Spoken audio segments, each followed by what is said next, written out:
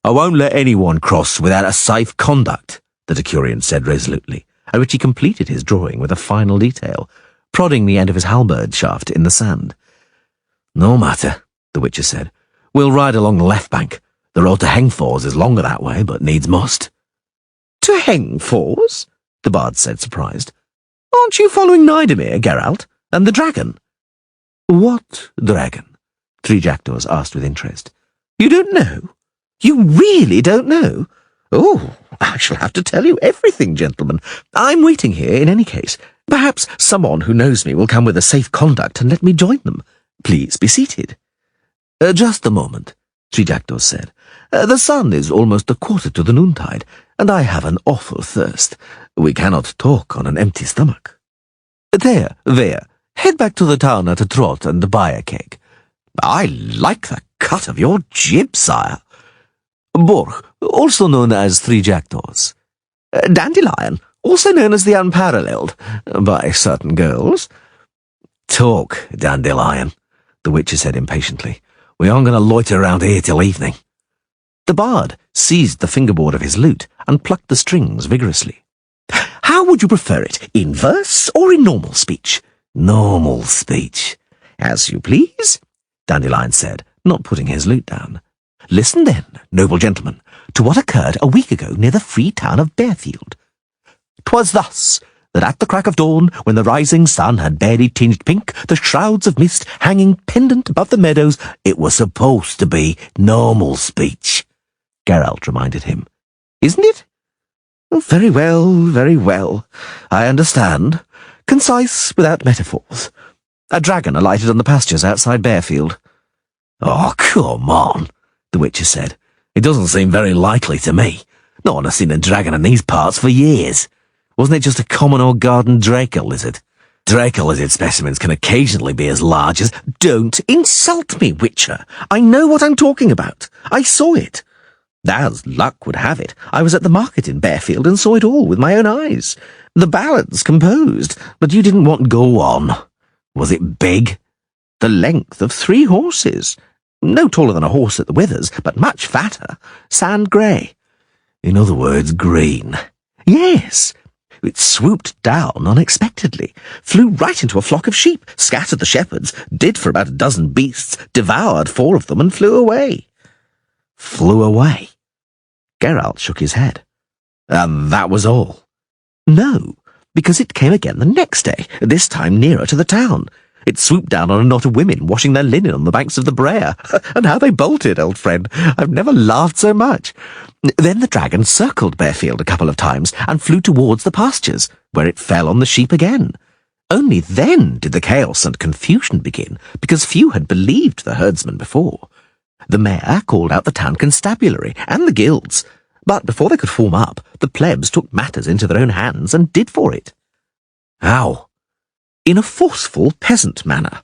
The local master cobbler, a certain sheep bagger, came up with a way of dealing with the brute. They killed a sheep, stuffed it full of hellebore, deadly nightshade, poison parsley, brimstone and cobbler's tar. But just to be sure, the local apothecary poured in 2 quarts of his concoction for carbuncles, and the priest from the temple of 𝐸𝐴𝐵 said prayers over the carcass. Then they stood the poisoned sheep among the flock, held up by a stake. If truth be told, no one believed the dragon would be lured by that shit, which stank to high heaven. But reality surpassed our expectations. Ignoring the living and bleating bar lambs, the reptile swallowed the bait and the stake. And what then? Go on, Dandelion. What do you think I'm doing? I am telling you. Listen to what happened next. In less time than a skilled man needs to unlace a woman's corset, the dragon suddenly began to roar and vent smoke from its front and rear ends. It turned somersaults, tried to take off, and then collapsed and lay still. 2 volunteers set off to check whether the poisoned reptile was still breathing. It was the local gravedigger and the town half-wit, the fruit of the union between the retarded daughter of a woodcutter and a squad of hired pikemen who marched through Bearfield at the time of Warlord Nelumbo's rebellion. Now you're lying, Dandelion. Not lying, just embellishing, and there's a difference. Not much of one. Speak on, we're wasting time. Well then, as I was saying, The gravedigger and the doughty idiot set off as scouts. Afterwards, we built them a small but pleasing burial mound. Aha, 𝐷 said. That means the dragon was still alive. And how? Dandelion said cheerfully. It was alive, but it was so weak it didn't devour either the gravedigger or the half-wit. It just lapped up their blood. And then, to general consternation, it flew away, taking flight with some difficulty. Every furlong it fell with a clatter and then rose again. It walked occasionally, dragging its back legs. Some courageous individuals followed it, keeping it in view. And do you know what? Speak, Dandelion. The dragon disappeared among the ravines of the Kestrel Mountains, near the source of the 𝐉𝐸, and hid in the caves there. Now everything's clear, Geralt said. The dragon has probably lived in those caves for centuries, in a state of torpor. I've heard of cases like that, and his treasure hoard must be there too. Now I know why they're blocking the bridge. Someone wants to get his greedy hands on the treasure, and that someone is 𝐼𝐸𝐻 of 𝐾𝐳𝐿. Exactly, the troubadour confirmed. The whole of Bearfield is fair seething for that reason, because they claim that the dragon and its hoard belongs to them. But they hesitate to cross 𝐼𝐸𝐻. 𝐼𝐸𝐻's a young whelp who hasn't started shaving, but he's already proved it doesn't pay to fall foul of him, and he wants that dragon like the very devil, which is why he's reacted so fast. Wants the treasure, you mean? Actually, more the dragon than the treasure, for you see, 𝐼𝐸𝐻 has his eye on the kingdom of Maleore. A princess of a, so to speak, beddable age was left there after the sudden and odd death of the prince.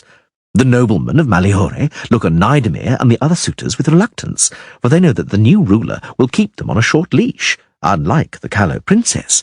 So they dug up some dusty old prophecy saying that the mitre and the lass's hand belong to the man who vanquishes the dragon. Because no one has seen a dragon there for ages, they thought they were safe. 𝐼𝐸𝐻, of course, laughed at the legend, took Maleore by force, and that was that. But when the news of the Bearfield dragon got out, he realised he could hoist the Maleore nobility by their own petard. If he showed up there clutching the dragon's head, the people would greet him like a monarch sent by the gods, and the noblemen wouldn't dare breathe a word. Does it surprise you, then, that he rushed after the dragon like a scalded cat? Particularly since it's dead on its feet. For him, it's a real godsend, a stroke of luck, by thunder. And he shut the competition out. So it would appear. And the people of Bearfield, except that he sent riders with safe conduct throughout the countryside. They're for the ones who are supposed to actually kill the dragon, because 𝐼𝐸𝐻 himself is in no hurry to walk into a cave wielding a sword. In a flash, he drafted in the most renowned dragon slayers. You probably know most of them, Geralt. Possibly. Who's turned up? 𝐼𝐞 of Denizla, to begin with. Damn. The Witcher whistled softly. The pious and virtuous 𝐼𝐞, a knight without flaw or blemish in person. Do you know him, Geralt? 𝐷 asked.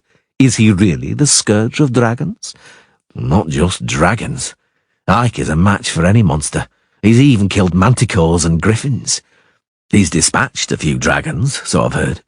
He's good, but he spoils my business, the swine, because he doesn't take any money for it.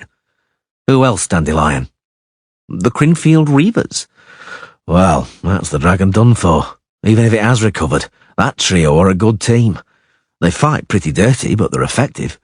They've wiped out all the Draco lizards and forktails in Redania, not to mention 3 red and 1 black dragon, which they also dispatched, and that's no mean feat. Is that everybody? No, 6 dwarves under the command of 𝐉𝐸𝐻 have joined in. I don't know him. But you have heard of the dragon 𝐸𝐽𝑨 from Quartz Mountain? Yes, and I saw some gemstones from its hoard. There are sapphires of remarkable colour and diamonds as large as cherries. Well, know you that, because 𝐉𝐸𝐻 and his dwarves did for 𝐸𝐽𝑨. A ballad was composed about it, but it was lousy because it wasn't one of mine. You've missed nothing if you haven't heard it. Is that everybody? Yes, not counting you. You claim not to know about the dragon. Who knows, perhaps that's true. But now you do. Well? Nothing. That dragon doesn't interest me. Ha! Very crafty, Geralt, because you don't have a safe conduct anyway. The dragon doesn't interest me, I told you. But what about you, Dandelion? What draws you here? The usual. The troubadour shrugged. I need to be near the action and the excitement. Everyone will be talking about the fight with the dragon. Of course, I could compose a ballad based on reports, but it'll sound different sung by someone who saw the fight with his own eyes. Fight? 3 jackdaws laughed, more like some kind of pig sticking or a carcass being quartered. I'm listening, and I'm astounded. Celebrated warriors rushing here as fast as they can to finish off a half-dead dragon poisoned by a peasant. It makes me want to laugh and vomit. You're wrong, Geralt said. If the dragon hasn't expired from the poison, its constitution has probably already fought it off, and it's back at full strength. It actually doesn't make much difference. The Crinfrid Reavers will kill it anyway, but it'll put up a fight, if you want to know. So you're betting on the Reavers, Geralt? Naturally. Don't be so sure. The artistic guard, who had been silent up to then, spoke up. A dragon is a magical creature, and you can't kill it any other way than with spells. If anybody can deal with it, then it's that sorceress who rode through yesterday. Who was that? Geralt cocked his head. The sorceress, the guard repeated. I told you. Did she give her name? She did, but I've forgotten it. She had a safe conduct. She was young, comely in her own way, but those eyes. You know how it is, sire. You come over all cold when they look at you. Know anything about this, Dandelion? Who could it be? No, the bard grimaced. Young, comely, and those eyes. Some help that is. They're all like that. Not one of them that I know, and I know plenty, looks older than 25, 30. Though some of them, I've heard, can recall the times when the forest soughed as far as where Novigrad stands today. Anyway, what are elixirs and mandrake for? And they also sprinkle mandrake in their eyes to make them shine, as women will. Was her hair red? The Witcher asked. No, sire, the Decurion said. Coal black. And her horse, what colour was it? Chestnut with a white star. No, black, like her hair. Well, gentlemen, I'm telling you, she'll kill the dragon. A dragon's a job for a sorcerer. Human strength isn't enough against it. I wonder what the cobbler sheepbagger would have to say about that, Dandelion laughed. If he'd had something stronger to hand than hellebore and deadly nightshade, the dragon's skin would be drying on the Barefield stockade, the ballad would be ready, and I wouldn't be fading in this sun. Why exactly didn't 𝐤𝐸demyr take you with him? Geralt asked, looking askance at the poet. You were in Barefield when he set off, after all. Could it be that the king doesn't like artists? How come you're fading here, instead of strumming an air by the royal stirrups? The cause was a certain young widow, Dandelion said dejectedly. The hell with it. I tarried, and the next day 𝐤𝐸demyr and the others were already over the river. They even took that sheep-bagger with them, and some scouts from the Barefield Constabulary. They just forgot about me. I've explained it to the Decurion, but he keeps repeating, if there's a safe conduct, I'll let you through, the halberdier said dispassionately, relieving himself on the wall of the toll-collector's cottage. If there isn't, I don't let you through. I've got me orders. Oh, 3 jackdaws interrupted him. The girls are returning with the beer. And they aren't alone, Dandelion added, standing up. Look at that horse, big as a dragon. The Zerricanians galloped up from the birchwood, flanking a rider sitting on a large, restless warhorse. The Witcher also stood up. The rider was wearing a long purple velvet caftan with silver braid and a short coat trimmed with sable fur. Sitting erect in the saddle, he looked imperiously down at them. Geralt knew that kind of look, and was not fond of it. Greetings, gentlemen. I am 𝐸𝐸demyr. The rider introduced himself, dismounting slowly and with dignity. Master 𝐸𝐸demyr, sorcerer. Master Geralt, Witcher. Master Dandelion, poet. Borg, also known as 3 jackdaws, and my girls, who are removing the bung from that keg, you have already met, Master 𝐸𝐸demyr. That is so indeed, the sorcerer said without a smile. We exchanged bows, I and the beautiful warriors from Zerricania. Well then, cheers. Dandelion distributed the leather cups brought by Vir. Drink with us, Master Sorcerer. My Lord Borg, shall I also serve the Decurion? Of course. Join us, soldier. I presume, the sorceress said, after taking a small, distinguished sip, "that the same purpose has brought you gentlemen to the barrier on the bridge as it has me." "If you have the dragon in mind, Master 𝐿𝐴," Dandelion said, "that is so indeed. I want to be there and compose a ballad. Unfortunately, that Decurion there, clearly a fellow without refinement, doesn't want to let me through. He demands a safe conduct." "I beg your pardon," the halberdier said, draining his cup and smacking his lips. "I've been ordered on pain of death not to let anyone through without a safe conduct, and I'm told the whole of Bearfield has already gathered with wagons and plans to head up after the dragon. I have my orders." "Your orders, soldier," 𝐿𝐴 frowned, "apply to the rabble who might hinder, trollops who might spread debauchery and foul sicknesses, thieves, scum, and rabble, but not to me." "I won't let anyone through without a safe conduct," the Decurion glowered. "I swear—" "Don't swear," 3 jackdaws interrupted him. "Better to have another drink. Tea, pour this stout-hearted soldier a beer, and let us be seated, gentlemen. Drinking standing up in a rush and without due reverence does not become the nobility." They sat down on logs around the keg. The halberdier, newly raised to nobility, blushed with pleasure. "Drink, brave centurion," 3 jackdaws urged. "But I am a Decurion, not a centurion," the halberdier said, blushing even more intensely. "But you will be a centurion for certain," 𝐿𝐴 grinned. "You're an astute fellow. You'll be promoted in no time." 𝐿𝐴, declining a refill, turned towards Geralt. "People are still talking about the basilisk in town, Witcher, sir. And you now have your eye on the dragon, I see," he said softly. "I wonder whether you're so short of money, or whether you murder endangered creatures for the simple pleasure of it." "Curious interest," Geralt answered, "coming from someone who is rushing not to be late for the butchering of a dragon, in order to knock out its teeth, so crucial, after all, in the making of magical cures and elixirs. Is it true, sorceress, sir, that the best ones are those removed from a living dragon?" "Are you certain that is why I am going there?" "I am, but someone has already beaten you to it, 𝐿𝐴. A female companion of yours has already gone through with a safe conduct, which you don't have.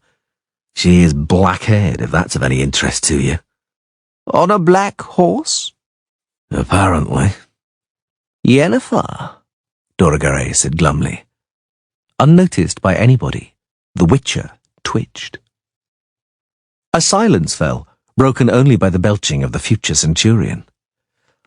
"Nobody without a safe conduct." "Will 200 lintar suffice?" Geralt calmly took from his pocket the purse received from the fat alderman. "Ah, Geralt." 3 jackdaws smiled mysteriously. "So you—" "My apologies, 𝐿𝐴.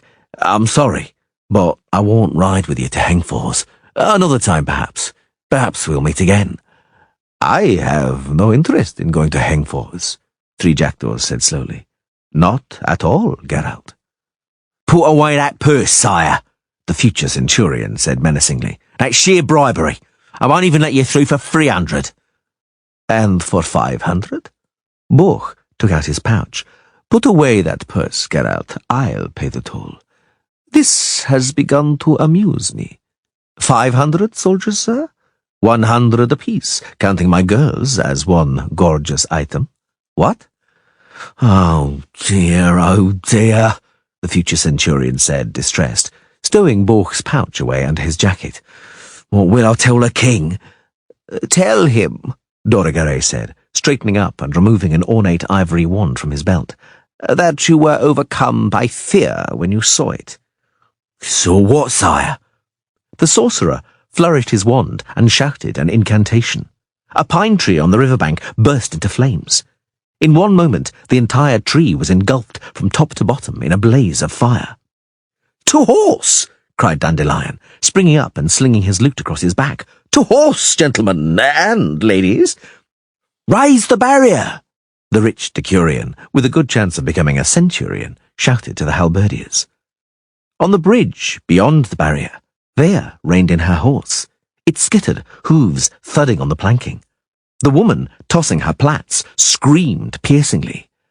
"That's right there," 3 jackdaws shouted back. "Onwards, my lords, to horse! We'll ride in the 𝐉𝐸𝐴𝐴𝐴 fashion, with a thundering and a yelling." Chapter 4. "Well, just look," said the oldest of the reavers, Bolholt, massive and burly, like the trunk of an old oak tree. "So, 𝐼𝐸𝐴𝐴 didn't chase you away, my good sirs, though I was certain he would. But it's not for us paupers to question royal commands. Join us by the campfire. Make yourselves a pallet, boys. Between you and me, Witcher, what did you talk to the king about?"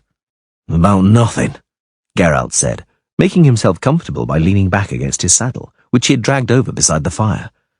"He didn't even come out of his tent to talk to us. He just sent that flunky of his. What's his name?" "Gillenstern," said 𝐷𝐸𝐴𝐴𝐴, a stocky, bearded dwarf who was rolling a huge resinous tree stump he had dragged from the undergrowth into the fire.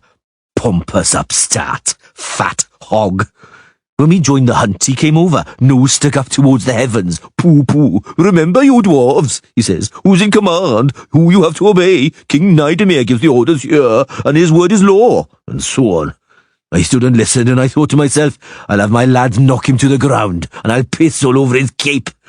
But I dropped the idea, you know, because word would get around again that dwarves are nasty, that we're aggressive, that they're horse sons, and it's impossible to live with them in, what the hell was it, Ammonium, or wherever it was. And right away there'd be another pogrom somewhere, in some little town or other, so I just listened politely and nodded." "It looks like that's all Lord Gillenstern knows," Geralt said, "because he said the same to us, and all we did was nod too." "And I reckon," the second reaver said, spreading a blanket over a pile of brushwood, "it was a bad thing 𝐼𝐸𝐴𝐴 didn't chase you away. Doesn't bear thinking how many people are after this dragon. Swarms of them. It's not a hunting expedition no more. It's a funeral procession. I need elbow room when I'm fighting." "Come off it, Gar," Bolholt said. "The more the merrier. What, never hunted a dragon before? There's always a swarm of people behind a dragon, a noisy rabble, a veritable bordello on wheels. But when the reptile shows up, guess who's left standing in the field? Us, that's who." Bolholt was silent for a moment, took a long draw from a large wicker-bound demijohn, blew his nose loudly and coughed. "Another thing," he continued. "In practice, it's often only after the dragon's been killed that the merrymaking and bloodletting begins and the heads start rolling. It's only when the treasure's being shared out that the hunters go for each other's throats. Right, Geralt? Boy, am I right? Witcher, I'm talking to you." "I'm aware of cases like that," Geralt concurred dryly. "Aware, you say? No doubt from hearsay, because I can't say I've ever heard of you stalking a dragon. Never in all my born days have I heard of a witcher hunting dragons, which makes it all the stranger you're here." "True," drawled Kennet, also known as Beanpole, the youngest reaver. "That's strange. And Wait, Beanpole, I'm talking," Bolholt cut in. "And besides, I don't plan to talk for too long. Anyway, the Witcher knows what I'm on about. I know him and he knows me, and up to now we haven't got in each other's way, and we probably never will. You see, lads, if I wanted to disrupt the Witcher's work or snatch the loot from under his nose, the Witcher would waste no time slashing me with that Witcher razor of his, and he'd be within his rights. Agreed?" No one seconded or challenged this. There was nothing to suggest that Bolholt cared either way. "Aye," he continued, "the more the merrier, as I said, and the Witcher may prove useful to the company. It's wild and deserted around here, and should a Frightener or Iliocarius or a Strigger jump out at us, there might be trouble. But if Geralt's standing by, there won't be any trouble, because that's his speciality. But dragons aren't his speciality. Right?" Once more, no one seconded or challenged this. "Lord 3 Jackdaws is with Geralt," continued Bolholt, handing the demijohn to 𝐷𝐸𝐴𝐴, "and that's enough of a guarantee for me. So, who's bothering you, Gar, Beanpole? Can't be Dandelion, can it?" "Dandelion?" 𝐷𝐸𝐴𝐴 said, passing the demijohn to the bard. Always tags along whenever something interesting's happening, and everybody knows he doesn't interfere, doesn't help, and won't slow the march down. Bit like a bird on a dog's tail, right, boys?" The boys, stocky bearded dwarves, cackled, shaking their beards. Dandelion pushed his bonnet back and drank from the demijohn. Bloody hell, he groaned, gasping for air. it takes your voice away. What was it distilled from? Scorpions? "There's one thing irking me, Geralt," Beanpole said, taking the demijohn from the minstrel, "and that's you bringing that sorcerer along. We can hardly move for sorcerers." "That's true," the dwarf butted in. "Beanpole's right. We need that Durgary like a pig needs a saddle. For some time now we've had our very own witch, the noble Yennefer." Ugh. He spat her name. "Yes, indeed," Boholt said, scratching himself on his bull neck, from which a moment earlier he'd unfastened a leather collar, bristling with steel studs. "There are too many sorcerers here, gentlemen. Too many to be precise, and they're a sight too thick with our Nidomir. Just look, we're under the stars around a fire, and they, gentlemen, are in the warm, plotting in the royal tent, the cunning foxes. Nidomir, the witch, the wizard, and Guildenstern. And Yennefer's the worst. And do you want to know what they're plotting? How to cheat us, that's what." "Ain't stuffing themselves with venison," Beanpole interjected gloomily. "And what did we eat? Marmot. And what's a marmot, I ask you? A rat, nothing else. So what have we eaten? Rat." "Never mind," Garth said. "We'll soon be sampling dragon's tail. There's nothing like dragon's tail roasted over charcoal." "Yennefer," Boholt went on, "is a foul, nasty, mouthy bint. Not like your lasses, Lord Bork. They are quiet and agreeable. Just look, they've sat down by the horses. They're sharpening their sabres. I walked past, said something witty. They smiled and showed their little teeth. Yes, I'm glad they're here, not like Yennefer. All she does is scheme and scheme. And I tell you, we have to watch out, because we'll end up with shit all from our agreement." "What agreement, Boholt?" "Well, Yarpen, do we tell the Witcher?" "Ain't got nothing against it," the dwarf answered. "There's no more booze," Beanpole interjected, turning the demijohn upside down. "Get some, then. You're the youngest, my lord." "The agreement was our idea, Geralt, because we aren't hirelings or paid servants, and we won't be having Nidomir send us after that dragon and then toss a few pieces of gold in our direction. The truth is, we'll cope with that dragon without Nidomir, but Nidomir won't cope without us. So, it's clear from that who's worth more and whose share should be bigger. And we put the case fairly. Whoever takes on the dragon in mortal combat and bests it takes half of the treasure hoard. Nidomir, by virtue of his birthright and title, takes a quarter in any event. And the rest, provided they help, will share the remaining quarter between themselves equally. What do you think about that?" "What does Nidomir think about it?" "He said neither yes nor no, but he'd better not put up a fight, the whippersnapper. I told you, he won't take on the dragon himself. He has to count on experts, which means us, the Reavers, and Yarpen and his lads. We and no one else will beat the dragon at a sword's length. The rest, including the sorcerers, if they give honest assistance, will share a quarter of the treasure among themselves." "Who do you include in the rest, apart from the sorcerers?" Dandelion asked with interest. "Certainly not buskers and poetistas," 𝐉𝐸ₐ cackled. "We include those who put in some work with a battle-axe, not a lute." "Aha," 3 jackdaws said, looking up at the starry sky. "And how will the cobbler Sheepbagger and his rabble be contributing?" 𝐉𝐸ₐ spat into the campfire, muttering something in Dwarven. "The constabulary from Bearfield know these bloody mountains and will act as guides," Boholt said softly. "Hence, it will be fair to allow them a share of the spoils. It's a slightly different matter with the cobbler. You see, it will go ill if the peasantry become convinced that when a dragon shows up in the land, instead of sending for professionals, they can casually poison it and go back to humping wenches in the long grass. If such a practice became widespread, we'd probably have to start begging. Yes?" "That's right," 𝐉𝐸ₐ added. For which reason, I tell you, something bad ought to befall that cobbler before the bastard passes into legend. If it's meant to befall him, it'll befall him, Gar said with conviction. Leave it to me. And Dandelion, the dwarf took up, will blacken his name in a ballad, make him look a fool, so that he'll suffer shame and dishonour for generations to come.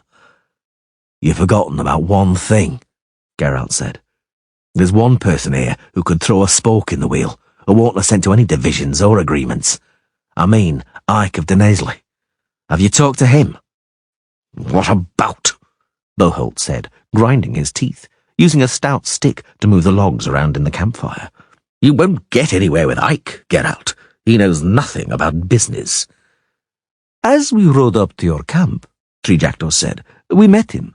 He was kneeling on the rocks in full armour, staring at the sky. He's always doing that, Beanpole said. He's meditating or saying his prayers. He says he must, because he has orders from the gods to protect people from evil. Back home in Crinfrid, Boholt muttered, we keep people like that on a chain in the cowshed and give them a piece of coal so they can draw outlandish pictures on the walls. But that's enough gossip about my neighbours. We are talking business. A petite young woman with black hair, held tightly by a gold hairnet, wrapped in a woolen cloak, noiselessly entered the circle of light. What reeks so much round here? 𝐸𝐭 asked, pretending not to see her. Not brimstone, is it? No. Boholt, glancing to the side and sniffing pointedly. It's musk or some other scent. No, it has to be. The dwarf grimaced. Oh, why, it's the noble Madame Yennefer. Welcome, welcome. The sorceress's eyes slowly swept over the company, her shining eyes coming to rest for a while on the Witcher. Geralt smiled faintly. May I join you? But of course, good lady, Boholt said and hiccuped. Sit down here on the saddle. Move your ass, Kenneth, and give the noble sorceress the saddle. From what I hear, you're talking business, gentlemen. Yennefer sat down, stretching out her shapely black-stockinged legs in front of her. Without me? We didn't dare, 𝐸𝐭 said. Trouble such an important personage. It would be better, 𝐸𝐵. Yennefer narrowed her eyes, turning her head towards the dwarf. If you kept quiet. From the very first day, you've been treating me as if I were nothing but air. So please continue. Don't let me bother you, because it doesn't bother me either. Really, my lady? 𝐸𝐵's smile revealed uneven teeth. May I be infested by ticks if I haven't been treating you better than the air? I've been known, for example, to spoil the air, which there's no way I dare to do in your presence. The bearded boys roared with thunderous laughter, but fell silent immediately at the sight of the blue glow which suddenly enveloped the sorceress. One more word, and you'll end as spoiled air, 𝐸𝐵, Yennefer said, in a voice with a metallic edge, and a black stain on the grass. Indeed. Boholt cleared his throat, relieving the silence that had fallen. Quiet, 𝐸𝐭. Let's hear what Madame Yennefer has to say to us. She just complained that we're talking about business without her, from which I conclude she has some kind of offer for us. Let's hear, my lords, what kind of offer it is, as long as she doesn't suggest killing the dragon by herself using spells. And what if I do? Yennefer raised her head. Don't think it's possible, Boholt. It might be possible, but it's not profitable, because you'd be certain to demand half the dragon's hoard. At least half, the sorceress said coldly. Well, you see for yourself there's no profit in it for us. We, my lady, are poor warriors, and if the loot passes us by, hunger will come beckoning.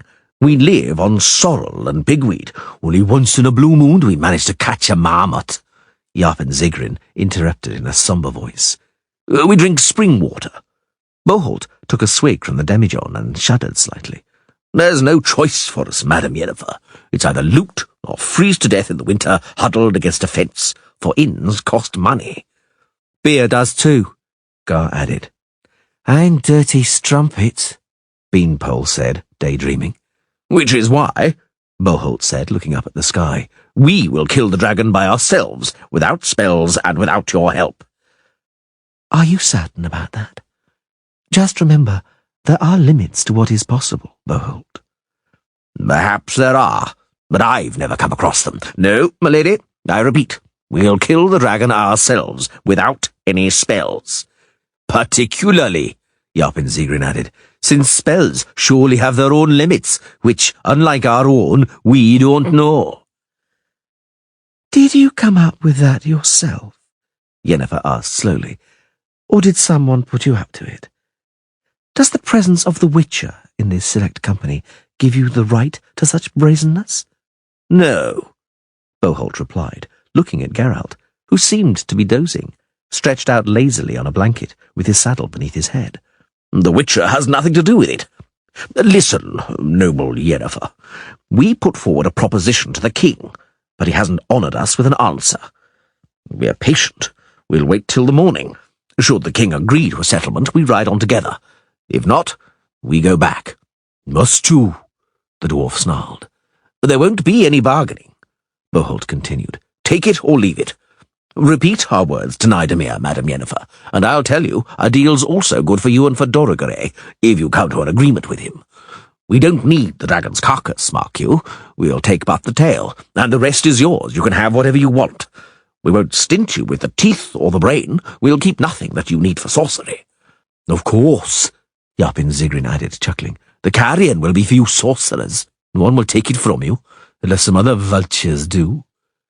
Yennefer stood up, throwing her cloak over her shoulder. 𝐼𝐸 won't wait until morning, she said sharply. He has agreed to your conditions already, against mine and 𝐿𝐷𝐴𝐴's advice, mark you.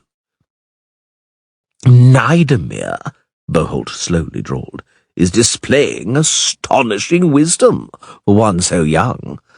To me, Madam Yennefer, wisdom includes the ability to turn a deaf ear to foolish or insincere advice. 𝐉𝐴𝐳𝐵𝐚 snorted into his beard. You'll be singing a different tune. The sorceress put her hands on her hips. When the dragon lacerates and perforates you, and shatters your shin bones, you'll be licking my shoes and begging for help, as usual. How well, oh, how very well, do I know your sort. I know you so well it makes me sick. She turned away and disappeared into the gloom without saying goodbye. In my day, 𝐉𝐴𝐳𝐵𝐚 said, sorceresses stayed in their towers, read learned books and stirred cauldrons. They didn't get under warriors' feet, didn't interfere in our business, and didn't wiggle their bottoms in front of a fellow. Frankly speaking, she can wiggle all she likes, Dandelion said, tuning his lute. Right, Geralt? Geralt? Hey, where's the Witcher? What do we care? Boholt muttered, throwing another log on the fire. He went somewhere. Perhaps he had to relieve himself, my lord. It's his business. That's right, the bard agreed, and strummed the strings. Shall I sing you something? Sing, damn it, 𝐉𝐴𝐳𝐵𝐚 said and spat. But don't be thinking, Dandelion, that I'll give you as much as a shilling for your bleating. It's not the royal court, son. I can see that, the troubadour nodded. Chapter 5. Yennefer. She turned around as though surprised, though the Witcher was in no doubt she had heard his steps well before. She placed a small wooden pail on the floor, straightened up, and brushed aside some hair, which had freed itself from her golden hairnet and fell in curls onto her shoulders. Geralt? She was wearing just two colours, as usual, black and white. Black hair, long black eyelashes, forcing one to guess the colour of the eyes concealed beneath them. A black skirt and a short black tunic with a white fur collar. A white blouse of the sheerest linen. On her neck, a black velvet ribbon adorned with an obsidian star bestrewn with tiny diamonds. You haven't changed at all. Neither have you, she sneered. And in both cases it is equally normal. Or, if you prefer, equally abnormal. In any case, The mention of it, though it may not be a bad way to begin the conversation, is meaningless. Am I right? You are, he nodded, looking to one side, towards Nidemir's tent and the fires of the royal bowmen, obscured by the dark shapes of wagons. From the more distant campfire floated Dandelion's sonorous voice singing "The Stars Above the Path," one of his most popular romantic ballads. Well, now that we have the preliminaries out of the way, the sorceress said, I wonder what's coming next. You see, Yennefer, I see, she interrupted sharply, but I don't understand. Why did you come here, Geralt? Surely not because of the dragon. I presume nothing has changed in that regard. No, nothing's changed. Why then, I pray, have you joined the party? If I said that it was because of you, would you believe me? She looked at him in silence, and there was something in her flashing eyes which Geralt did not like. I believe you. Why not? She finally said. Men like to meet their former lovers, like to relive memories. They like to imagine that erstwhile erotic ecstasies give them some kind of perpetual ownership of their partner. It enhances their self-importance. You are no exception, in spite of everything. Nevertheless, he smiled. You're right, Yennefer. The sight of you makes me feel wonderful. In other words, I'm glad to see you. And is that all? Well, let's say I'm also glad. Having said that, I wish you good night. I am retiring for the night, as you can see. Before that, I intend to bathe, and I usually get undressed to perform that activity. Withdraw, then, in order graciously to assure me a minimum of discretion. Yen. He held his hands out to her. Don't call me that, she hissed furiously, springing back, blue and red sparks streaming from her extended fingers. And if you touch me, I'll scorch your eyes out, you bastard. The Witcher moved back. The sorceress, somewhat calmer, brushed her hair aside once again and stood before him with her fists resting on her hips. What did you think, Geralt? That we'd have a nice, cheerful gossip? That we'd reminisce about the old days? That perhaps at the end of our chat we'd get onto a wagon and make love on the sheepskins, just like that, for old time's sake, did you? Geralt, not certain if the sorceress was magically reading his mind or had only guessed right, kept silent, smiling wryly. Those 4 years left their mark, Geralt. I'm over it now, which is the only reason why I didn't spit in your eyes during today's encounter. But don't let my civility deceive you. Yennefer, be quiet!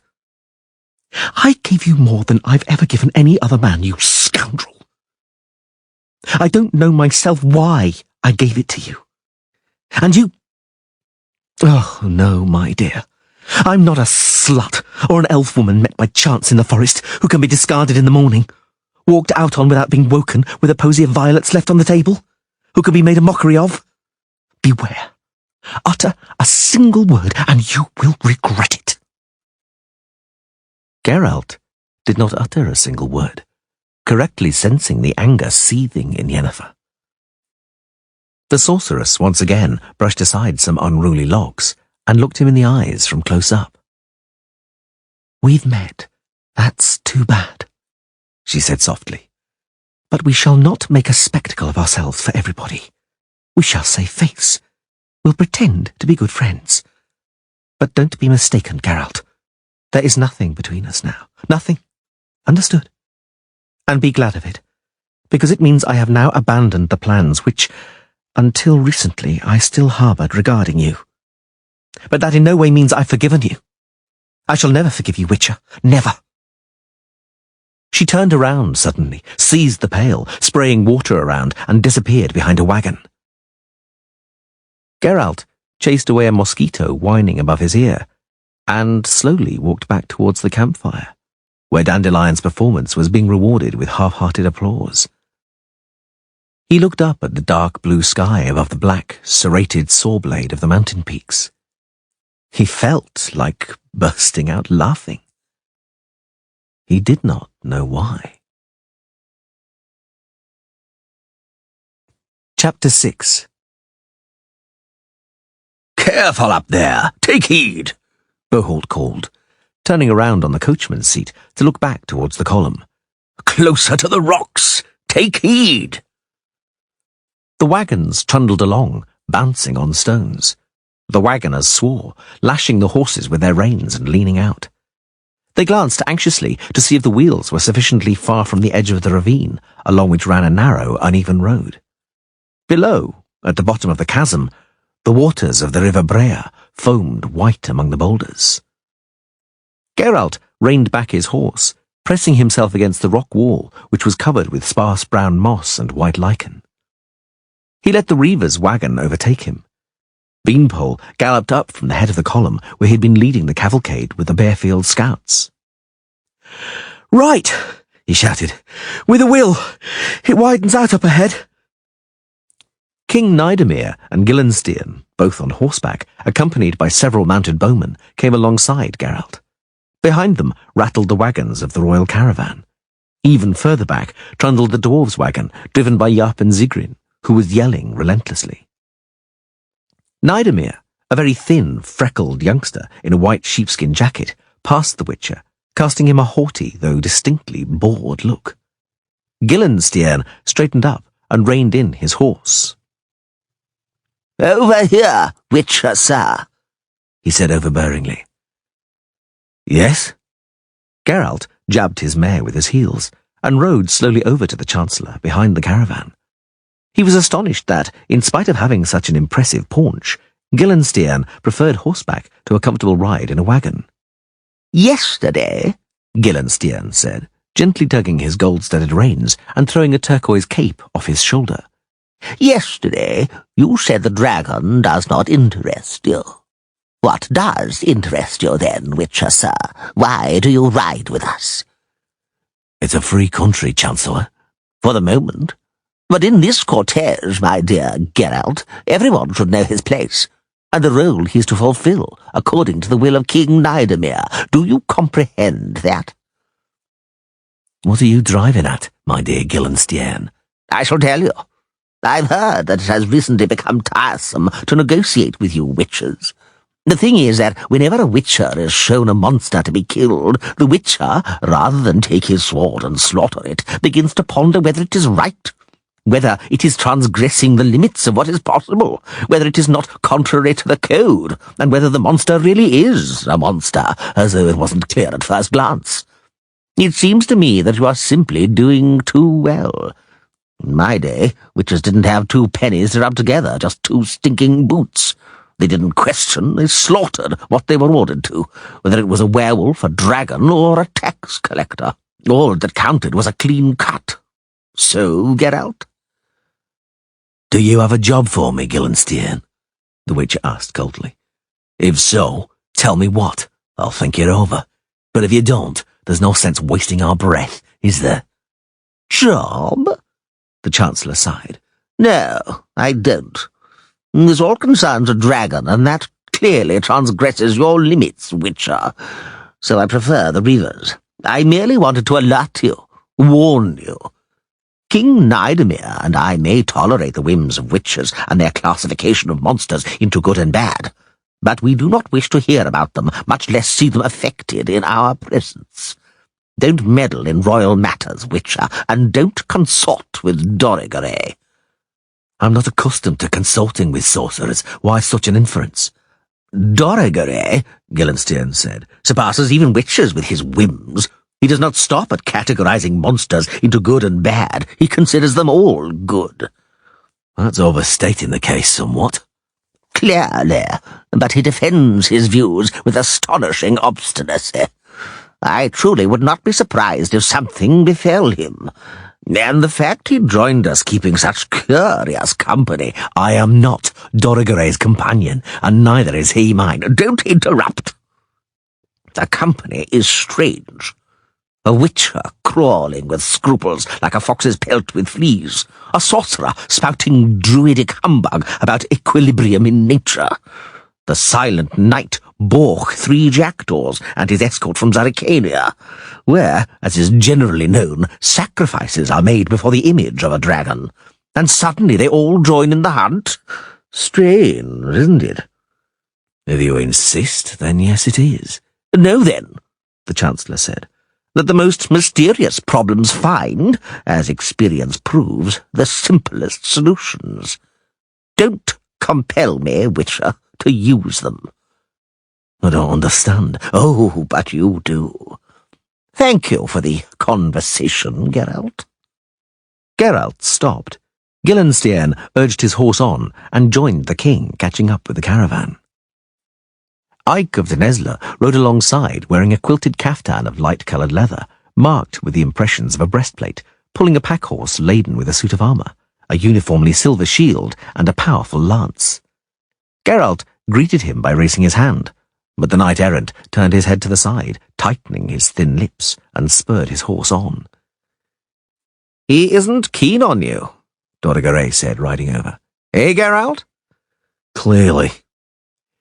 Competition, isn't it? The two of you have similar occupations, except that 𝐼𝐞 is an idealist and you are a professional. A minor difference, particularly for the ones you kill.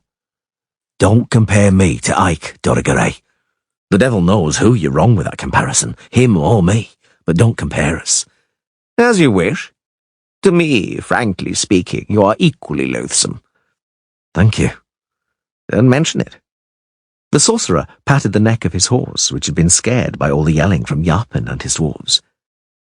To me, Witcher, calling killing a vocation is loathsome, low, and nonsensical.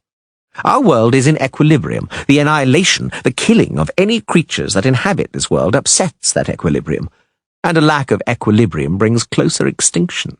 Extinction and the end of the world as we know it. A druidic theory, Geralt pronounced. I know it. An old hierophant expounded it to me once back in Rivia. 2 days after our conversation, he was torn apart by were-rats. It was impossible to prove any upset in equilibrium. The world, I repeat, 𝐿𝐴𝐻 glanced at him indifferently, is in equilibrium. Natural equilibrium. Every species has its own natural enemies. Everyone is the natural enemy of other species. That also includes humans. The extermination of the natural enemies of humans, which you dedicate yourself to, and which one can begin to observe, threatens the degeneration of the race. Do you know what, sorcerer? Geralt said, annoyed. One day, take yourself to a mother whose child has been devoured by a basilisk and tell her she ought to be glad, because thanks to that, the human race has escaped degeneration. See what she says to you. A good argument, Witcher, Yennefer said, riding up to them on her large black horse. And you, 𝐿𝐴𝐻, be careful what you say. I am not accustomed to concealing my views. Yennefer rode between them. The Witcher noticed that the golden hairnet had been replaced by a rolled-up white kerchief. Start concealing them as quickly as possible, 𝐿𝐴𝐻, she said, especially before Nidamellir and the Reavers, who already suspect you plan to interfere in the killing of the dragon. As long as you only talk, they treat you like a harmless maniac. If, however, you try to start anything, they'll break your neck before you manage to let out a sigh. The sorcerer smiled contemptuously and condescendingly. And besides, Yennefer continued, by expressing those views, you damage the solemnity of our profession and vocation. How so? You can apply your theory to all sorts of creatures and vermin, 𝐿𝐴𝐻, but not to dragons, for dragons are the natural greatest enemies of man. And I do not refer to the degeneration of the human race, but to its survival. In order to survive, one has to crush one's enemies, enemies which might prevent that survival. Dragons aren't man's enemies, Geralt broke in. The sorceress looked at him and smiled, but only with her lips. In that matter, she said, leave the judging to us humans. Your role, Witcher, is not to judge. It's to get a job done. Like a programmed servile golem. That was your comparison, not mine, Yennefer replied coldly. But, well, it's apt. Yennefer, 𝐿𝐴𝐻 said, for a woman of your education and age, you are coming out with some astonishing tripe. Why is it that dragons have been promoted in your eyes to become the foremost enemies of man? Why not other, 100-fold more dangerous creatures, those that have 100-fold more victims on their consciences than dragons? Why not hiricas, forktails, manticores, amphisbaenas, or griffins? Why not wolves? I'll tell you why not. The advantage of men over other races and species, the fight for their due place in nature, for living space, can only be won when nomadism, wandering from place to place in search of sustenance in accordance with nature's calendar, is finally eliminated. Otherwise, the proper rhythm of reproduction will not be achieved, since human children are dependent for too long. Only a woman, safe and secure behind town walls or in a stronghold, can bear children according to the proper rhythm, which means once a year. Fecundity, 𝐿𝐴, is growth, is the condition for survival and domination. And now we come to dragons. Only a dragon, and no other monster, can threaten a town or stronghold. Were dragons not to be wiped out, people would, for their own safety, disperse instead of cleaving together, because dragons' fire in a densely populated settlement is a nightmare, means hundreds of victims and terrible destruction. That is why dragons must be utterly wiped out, 𝐿𝐴. 𝐿𝐴 looked at her with a strange smile on his face. Do you know what, Yennefer? I wouldn't like to see the day your idea of the dominance of man comes about, when people like you will occupy their due place in nature. Fortunately, it will never come to that.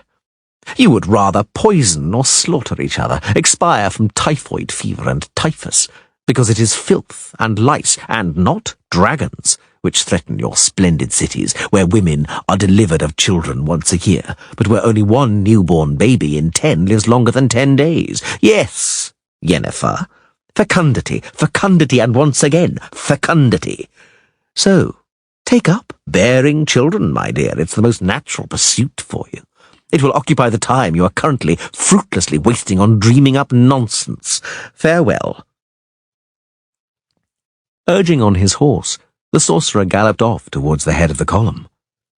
Geralt, having glanced at Yennefer's pale, furiously twisted face, began to feel sorry for him in advance. He knew what this was about. Yennefer, like most sorceresses, was barren. But unlike most sorceresses, she bemoaned the fact, and reacted with genuine rage at the mention of it. 𝐿𝐴 certainly knew that, but he probably did not know how vengeful she was. He's in trouble, she hissed. Oh, yes. Beware, Geralt. Don't think that when the time comes and you don't show good sense, I'll protect you. Never fear, he smiled.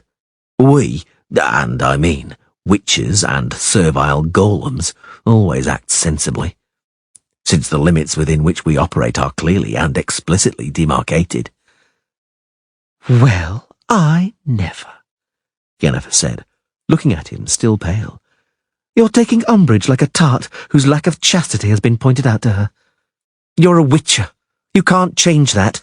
Your vocation, that's enough about vocations, Yen, because it's beginning to make me queasy.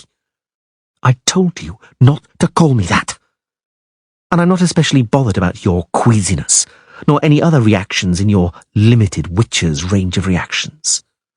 Nevertheless, you'll see some of them if you don't stop plying me with tales about lofty missions in the fight between good and evil, and about dragons, the dreadful enemies of the human tribe. I know better. Oh, yes.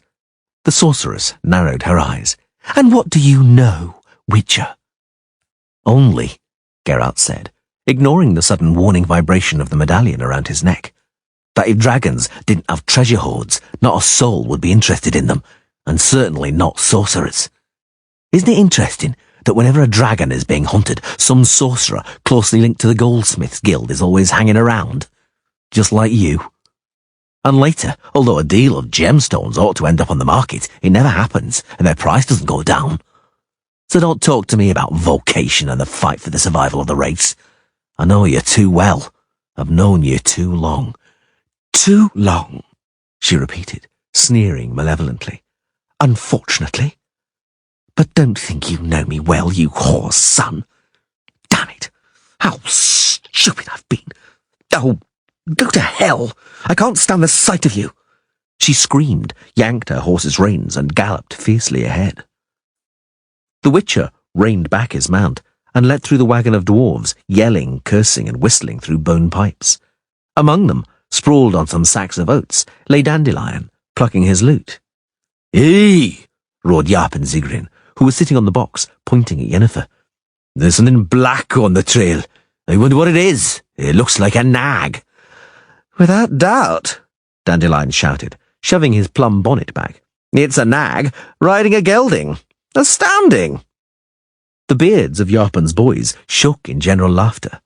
Yennefer pretended not to hear. Geralt reined back his horse again and let Nidamir's mounted bowman through. 𝐵𝑜rch was riding slowly some distance beyond them, and the Zerrikanians brought up the rear just behind him.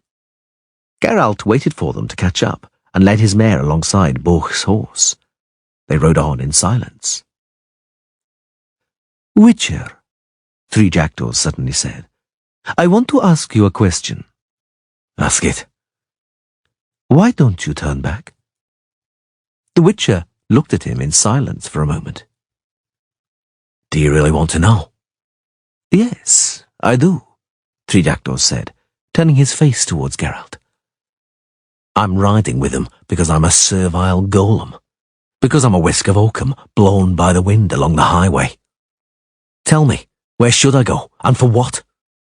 At least here some people have gathered with whom I have something to talk about. People who don't break off their conversations when I approach. People who, though they may not like me, say it to my face and don't throw stones from behind a fence.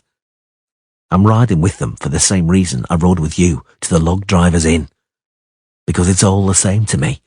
I don't have a goal to head towards. I don't have a destination at the end of the road." 3 jackdaws cleared his throat. "There's a destination at the end of every road. Everybody has one, even you, although you like to think you're somehow different." "Now I'll ask you a question." "Ask it." "Do you have a destination at the end of the road?" "I do." "Lucky for you." "It is not a matter of luck, Geralt. It is a matter of what you believe in and what you serve. No one ought to know that better than a Witcher." "I keep hearing about goals today," Geralt sighed. "Nidamir's aim is to seize Malory. Ike of Dennesley's calling is to protect people from dragons. Dorigeray feels obligated to something quite the opposite. Yennefer, by virtue of certain changes which her body was subjected to, cannot fulfill her wishes and is terribly undecided. Damn it, only the reavers and the dwarves don't feel a calling and simply want to line their pockets. Perhaps that's why I'm so drawn to them." "You aren't drawn to them, Geralt of Rivia. I'm neither blind nor deaf. It wasn't at the sound of their name you pulled out that pouch. But I surmise—" "There's no need to surmise," the Witcher said, without anger. "I apologize." "There's no need to apologize."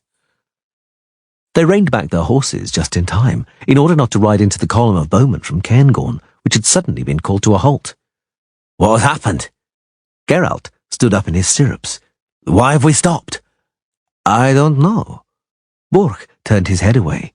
Vea, her face strangely contorted, uttered a few quick words. "I'll ride up to the front," the Witcher said, "to see what's going on." "Stay here." "Why?" 3 jackdaws was silent for a moment, eyes fixed on the ground. "Why?" Geralt repeated. "Go," 𝐵𝑜rch said. "Perhaps it'll be better that way." "What'll be better?" "Go." The bridge connecting the 2 edges of the chasm looked sound. It was built from thick pine timbers and supported on a quadrangular pier, against which the current crashed and roared in long strands of foam. "Hey, beanpole!" yelled Boholt, who was driving the wagon. "Why have you stopped?" "I don't know if the bridge will hold." "Why are we taking this road?" Gillenstein asked, riding over. "It's not to my liking to take the wagons across the bridge. Nay, a cobbler! Why you're leading us this way and not by the trail? The trail continues on towards the west, doesn't it?" The heroic poisoner of Bearfield approached, removing his sheepskin cap. He looked ridiculous, dressed up in an old-fashioned half-armour, probably hammered out during the reign of King Sambuck, pulled down tightly over a shepherd's smock. "The road's shorter this way, Your Majesty," he said, not to the Chancellor, but directly to 𝐼𝐸𝐻, whose face still expressed thoroughly excruciated boredom. "How is that?" 𝐿𝐴𝐻 asked, frowning. 𝐼𝐸𝐻 did not even grace the cobbler with a more attentive glance. "Them's," 𝐓𝐡𝐵𝐵𝐲 said, indicating the three-notched peaks towering over the surrounding area, "is 𝐿𝐴𝐻, Great Kestrel, and Harbinger's Fang. The trail leads down toward the ruins of the old stronghold and skirts around 𝐿𝐴𝐻 from the north, beyond the river's source. But we can shorten the way by taking the bridge. We'll pass through the gorge and onto the plain between the mountains, and if we don't find no sign of the dragon there, we'll continue on eastwards. We'll search the ravines. And even further eastward, there are flat pastures where there's a straight road to 𝐴𝐻 towards your land, sire." "And where, 𝐓𝐡𝐵𝐵𝐲, did you acquire such knowledge about these mountains?" Boholt asked. "At your cobbler's last?" "No, sir. I herded sheep here as a young'un." "And that bridge won't give way?" Boholt stood up on the box and looked downwards at the foaming river. "That must be a drop of 40 fathoms. "Little old, sir." "What's a bridge doing in this wilderness, anyhow?" "That there bridge," 𝐓𝐡𝐵𝐵𝐲 said, "was built by trolls in the olden days, and whoever came this way had to pay them a pretty penny. But since folks seldom came this way, the trolls were reduced to beggary. But the bridge remains." "I repeat," 𝐿𝐴𝐻 said irately, "we have wagons with tackle and provender, and we may become bogged down in the wilderness. Is it not better to take the trail?" "We could take the trail," the cobbler shrugged, "but it's longer that way, and the king said he'd give his ear teeth to get that dragon soon." "Eye teeth," the Chancellor corrected him. "Have it your way, eye teeth," 𝐓𝐡𝐵𝐵𝐲 agreed, "but it's still quicker by the bridge." "Right, let's go, 𝐓𝐡𝐵𝐵𝐲," Boholt decided. "Forge ahead, you and your men. We have a custom of letting the most valiant through first." "No more than one wagon at a time," 𝐿𝐴𝐻 warned. "Right." Boholt lashed his horses, and the wagon rumbled onto the bridge's timbers. "Follow us, Beanpole. Make sure the wheels are rolling smoothly." Geralt reined back his horse, his way barred by 𝐼𝐸𝐻's bowmen in their purple and gold tunics, crowded on the stone bridgehead. The witch's mare snorted. The earth shuddered. The mountains trembled. The jagged edge of the rock wall beside them became blurred against the sky, and the wall itself suddenly spoke with a dull but audible rumbling. "Look out!" Boholt yelled, now on the other side of the bridge. "Look out there!" The first small stones pattered and rattled down the spasmodically shuddering rock wall. Geralt watched as part of the road they had followed, very rapidly widening into a yawning black crack, broke off and plunged into the chasm with a thunderous clatter. "To horse!" 𝐿𝐴𝐻 yelled. "Your Majesty, to the other side!" 𝐼𝐸𝐻, head buried in his horse's mane, charged onto the bridge, and 𝐿𝐴𝐻 and several bowmen leapt after him. Behind them, the royal wagon with its flapping griffin banner rumbled onto the creaking timbers. "It's a landslide! Get out of the way!" Jaap and Zigrin bellowed from behind, lashing his horse's rumps, overtaking 𝐼𝐸𝐻's second wagon and jostling the bowmen. "Out of the way! Witcher, out of the way!" 𝐼𝐞 𝐿𝐴𝐻, stiff and erect, galloped beside the dwarf's wagon. Were it not for his deathly pale face and mouth contorted in a quivering grimace, one might have thought the knight-errant had not noticed the stones and boulders falling onto the trail. Further back, someone in the group of bowmen screamed wildly, and horses whinnied. Geralt tugged at the reins and spurred his horse, as right in front of him the earth boiled from the boulders cascading down.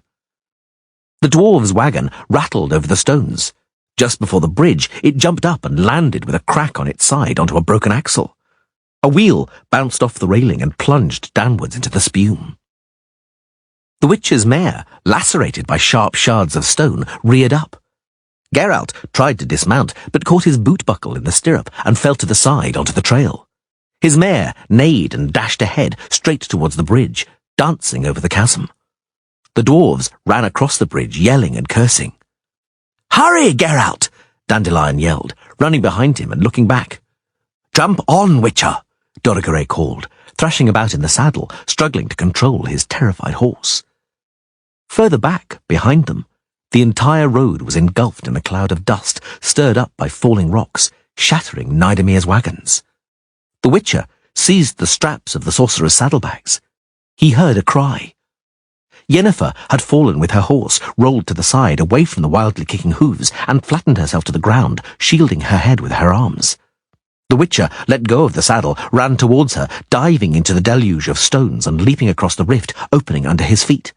Yennefer, yanked by the arm, got up onto her knees. Her eyes were wide open, and the trickle of blood running down from her cut brow had already reached her ear. "Stand up, Yen!" "Geralt, look out!" An enormous, flat block of stone, scraping against the side of the rock wall with a grinding, clattering sound, slid down and plummeted towards them. Geralt dropped, shielding the sorceress with his body. At the very same moment, the block exploded, bursting into a billion fragments, which rained down on them, stinging like wasps. "Quick!" 𝐿𝐴 cried. Brandishing his wand atop the skittering horse, he blasted more boulders, which were tumbling down from the cliff into dust. "Onto the bridge, Witcher!" Yennefer waved a hand, bending her fingers and shrieking incomprehensibly. As the stones came into contact with the bluish hemisphere which had suddenly materialized above their heads, they vaporized like drops of water falling on red-hot metal. "Onto the bridge, Geralt!" the sorceress yelled. "Stay close to me!" They ran, following 𝐿𝐴 and several fleeing bowmen. The bridge rocked and creaked, the timbers bending in all directions as it flung them from railing to railing. "Quick!" The bridge suddenly slumped with a piercing, penetrating crack, and the half they had just crossed broke off, tumbling with a clatter into the gulf, taking the dwarves' wagon with it, which shattered against the rocky teeth to the sound of the horses' frantic whinnying. The part they were now standing on was still intact, but Geralt suddenly realized they were now running upwards across a rapidly tilting slope. Yennefer panted a curse. "Get down, Yen! Hang on!" The rest of the bridge grated, cracked and sagged into a ramp. They fell with it, digging their fingers into the cracks between the timbers. Yennefer could not hold on. She squealed like a little girl and dropped. Geralt, hanging on with one hand, drew a dagger, plunged the blade between the timbers, and seized the haft in both hands. His elbow joints creaked as Yennefer tugged him down, suspended by the belt and scabbard slung across his back. The bridge made a cracking noise again and tilted even more, almost vertically. "Yen," the Witcher grunted, "do something.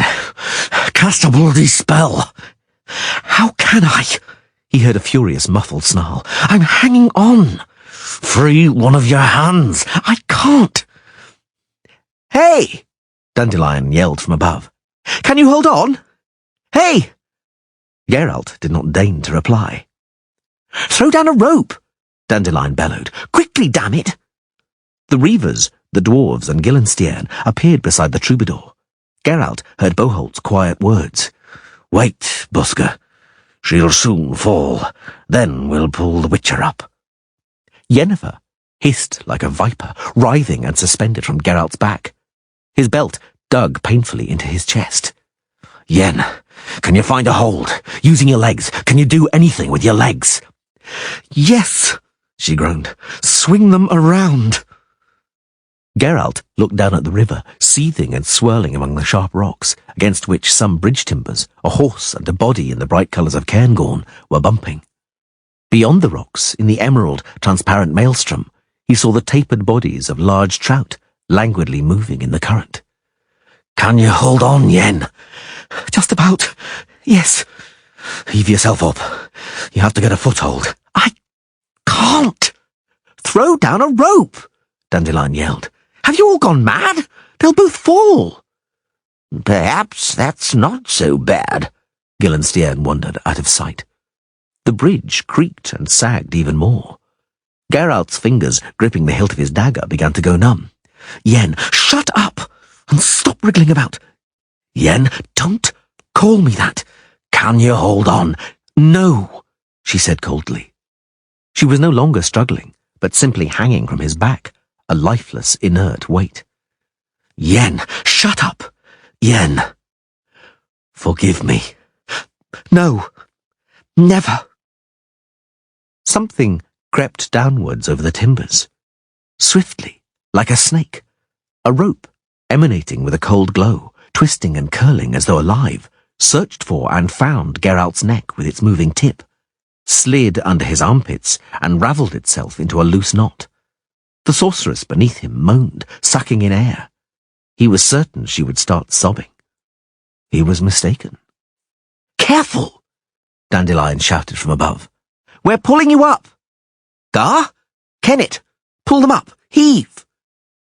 A tug, the painful, constricting tension of the taut rope. Yennefer sighed heavily. They quickly travelled upwards, bellies scraping against the coarse timbers. At the top, Yennefer was the first to stand up. Chapter 7. "We saved but one wagon from the entire caravan, Your Majesty," Guildenstern said, "not counting the Reaver's wagon. 7 bowmen remain from the troop. There's no longer a road on the far side of the chasm, just scree and a smooth wall as far as the bridge permits one to look. We know not if anyone survived of those who remained when the bridge collapsed." Nidomir did not answer.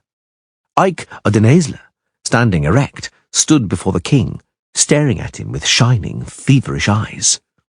"The ire of the gods is hounding us," he said, raising his arms. "We have sinned, King Nidomir. It was a sacred expedition, an expedition against evil.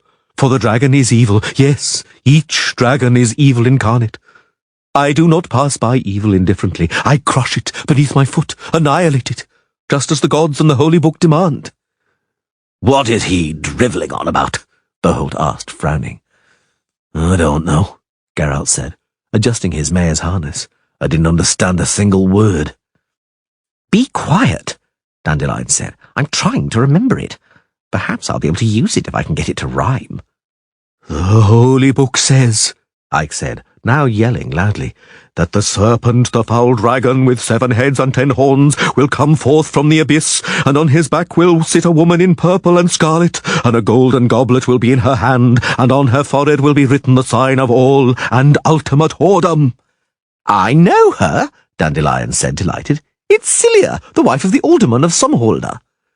"Quieten down, poet, sir," Guildenstern said, "and you, O knight from Dennesley, speak more plainly, if you would." "One should act against evil, O king," Ike called, "and with a pure heart and conscience, with head raised. But who do we see here? Dwarves who are pagans, are born in the darkness and bow down before dark forces. Blasphemous sorcerers, usurping divine laws, powers, and privileges. A witcher, who is an odious aberration, an accursed unnatural creature. Are you surprised that a punishment has befallen us, King Nidomir? We have reached the limits of possibility. Divine grace is being sorely tested. I call you, king, to purge the filth from our ranks before—" "Not a word about me," Dandelion interjected woefully. "Not a mention of poets. And I try so hard." Geralt smiled at 𝐷𝐸𝐴𝐵, who, with slow movements, was stroking the blade of his battle-axe, which was stuck into his belt. The dwarf, amused, grinned. Yennefer turned away ostentatiously, pretending that her skirt, torn up to her hip, distressed her more than Ike's words. "I think you are exaggerating a little, Sir Ike," 𝐷𝐸𝐴𝐵 said sharply, "although no doubt for noble reasons. I regard the making known of your views about sorcerers, dwarves, and witches as quite unnecessary.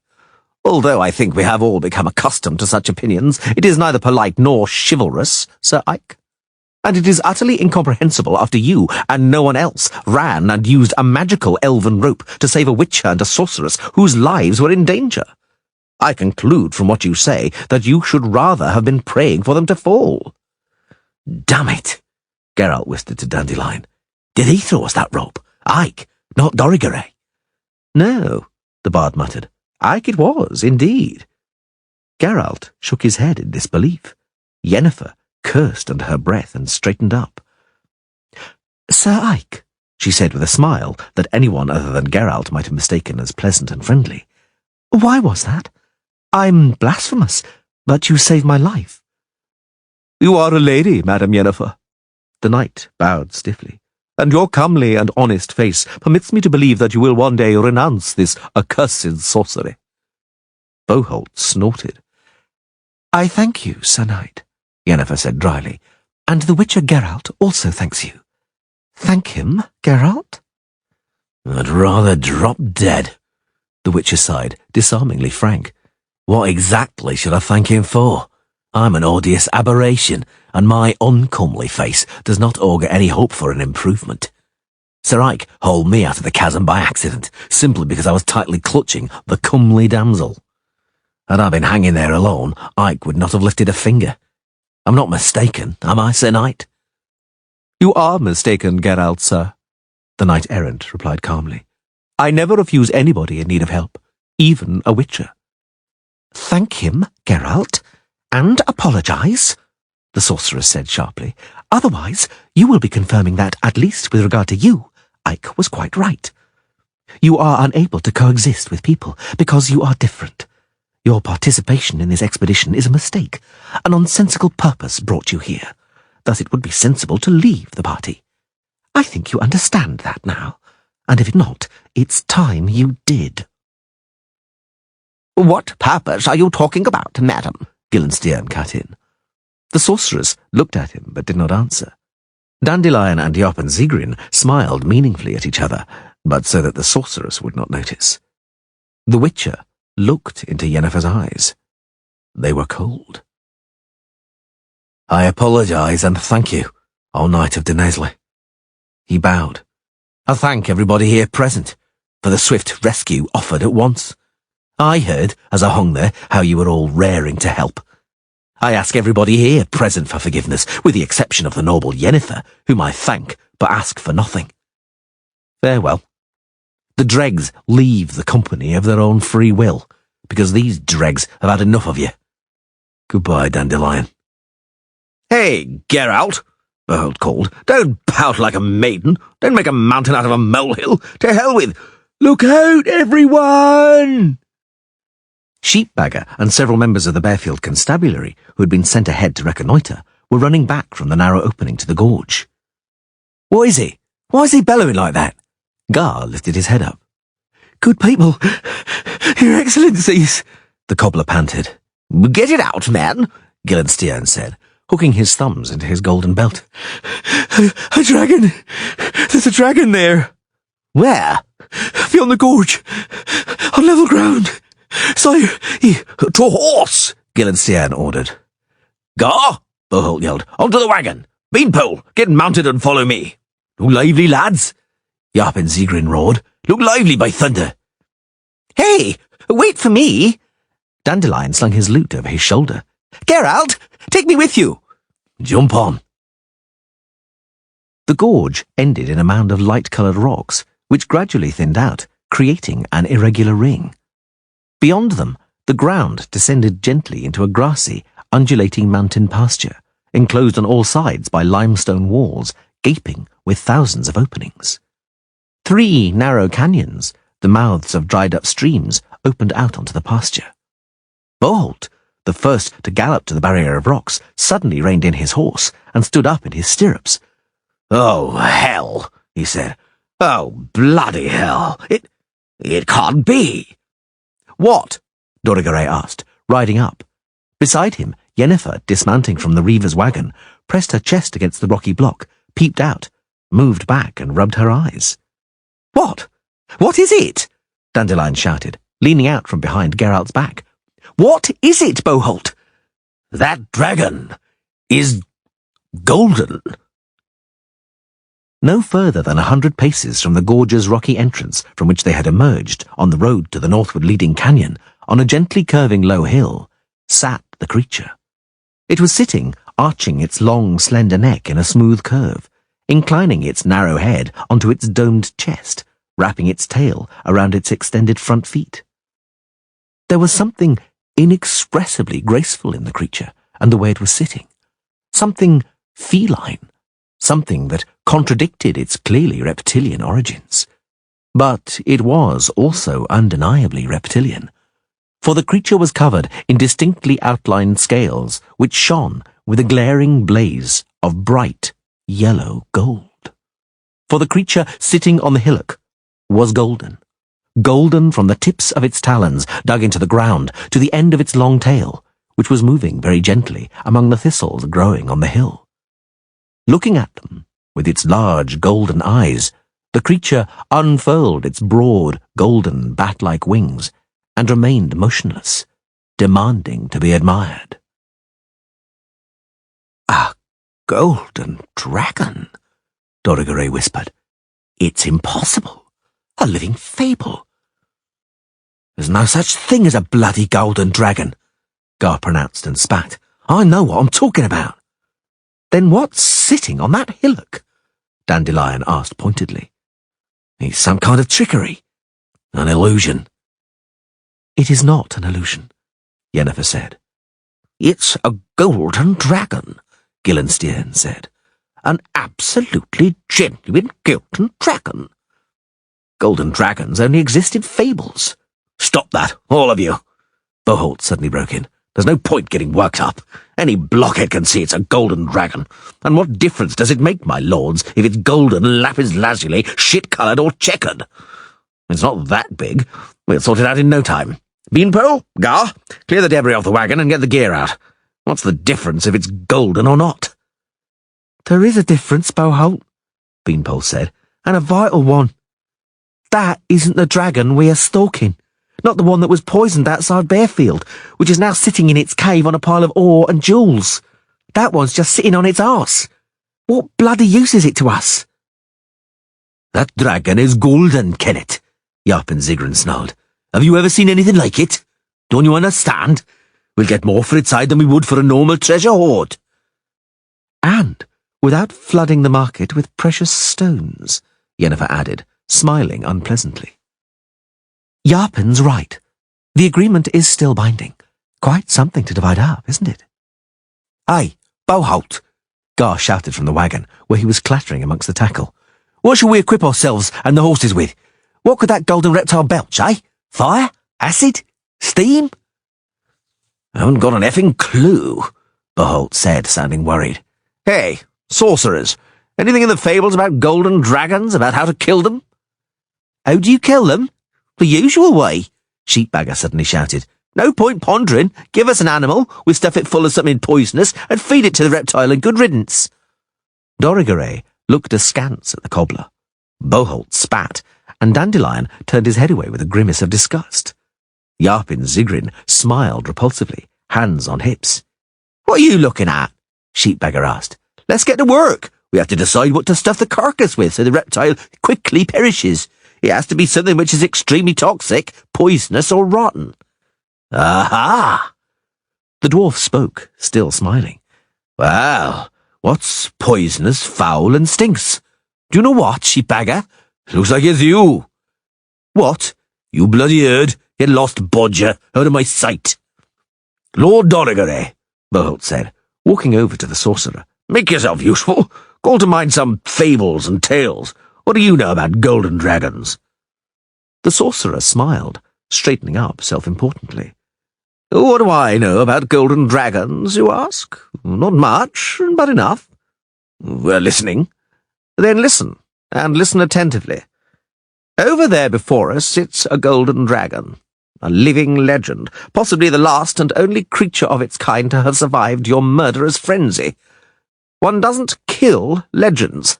I, 𝐿𝐴, will not allow you to touch that dragon. Is that understood? You can get packed, fasten your saddlebags, and go home." Geralt was convinced an uproar would ensue. He was mistaken. "Noble sorcerer, sir," 𝐿𝐴's voice interrupted the silence. "Heed what and whom you speak. King Nidemir may order you, 𝐿𝐴, to fasten your saddlebags and go to hell, but not the other way round. Is that clear?" "No," the sorcerer said proudly. "It is not, for I am Master 𝐿𝐴, and will not be ordered around by someone whose kingdom encompasses an area visible from the height of the palisade on a mangy, filthy, stinking stronghold. Do you know, Lord 𝐿𝐴, that were I to speak a charm and wave my hand, you would change into a cowpat, and your underage king into something ineffably worse? Is that clear?" 𝐿𝐴 did not manage to answer, for 𝐿𝐴 walked up to 𝐿𝐴, caught him by the shoulder, and pulled him around to face him. 𝐿𝐴 and Beanpole, silent and grim, appeared from behind 𝐿𝐴.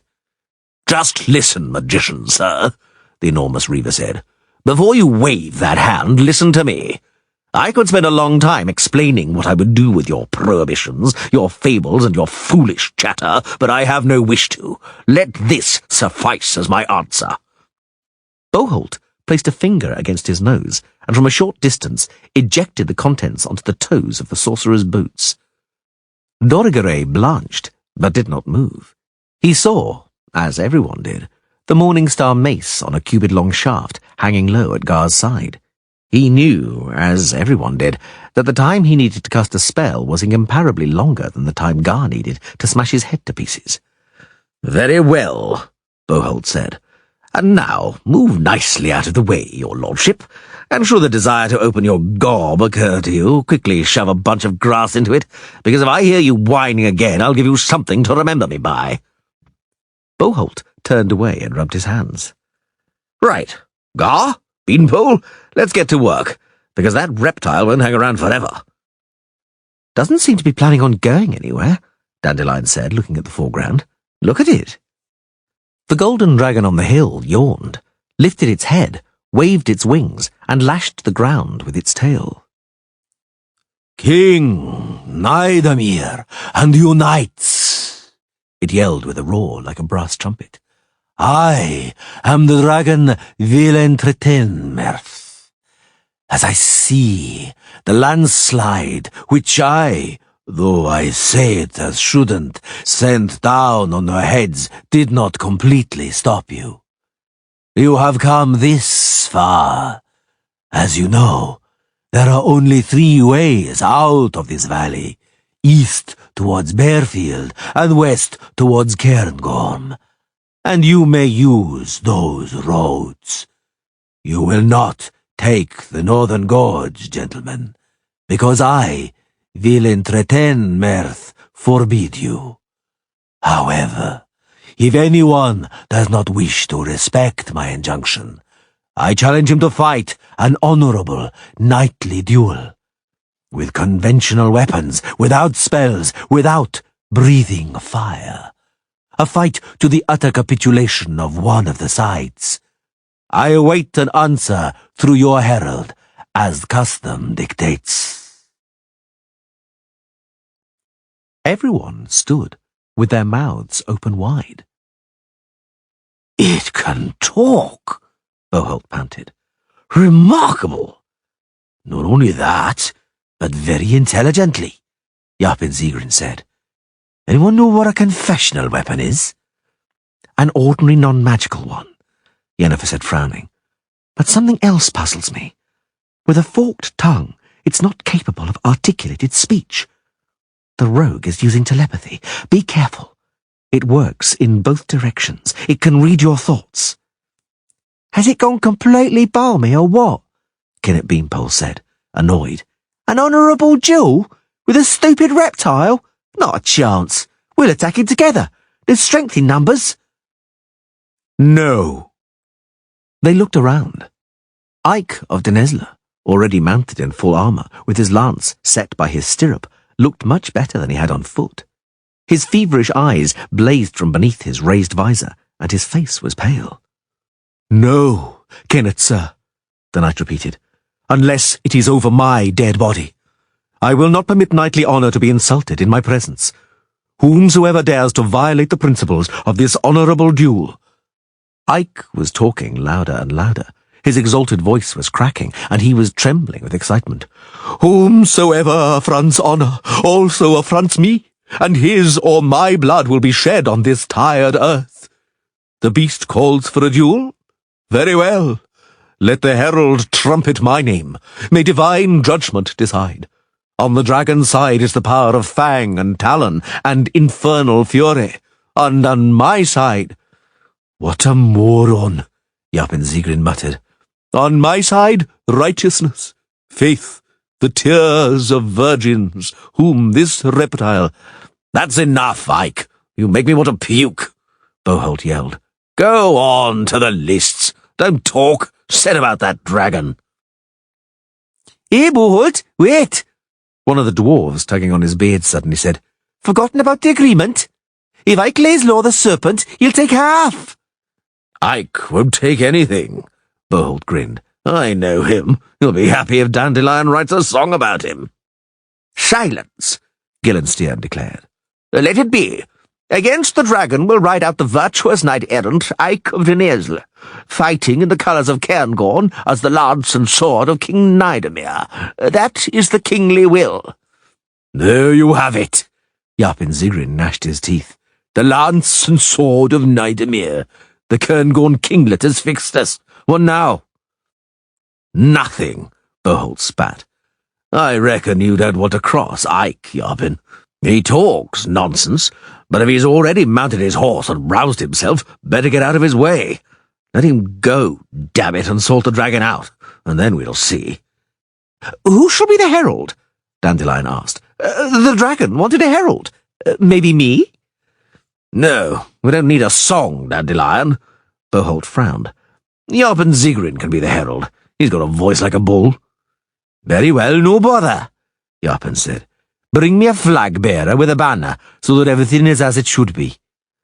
Just talk politely, dwarf, sir, and courteously, 𝐿𝐴𝐴𝐴𝐴 cautioned. Don't learn me how to talk. The dwarf proudly stuck out his belly. I was sent on diplomatic missions when you lot were still knee-high to a grasshopper. The dragon continued to sit patiently on the hillock, waving its tail cheerfully. The dwarf clambered up onto the largest boulder, hawked and spat. Hey, you there, he yelled, putting his hands on his hips. You fucking dragon, you! Listen to what the herald has to say. That means me.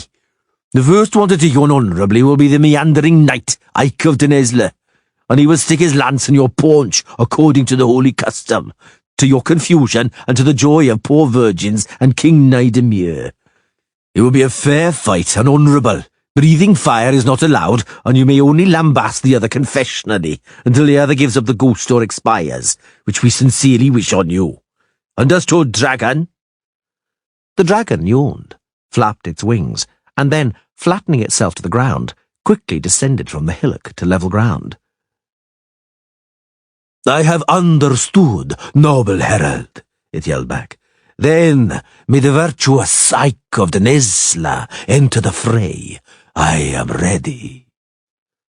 What a pantomime, 𝐿𝐴𝐴𝐴 spat, following 𝐼𝐞 with a grim expression as he walked his horse over the barrier of boulders. A ruddy barrel of laughs.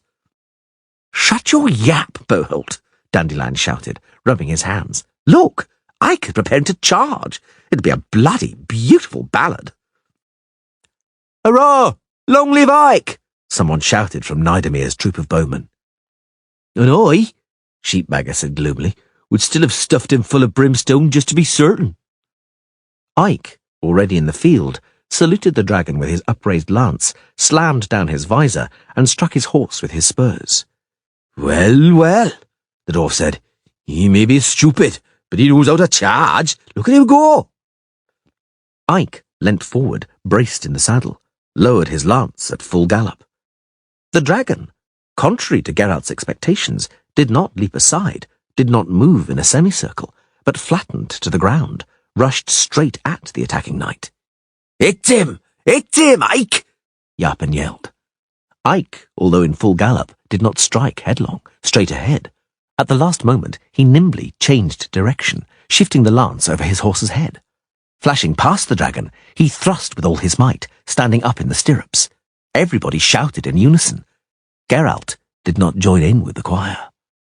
The dragon evaded the blow with a delicate, agile, graceful turn and, coiling like a living golden ribbon, as quick as lightning, but softly, cat-like, reached a foot beneath the horse's belly. The horse squealed, jerking its crup high up, and the knight rocked in the saddle, but did not release his lance. Just as the horse was about to hit the ground snout first, the dragon swept 𝐼𝐴𝐴𝐴 from the saddle with a fierce swipe of his clawed foot. Everybody saw his breastplate spinning upwards, and everybody heard the clanking and thudding with which the knight fell onto the ground.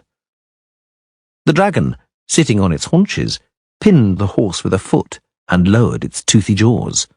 The horse squealed shrilly, struggled, and then was quiet. In the silence that fell, everybody heard the deep voice of the dragon, 𝐿𝐴𝐴𝐴𝐴. The doughty Ike of the Nestle may now be taken from the battlefield, for he is incapable of fighting any longer. Next, please. Oh, fuck, 𝐻𝐿𝐴 said, in the silence that followed. Chapter 8. Both legs, Yennefer said, wiping her hands on a linen cloth, and probably something with his spine. The armour on his back is dented as though he'd been hit by a pile driver. He injured his legs with his own lance. He won't be mounting a horse for some time, if he ever mounts one again. Professional hazard, Geralt muttered. The sorceress frowned. Is that all you have to say? And what else would you like to hear, Yennefer? That dragon is unbelievably fast, Geralt. Too fast for a man to fight it. I understand. No, Yen, not me. Principles? The sorceress smiled spitefully. Or ordinary commonplace fear? The only human feeling that wasn't eradicated in you. One and the other, the Witcher agreed dispassionately. What difference does it make? Precisely. Yennefer came closer. None. Principles may be broken. Fear can be overcome. Kill that dragon, Geralt. For me. For you. For me. I want that dragon, Geralt. In one piece. I want to have him all for myself. So, cast a spell and kill it. No. You kill it. And I'll use my spells to hold back the Reavers and the others so they don't interfere. You'll kill them, Yennefer. Since when has that ever bothered you? You take care of the dragon, I'll deal with the people. Yennefer, the Witcher said coldly, I don't understand. What do you want with that dragon? Does the yellowness of its scales dazzle you to that degree? You don't suffer from poverty, after all. You have numerous sources of income. You're famous. What are you about? Just don't talk about a calling, I beg you. Yennefer was silent. Then, finally, twisting her lips, aimed a powerful kick at a stone lying in the grass. There's someone who can help me, Geralt. Apparently it's... You know what I'm talking about. Apparently it isn't irreversible. There's a chance. I could still have... Do you understand? I do. It's a complex operation, costly, but in exchange for a golden dragon. Geralt! The Witcher remained silent. When we were hanging on the bridge, the sorceress said, you asked me for something. I'll meet your request, in spite of everything. The Witcher smiled sadly and touched the obsidian star on Yennefer's neck with his index finger. It's too late yet. We aren't hanging now. It's stopped mattering to me, in spite of everything. He expected the worst. A cascade of fire, lightning, a smack in the face, abuse, curses. He was surprised just to see the suppressed trembling of her lips. Yennefer slowly turned away. Geralt regretted his words. He regretted the emotion which had engendered them. The limit of possibility overstepped, now snapped like a lute string. He looked at Dandelion and saw the troubadour quickly turn his head away and avoid his gaze. Well, we've got the issue of knightly honour out of the way, my lords, Boholt called, now dressed in armour and standing before 𝐼𝐸, who was still sitting on a stone with an unvarying expression of boredom on his face. Knightly honour is lying there groaning softly. It was a lousy idea, Lord 𝐺𝐿𝐴𝐴𝐻, to send out Ike as your knight and vassal. I wouldn't dream of pointing the finger, but I know whom Ike can thank for his broken pins. Yes, I swear we've killed 2 birds with 1 stone. One was a lunatic, insanely reviving the legends of how a bold knight defeats a dragon in a duel, and the other, a swindler, who wanted to make money from it. Do you know who I'm talking about, 𝐺𝐿𝐴𝐴𝐻? What? Good. And now our move. Now the dragon is ours. Now we, the Reavers, will sort out that dragon, but by ourselves. And the agreement, Boholt? The Chancellor drawled. What about the agreement? I don't give a shit about the agreement. This is outrageous. This is lese-majesty. 𝐺𝐿𝐴𝐴𝐻 stamped his foot. King 𝐼𝐸𝐺, What about the king? Boholt yelled, resting on an enormous two-handed sword. Perhaps the king will personally decide to take on the dragon by himself? Or perhaps you, his faithful chancellor, will squeeze your belly into a suit of armour and go into battle. Why not? Please do. We'll wait, my lord. You had your chance, 𝐿𝐴𝐴𝐺. Had Ike mortally lanced the dragon, you would have taken it in its entirety. Nothing would have been left to us, because we hadn't helped, not one golden scale on its back. But it's too late now. Open your eyes. There's no one to fight under Cairngorm's colours. You won't find another chump like Ike. That's not true, the cobbler sheepbagger said, hurrying to the king, who was still busy watching a point on the horizon of interest only to him. Oh, king, just wait a little, and our men from Bearfield will be arriving. They'll be here any moment. To hell with the cocksure nobility. Chase them away. You'll see who is really brave, who is strong indeed, and not just in word. Shut your trap, Boholt said calmly, wiping a spot of rust from his breastplate. Shut your trap, peasant, because if you don't, I'll shut it so hard I'll shove your teeth down your throat. Sheepbagger, seeing Kennet and Gar approaching, quickly backed away and hid among the Bearfield constables. King, 𝐿𝐴𝐺 called. Oh, king, what do you command? The expression of boredom suddenly vanished from 𝐼𝐸𝐺's face. The underage monarch wrinkled his freckly nose and stood up. What do I command? He said in a shrill voice. You finally asked, 𝐿𝐴𝐺, rather than decide for me and speak for me and on my behalf. I'm very pleased, and may it thus remain, 𝐿𝐴𝐺. From this moment, you will be silent and listen to my orders. Here is the first of them. Muster the men and order Ike of Dunnesley to be placed on a wagon. We're going back to Cairngorm. But there, not a word, 𝐿𝐴𝐺. Madam Yennefer, noble lords, I bid you farewell. I've lost some time on this expedition, but have gained much. I have learned a great deal. Thank you for your words, Madam Yennefer, Master Dorigeray, Sir Boholt, and thank you for your silence, Sir Geralt. Oh, king, 𝐿𝐴𝐺 said. What do you mean? The dragon is in our grasp. It's there for the taking. King, your dream, my dream, 𝐼𝐸𝐺 repeated pensively. I do not have it yet. And should I stay here, then I might never have it. But Malory, and the hand of the princess? The Chancellor waved his arms, not giving up. And the throne, king. The people there will acknowledge you as... I don't give a shit about the people there, as Sir Boholt would say, 𝐼𝐸𝐺 laughed. The throne of Malory is mine anyway, because in Cairngorm I have 300 armoured troops and 1,500 foot soldiers against their 1,000 crappy spearmen. Do they acknowledge me? They will have to. I'll keep hanging, beheading and dismembering until they do. And their princess is a fat goose, and to hell with her hand. I only need her womb.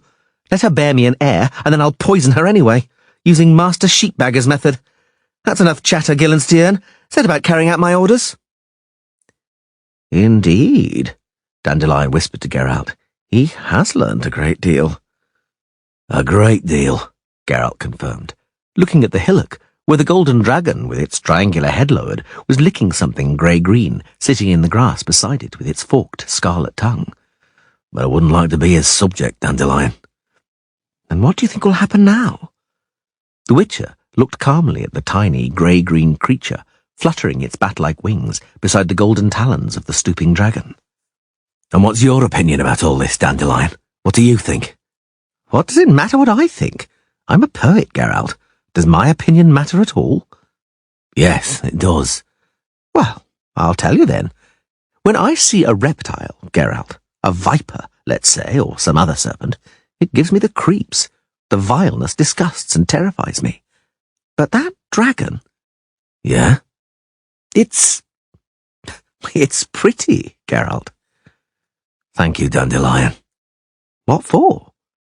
Geralt turned his head away, and with a slow movement reached for the buckle of his belt, which crossed his chest diagonally and shortened it by 2 holes.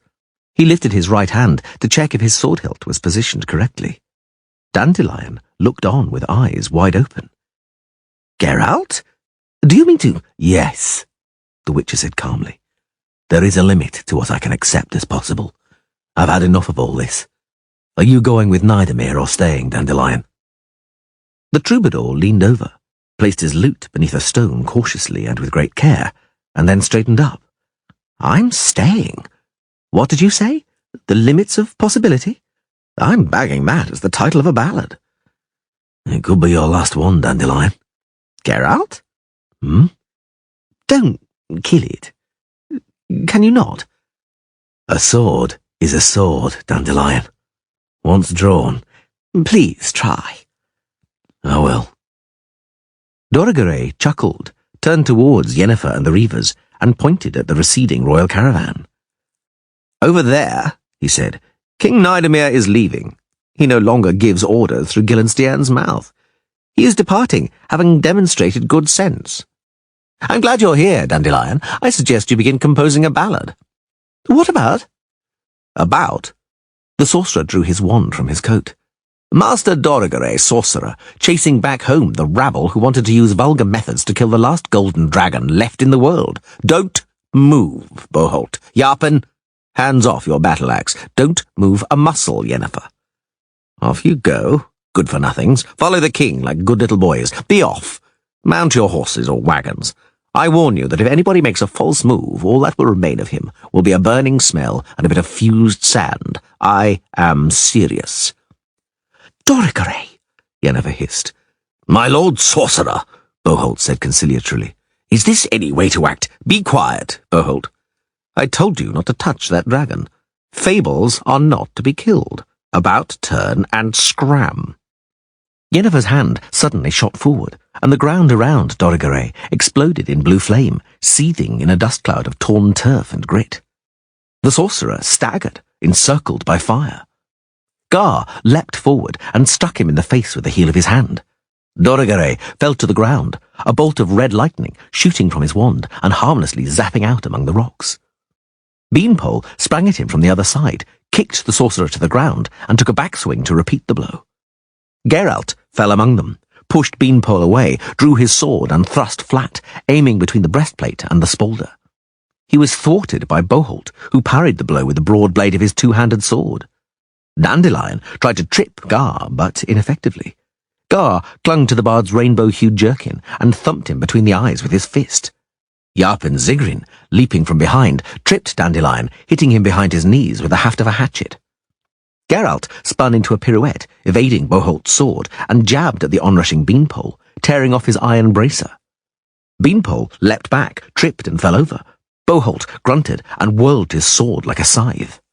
Geralt jumped over the whistling blade, slammed the hilt of his sword into 𝐿𝐴's breastplate, fended him off, and thrust, aiming for his cheek. 𝐿𝐴, realizing he could not parry with his heavy sword, threw himself backwards, falling on his back. The Witcher leapt at him, and at that moment felt the earth fall away from under his rapidly numbing feet. He saw the horizon going from horizontal to vertical.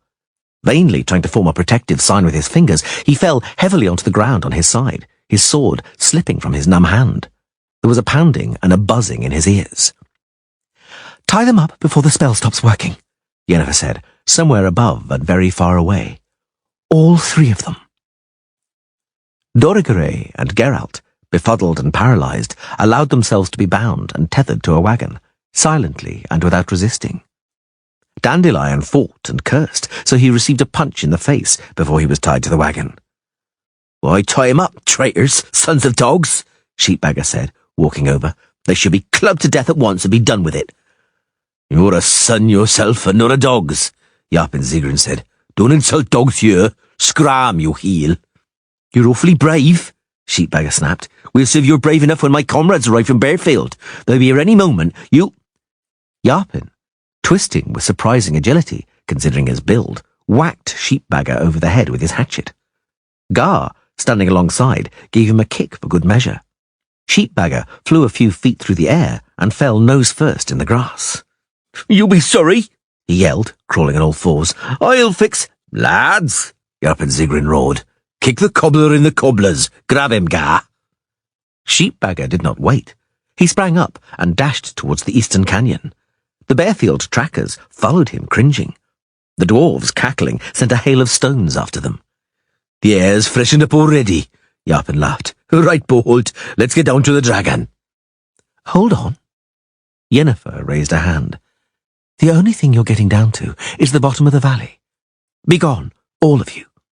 Excuse me? 𝐉𝐽lt bent over, his eyes blazing ominously. What did you say, most honourable Madam Witch? Follow that cobbler, Yennefer repeated. All of you. I'll deal with the dragon myself, using unconventional weapons, and you can thank me as you leave. Had it not been for me, you would have tasted the witch's sword. Come now, quickly, 𝐉𝐽lt, before I lose my temper. I warn you that I know a spell which can make you all geldings. I just have to raise my hand. Is that so? 𝐉𝐽lt drawled. My patience has reached its limits. I won't be made a fool of. Beanpole, unhook the shaft from the cart. I feel I'll also be needing unconventional weapons. Someone is soon going to get a damn good thrashing, my lords. I won't point the finger, but a certain hideous witch is going to get a bloody sound hiding. Just try, 𝐉𝐽lt. You'll brighten up my day. Why, Yennefer? The dwarf asked reproachfully. Perhaps I simply don't like sharing, 𝐬𝐿𝐴. Well now, 𝐬𝐿𝐴 smiled. That's profoundly human. So human it's almost dwarven. It's nice to see familiar qualities in a sorceress. But I don't like sharing either, Yennefer. He hunched into a short, very rapid backswing. A steel ball, appearing out of his pocket as if from nowhere, whirred through the air and smacked Yennefer right in the forehead. Before the sorceress had time to come to her senses, she was suspended in the air, being held up by Beanpole and 𝐺𝑎, and 𝐬𝐿𝐴 was binding her ankles with twine. Yennefer screamed furiously, but one of 𝐬𝐿𝐴's boys threw the wagon's reins over her head from behind and pulled them tight, the leather strap digging into her open mouth, stifling her cries. Well, Yennefer, 𝐉𝐽lt said as he walked over, how do you plan to turn me into a gelding now, when you can't move a hand? He tore the collar of her coat, and then ripped and wrenched open her blouse. Yennefer shrieked, choked by the reins. I don't have the time now, 𝐉𝐽lt said, groping her shamelessly to the cackling of the dwarves. But wait a little while, witch. Once we've sorted out the dragon, we'll make merry. Tie her firmly to the wheel, boys. Both little hands to the rim, so she won't be able to lift a finger. And no one's to bloody touch her yet, my lords. We'll sort the order out, depending on who does a good job on the dragon. Beware, 𝐉𝐽lt, Geralt, arms tied, said softly, calmly and ominously. I'll follow you to the ends of the world. You surprise me, the Reaver replied, just as calmly. In your place, I'd keep mum. I know you, and I know I have to take your threat seriously. I won't have a choice. You might not come out of this alive, Witcher. We'll return to this matter. 𝐺𝑎, Beanpole, to horse. What bad luck, Dandelion snapped. Why the hell did I get mixed up in this? Dorigeray, lowering his head, watched the thick drops of blood slowly dripping from his nose onto his belly. Would you stop staring? The sorceress screamed at Geralt. She was writhing like a snake in her bonds, vainly trying to conceal her exposed charms. The Witcher obediently turned his head away. Dandelion did not. You must have used an entire barrel of mandrake elixir in what I can see, Yennefer, the bard laughed. Your skin's like a 16-year-old's, damn it. Shut your trap, horse son, the sorceress bellowed. How old are you actually, Yennefer? Dandelion asked, not giving up. 200? Well, 150, let's say. And you're behaving like... Yennefer twisted her neck and spat at him, but was wide of the mark. Yen, the Witcher said reproachfully, wiping his spit-covered ear on his shoulder. I wish he would stop staring. Not on your life, Dandelion said, without taking his eyes off the bedraggled sorceress. I'm here because of her. They may slit our throats, but at least I'll die happy. Shut up, Dandelion, the Witcher said. I have no intention of so doing. In fact, I plan to compose the ballad of the two tits. Please don't interfere. Dandelion, Dorigeray sniffed through his bloody nose. Be serious. I am being bloody serious. The dwarves heaved 𝐉𝐽lt up into the saddle. He was heavy and squat from the armour and the leather pads he was wearing. 𝐺𝑎 and Beanpole were already mounted, holding huge two-handed swords across their saddles. Right, 𝐉𝐽lt rasped. Let's have at him. Oh, no, said a deep voice, sounding like a brass trumpet. I have come to you. From From beyond the ring of boulders emerged a long snout shimmering with gold, a slender neck armed with a row of triangular serrated projections, and behind taloned feet. The evil reptilian eyes with their vertical pupils peered from beneath horned eyelids. I was tired of waiting in the open, the dragon 𝐿𝐴𝐵𝐴𝐻 said, looking around. So I came myself. Fewer and fewer challenges, I see. 𝐵𝐻𝐿t held the reins in his teeth and a longsword two-handed. That's not, he said indistinctly, holding the strap in his teeth. Still fight, reptile. I am, the dragon said, arching its back and lifting its tail insultingly. 𝐵𝐻𝐿t looked around. �GAR and 𝐵EANPOLE slowly, almost ostentatiously, calmly flanked the dragon. 𝐷𝐢𝐿𝐴 𝐳𝐵𝐴𝐻𝐿 and his boys waited behind, holding battle-axes. Ah! 𝐵𝐻𝐿t roared, striking his horse hard with his heels and lifting his sword. The dragon curled up, flattened itself to the ground, and struck with its tail from above and behind, like a scorpion, hitting not 𝐵𝐻𝐿t but �GAR, who was attacking from the side. �GAR fell over with his horse amid a clanking, screaming, and neighing tumult. 𝐵𝐻𝐿t, charging at a gallop, struck with a terrible blow, but the dragon nimbly dodged the wide blade. The momentum of the gallop carried 𝐵𝐻𝐿t alongside the dragon's body. The dragon twisted, standing on its hind legs, and clawed 𝐵EANPOLE, tearing open his horse's belly and the rider's thigh with a single slash. 𝐵𝐻𝐿t, leaning far out from the saddle, managed to steer his horse around, pulling the reins with his teeth, and attacked once more. The dragon lashed its tail over the dwarves rushing towards it, knocking them all over, and then lunged at 𝐵𝐻𝐿t, en route, seemingly in passing, stamping vigorously on 𝐵EANPOLE, who was trying to get up. 𝐵𝐻𝐿t, jerking his head around, tried to steer his galloping horse, but the dragon was infinitely quicker and more agile.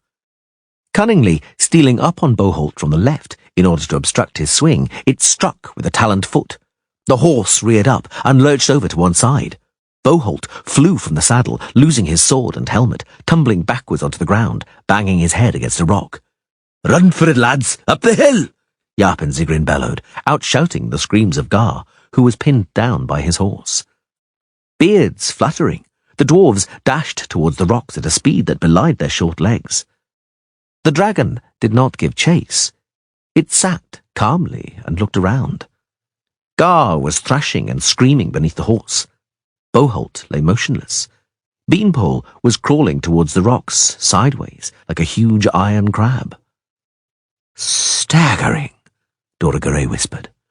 Staggering. Hey! Dandelion struggled in his bonds, making the wagon shake. What is it? Over there! Look!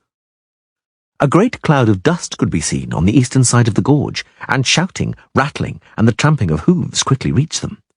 The dragon extended its neck to look. 3 large wagons full of armed men rolled onto the plain. Splitting up, they began to surround the dragon. Damn it! It's the constabulary and guilds from Bearfield, Dandelion called. They came around by the source of the Brea. Yes, it's them. Look, it's Sheepbagger, there at the front. The dragon lowered its head and gently pushed a small green-greyish mewling creature towards the wagon.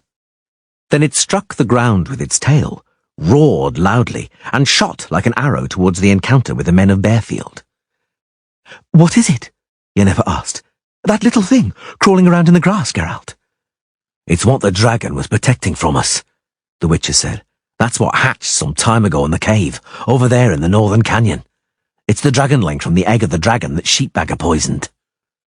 The dragonling, stumbling and dragging its bulging belly across the ground, scurried unsteadily over to the wagon, squealed, stood on its hind legs, stretched out its little wings, and then, without a second's thought, clung to the sorceress's side. Yennefer, with an extremely queer look on her face, sighed loudly. It likes you, Geralt murmured. He's young, but he ain't stupid. Dandelion, twisting in his fetters, grinned. Look where he's stuck his snout. I'd like to be in his shoes, damn it. Hey, little one, run away. That's Yennefer, terror of dragons. And witches. Well, at least one witcher. Quiet, Dandelion, 𝐿𝐴𝐵𝐻 shouted. Look over there, on the battlefield. They've got him, a pox on them. The Bearfield wagons, rumbling like war chariots, raced towards the attacking dragon. Smack him! 𝐲𝐿𝐵𝐺 yelled, hanging on to the wagoner's back. Smack him, kinsman, anywhere and anyhow. Don't hold back. The dragon nimbly eluded the first advancing wagon, flashing with scythe blades, forks and spears, but ended up between the next two, from which a huge double fishing net pulled by straps dropped onto it. The dragon, fully enmeshed, fell down, rolled over, curled up in a ball and spread its legs. The net tore to shreds with a sharp rending noise.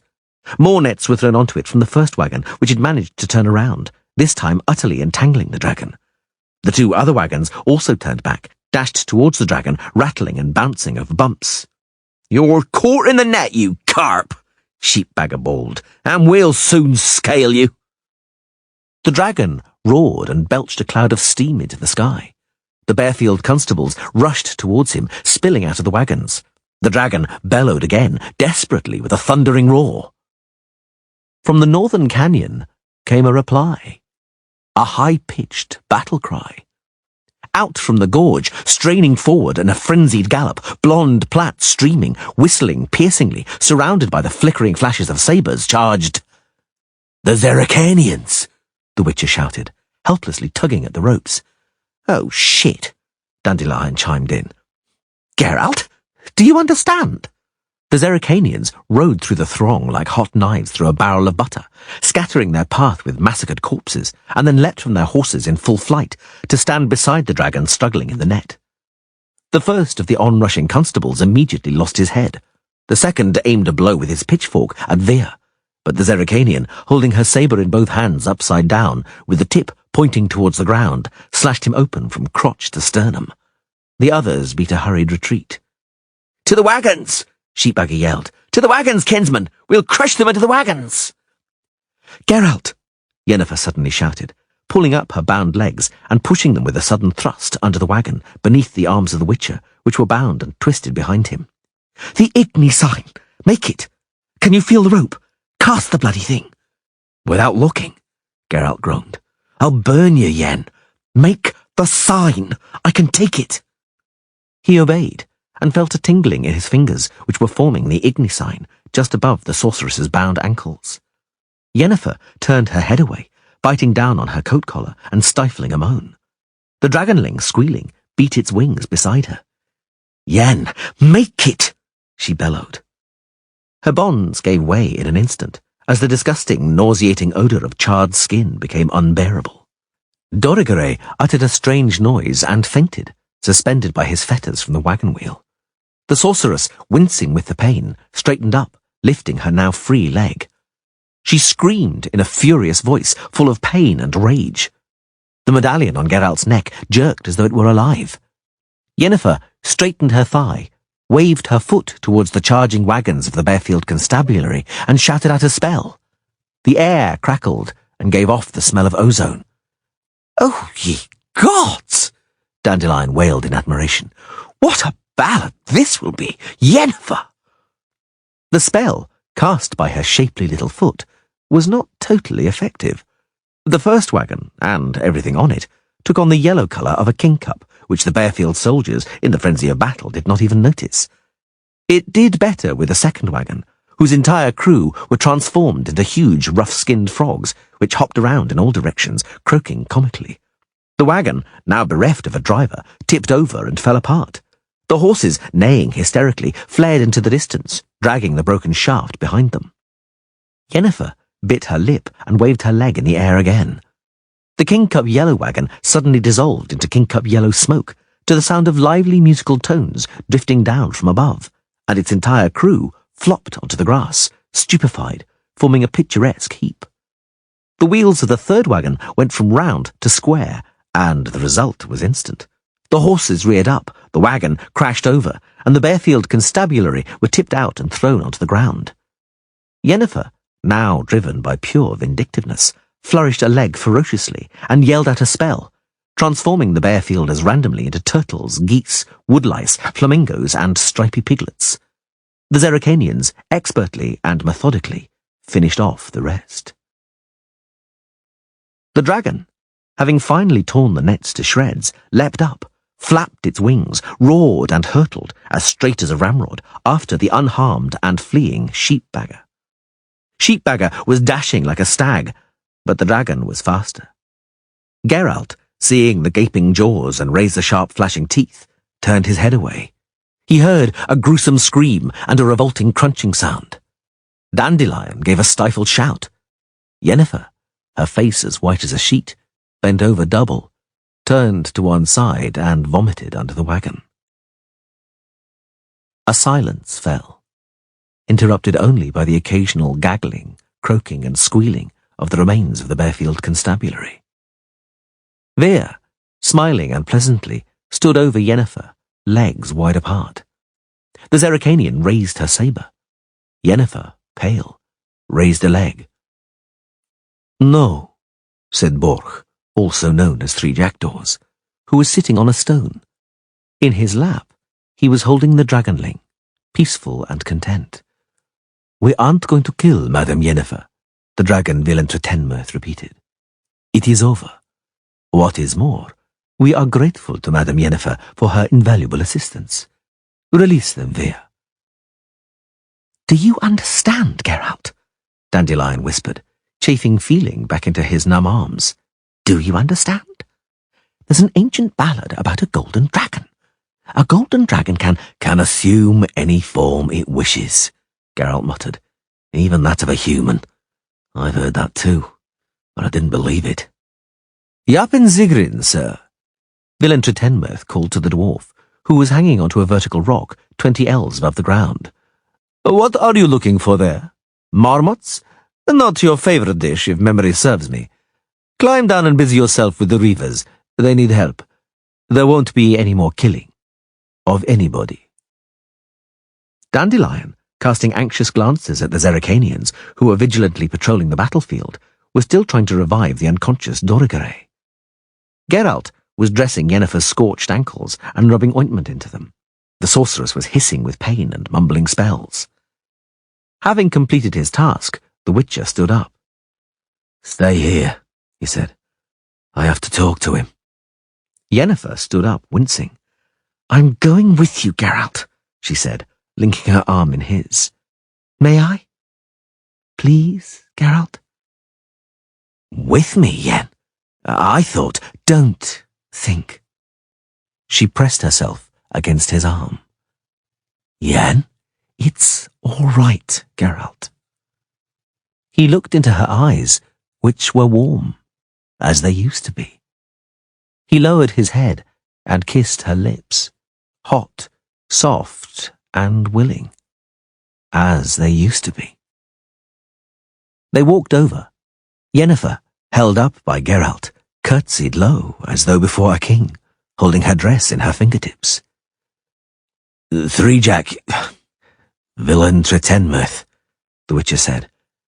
"My name, when freely translated into your language, means 3 black birds," the dragon said.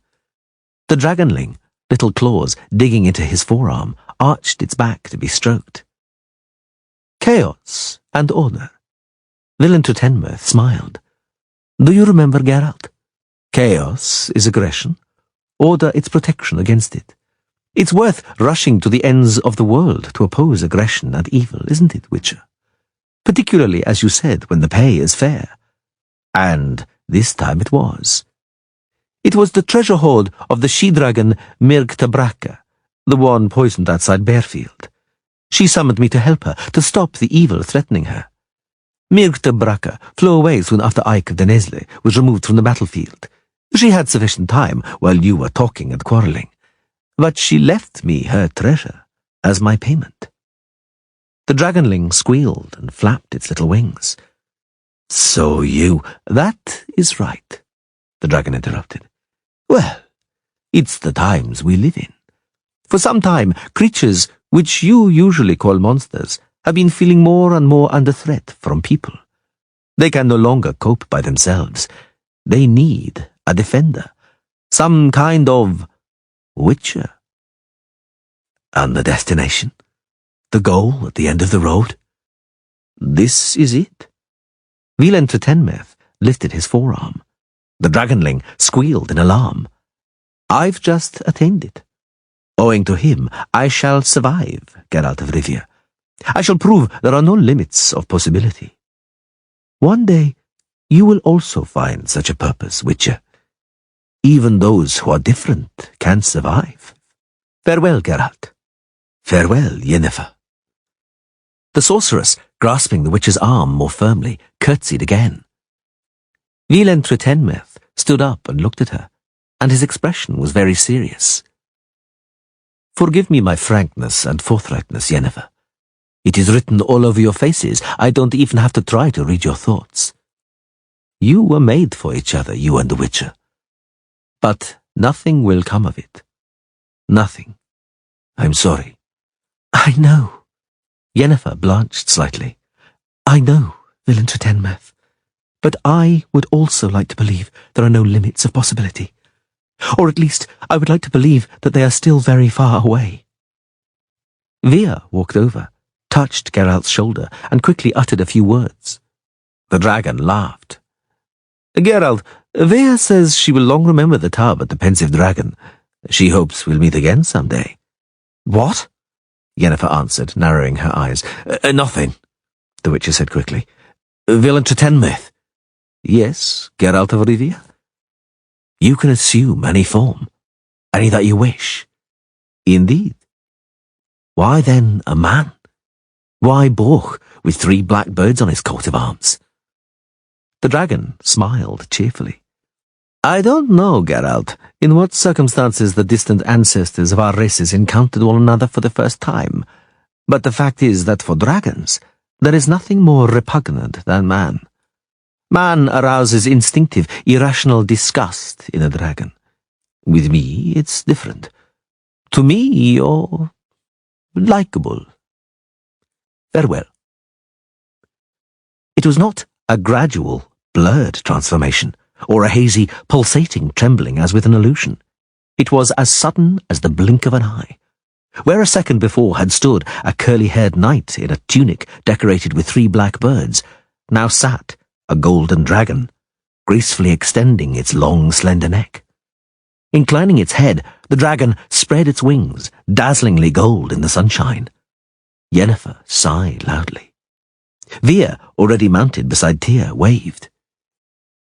"Via," the Witcher said, "you were right." "Hmm?" "He is the most beautiful." A Shard of Ice. Chapter 1. The dead sheep, swollen and bloated, its stiff legs pointing towards the sky, moved. Geralt, crouching by the wall, slowly drew his sword, careful not to let the blade grate against the scabbard. 10 paces from him, a pile of refuse suddenly arched up and heaved. The Witcher straightened and jumped before the wave of stench emanating from the disturbed midden reached him. A tentacle, ending in a rounded, tapering protuberance, bristling with spikes, suddenly shot out from under the rubbish, hurtling out towards him at incredible speed. The Witcher landed surely on the remains of a broken piece of furniture, tottering on a pile of rotten vegetables, swayed, regained his balance, and slashed the tentacle with a short blow of his sword, cutting off the tentacular club. He sprang back at once, but this time slipped from the boards and sank up to his thighs in the boggy midden. The rubbish heap erupted, throwing up viscous, foul-smelling slime, fragments of pots, rotten rags, and pale threads of sauerkraut, and from beneath it all burst an enormous, bulbous body, as deformed as a grotesque potato, lashing the air with 3 tentacles and the stump of a 4th. Geralt, trapped and immobilized, struck with a broad twist of his hips, smoothly hacking off another tentacle. The remaining 2, as thick as tree boughs, fell on him with force, plunging him more deeply into the waist. The body glided towards him, ploughing into the midden like a barrel being dragged along. He saw the hideous bulbous shape snap open, gaping, with a wide maw full of large, lumpish teeth. He let the tentacles encircle his waist, pull him with a squelch from the stinking slime, and drag him towards the body, now boring into the refuse heap with circular movements. The toothed maw snapped savagely and ferociously. Having been dragged close to the dreadful jaws, the Witcher struck with his sword, two-handed, the blade biting smoothly and easily. The obnoxious, sweetish odour took his breath away. The monster hissed and shuddered, and the tentacles released their grip, flapping convulsively in the air. Geralt, bogged down in the refuse, slashed again backhanded, the blade repulsively crunching and grating on the bared teeth. The creature gurgled and drooped, but immediately swelled, hissing, vomiting putrid slime over the Witcher. Keeping his balance with strenuous movements of his legs still stuck in the muck, Geralt broke free and lunged forward, cleaving the refuse with his chest like a swimmer moving through water, and struck with all his strength from above, powerfully bearing down on the blade as it cut into the body between the weakly glowing eyes. The monster groaned, flapped around, unfolding onto the pile of muck like a punctured bladder, emitting palpable warm gusts of stench. The tentacles twitched and writhed among the rubbish. The Witcher clambered out of the treacly slime and stood on slippery but hard ground. He felt something sticky and revolting which had got into his boot, crawling over his calf. To the well, he thought. Wash it off. Wash off all the repulsiveness as soon as possible. Wash myself. The creature's tentacles flapped on the refuse one last time, sloppy and wet, and then stopped moving. A star fell. A brief flash of lightning, illuminating the black firmament, flecked with unmoving dots of light. The Witcher made no wish. He was breathing heavily, wheezing, and feeling the effects of the elixirs he'd drunk before the fight wearing off. The gigantic heap of rubbish and waste piled up against the town walls, descending steeply towards the glistening ribbon of the river, looked pretty and alluring in the starlight. The Witcher spat. The monster was dead, now part of the midden where it had dwelled. Another star fell. "A garbage heap," the Witcher said with effort. "Muck, filth and shit." Chapter 2. "You reek, Geralt," Yennefer grimaced, not turning from the mirror, where she was cleaning off the colouring from her eyelids and eyelashes. "Take a bath." "There's no water," he said, looking into the tub. "We shall remedy that." The sorceress stood up and threw the window open. "Do you prefer seawater or fresh water?" "Seawater for a change." Yennefer spread her arms vigorously and shouted a spell, making a brief, intricate movement with her hands. Suddenly, a sharp, wet coldness blew in through the open window. The shutters juddered, and a green cloud gushed into the room with a hiss, billowing in an irregular sphere. The tub foamed with water, rippling turbulently, banging against the edges and splashing onto the floor. The sorceress sat down and resumed her previously interrupted activity. "How did it go?" she asked. "What was it on the midden?" "A 𝐲𝐽𝐽, as I suspected," Geralt said, pulling off his boots, discarding his clothes, and lowering a foot into the tub. "Bloody hell, Yen, that's cold. Can't you heat the water?" "No." The sorceress, moving her face towards the looking-glass and instilling something into her eye, using a thin glass rod. "That spell is bloody wearying and makes me feel sick, and the cold will do you good after the elixirs." Geralt did not argue. There was absolutely no point arguing with Yennefer. "Did the 𝐲𝐽𝐽 cause you any problems?" The sorceress dipped the rod into a vial and dropped something into her other eye, twisting her lips comically. "Not particularly." From outside the open window there was a thud, the sharp crack of wood breaking, and an inarticulate voice, tunelessly and incoherently repeating the chorus of a popular, obscene song. "A 𝐲𝐽𝐽," said the sorceress, as she reached for another vial from the impressive collection on the table and removed the cork from it. The fragrance of lilac and gooseberries filled the room. "Well, well, even in a town it's easy for a witcher to find work. You don't have to roam through the wilds at all. You know, 𝐸𝐴𝐻 maintains its becoming a general rule. The place of every creature from the forests and swamps that becomes extinct is occupied by something else, some new mutation, adapted to the artificial environment created by people." As usual, Geralt winced at the mention of 𝐸𝐴𝐻. He was beginning to be sick of Yennefer's admiration for 𝐸𝐴𝐻's brilliance, even if 𝐸𝐴𝐻 was right. "𝐸𝐴𝐻 is right," Yennefer continued, applying the lilac and gooseberry perfumed something to her cheeks and eyelids. Look for yourself. Pseudo-rats in sewers and cellars, zoigles in rubbish dumps, neocoraces in polluted moats and sewers, tagirs in mill ponds. It's virtually symbiosis, don't you think? And ghouls in cemeteries devouring corpses the day after the funeral, he thought, rinsing off the soap. Total symbiosis. Yes. The sorceress put aside the vials and jars. Witches can be kept busy in towns too. I think one day you'll settle in a city for good, Geralt. I'd rather drop dead, he thought, but he did not say it aloud. Contradicting Yennefer, as he knew, inevitably led to a fight, and a fight with Yennefer was not the safest thing. Have you finished, Geralt? Yes. Get out of the tub. Without getting up, Yennefer carelessly waved a hand and uttered a spell. The water from the tub, including everything which had spilled onto the floor or was dripping from Geralt, gathered itself with a swoosh into a translucent sphere and whistled through the window. He heard a loud splash. "A pox on you, Horsens!" An infuriated yell rang out from below. "If you know where to pour away your piss, I bloody hope you're eaten alive by lice. Catch the very pox and croak." The sorceress closed the window. "Damn it, Yen," the Witcher chuckled. "You could have chucked the water somewhere else." I could have, she purred, but I didn't feel like it. She took the oil lamp from the table and walked over to him. The white nightdress, clinging to her body as she moved, made her tremendously appealing. More so than if she were naked, he thought. "I want to look you over," she said. "The zoigle might have injured you."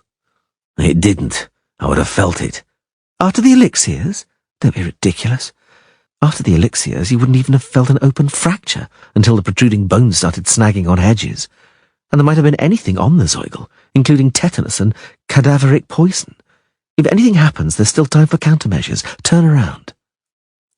He felt the soft warmth of the lamp's flame on his body and the occasional brushing of her hair. "Everything seems to be in order," she said. "Lie down before the elixirs knock you off your feet. Those mixtures are devilishly dangerous. They'll destroy you in the end."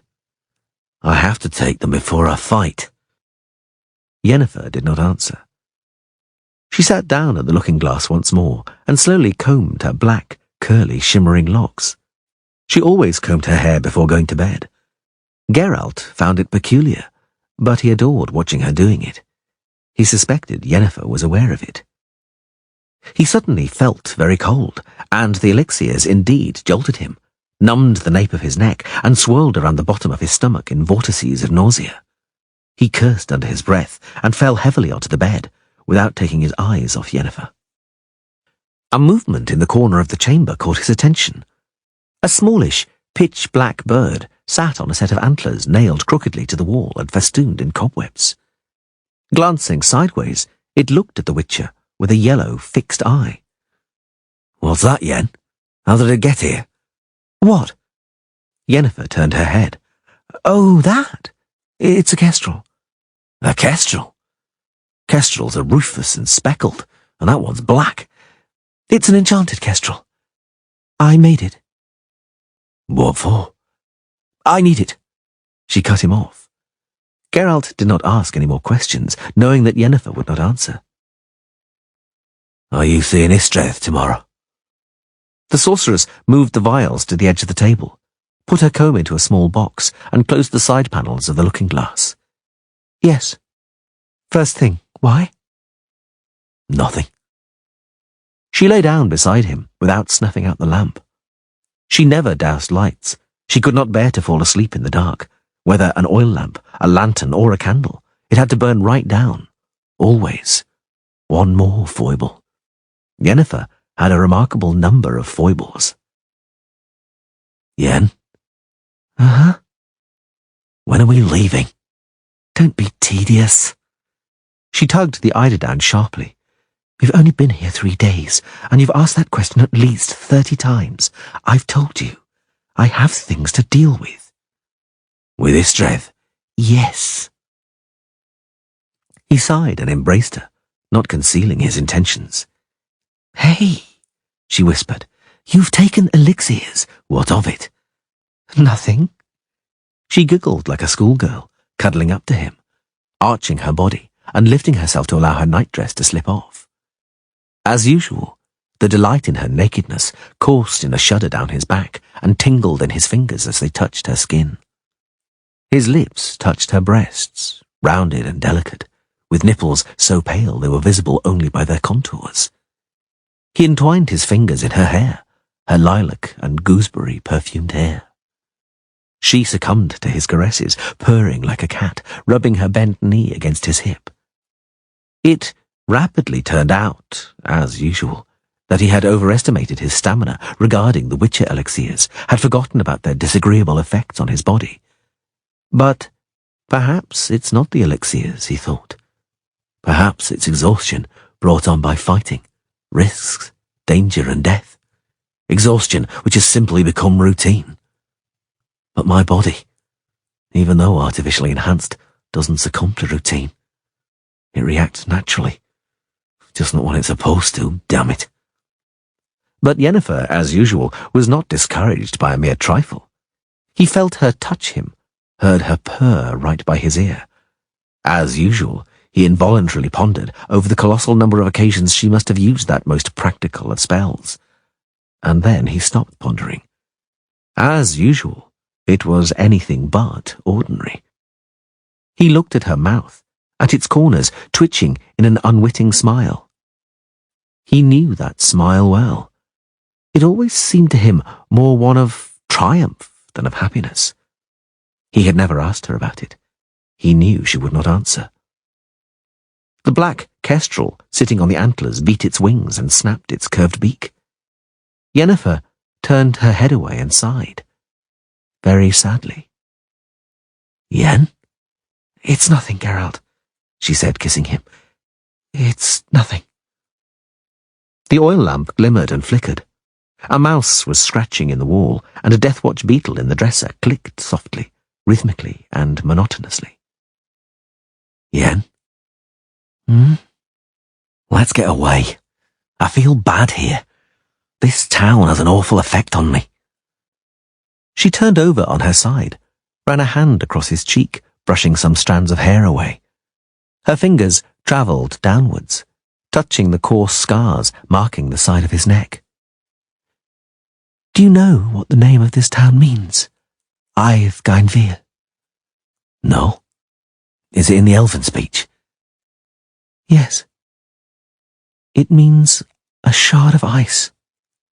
"Somehow it doesn't suit this lousy dump."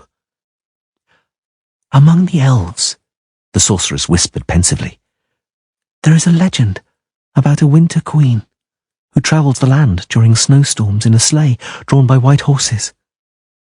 As she rides, she casts hard, sharp, tiny shards of ice around her, and woe betide anyone whose eye or heart is pierced by one of them. That person is then lost. No longer will anything gladden them. They find anything that doesn't have the whiteness of snow ugly, obnoxious, repugnant. They will not find peace, will abandon everything, and will set off after the queen in pursuit of their dream and love.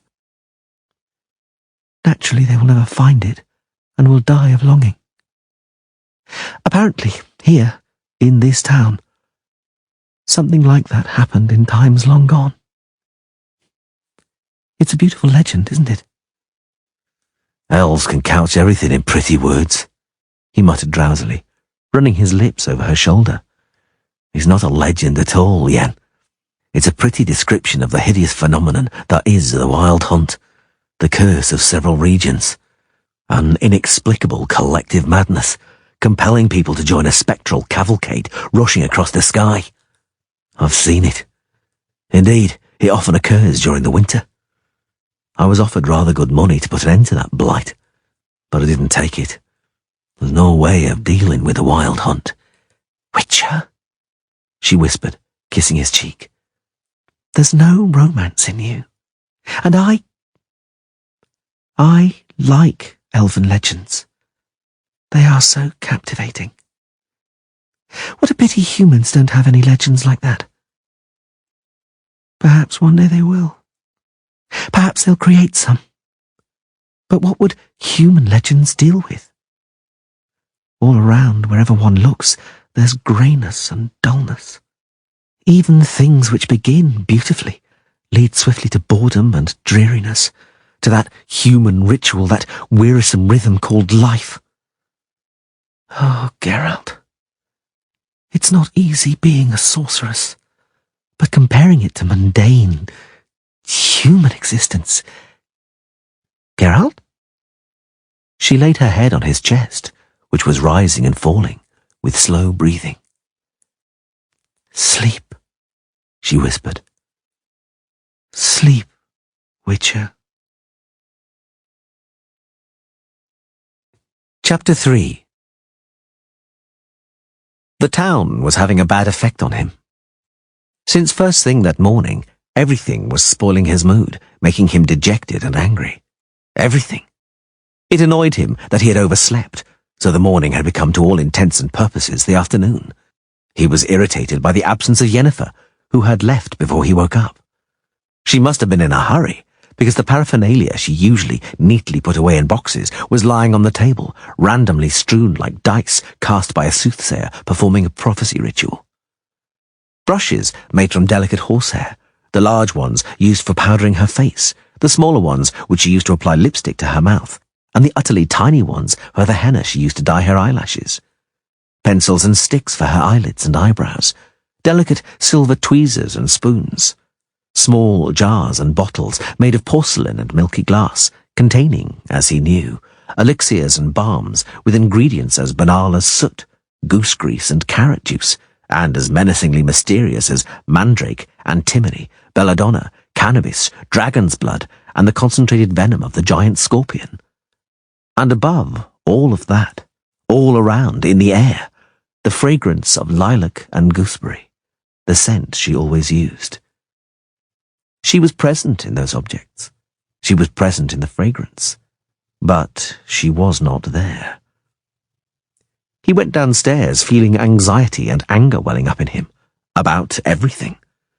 He was annoyed by the cold, congealed scrambled egg he was served for breakfast by the innkeeper, who tore himself away for a moment from groping a girl in the kitchen. He was annoyed that the girl was no more than 12 years old and had tears in her eyes. The warm spring weather and cheerful chatter of the vibrant streets did not improve Geralt's mood. He still did not enjoy being in 𝐼𝐴𝐼𝐴𝐼𝐴, a small town which he deemed to be a nasty parody of all the small towns he knew. It was grotesquely noisier, dirtier, more oppressive and more irritating. He could still smell the faint stench of the midden on his clothes and in his hair. He decided to go to the bathhouse. In the bathhouse, he was annoyed by the expression of the attendant looking at his Witcher medallion and his sword lying on the edge of the tub. He was annoyed by the fact that the attendant did not offer him a whore. He had no intention of availing himself of one, but in bathhouses everybody was offered them, so he was annoyed by the exception being made for him.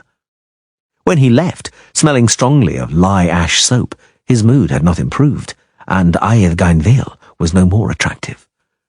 There was still nothing there that he could find to like. The Witcher did not like the piles of sloppy manure filling the narrow streets. He did not like the beggars squatting against the wall of the temple. He did not like the crooked writing on the wall reading, "Elves to the reservation." He was not allowed to enter the castle. Instead, they sent him to speak to the mayor in the Merchants' Guild. That annoyed him. He was also annoyed when the dean of the guild, an elf, ordered him to search for the mayor in the marketplace, looking at him with a curious contempt and superiority for someone who was about to be sent to a reservation.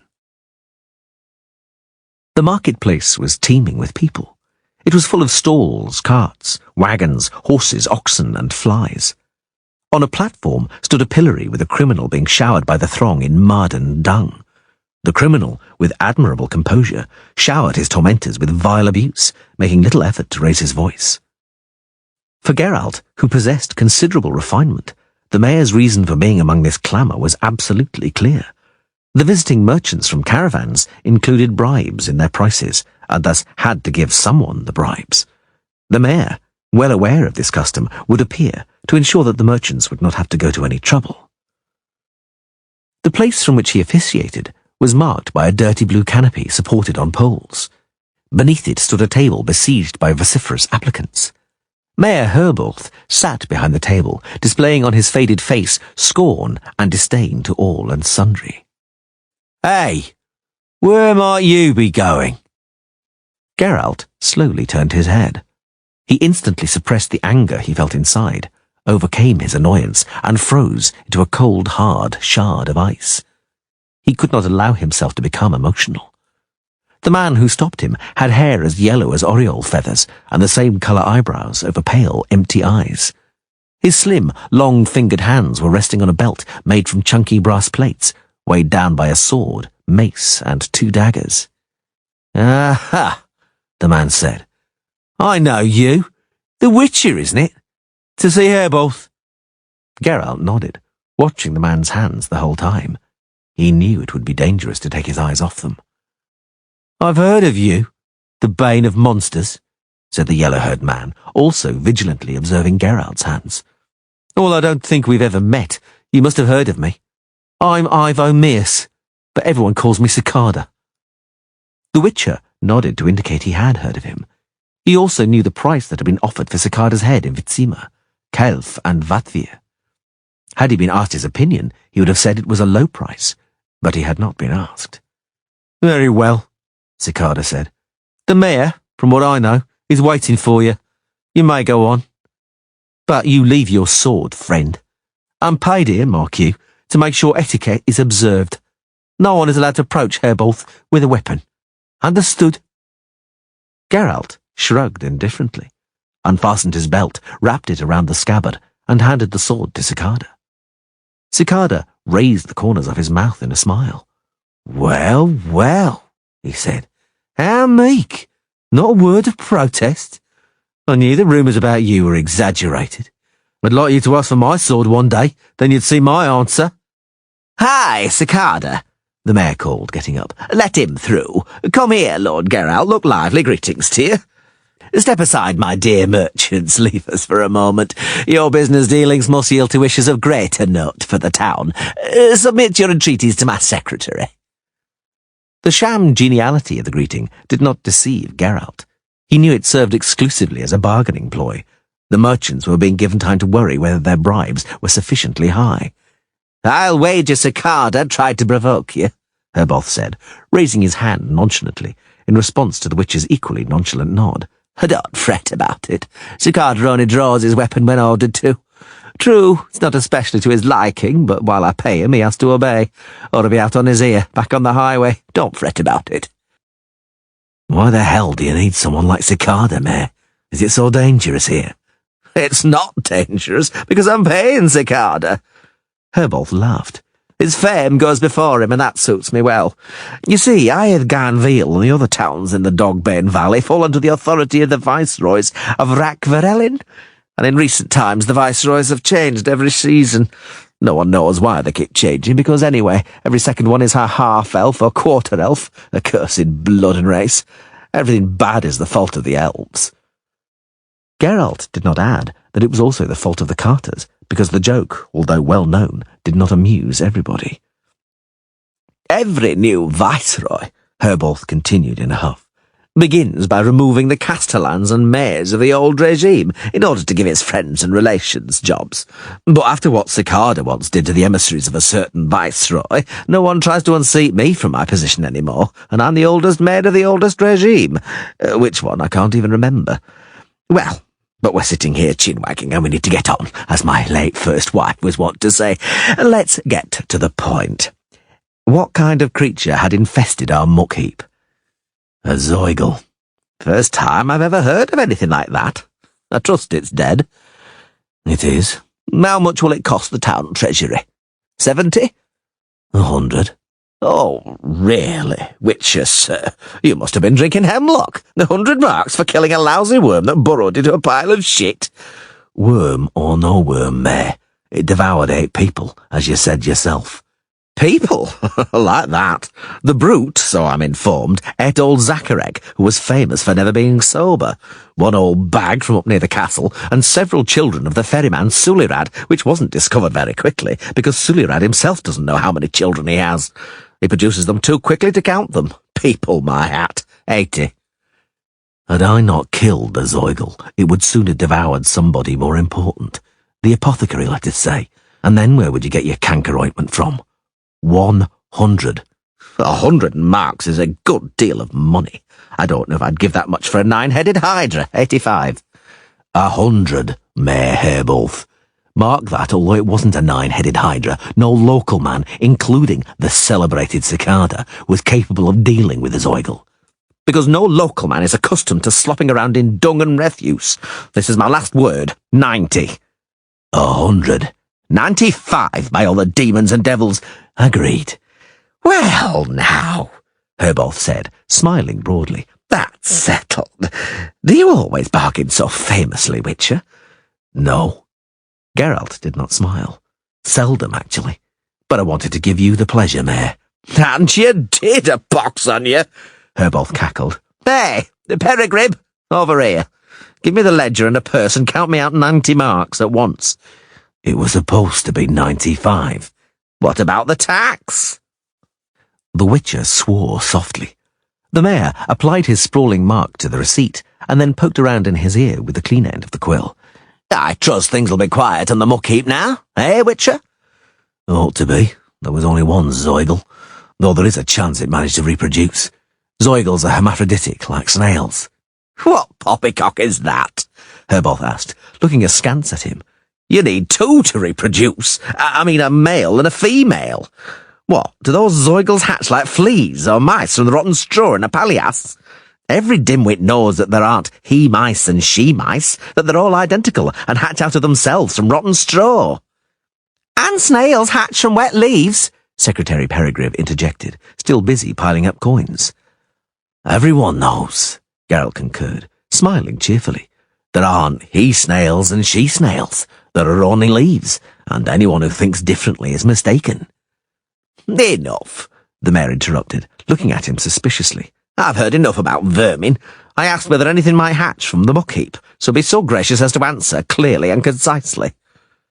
In a month or so, the midden ought to be inspected, ideally using dogs. Young 𝐿𝐴𝐵𝐿s aren't dangerous. Couldn't you do it, Witcher? We can come to an agreement about payment.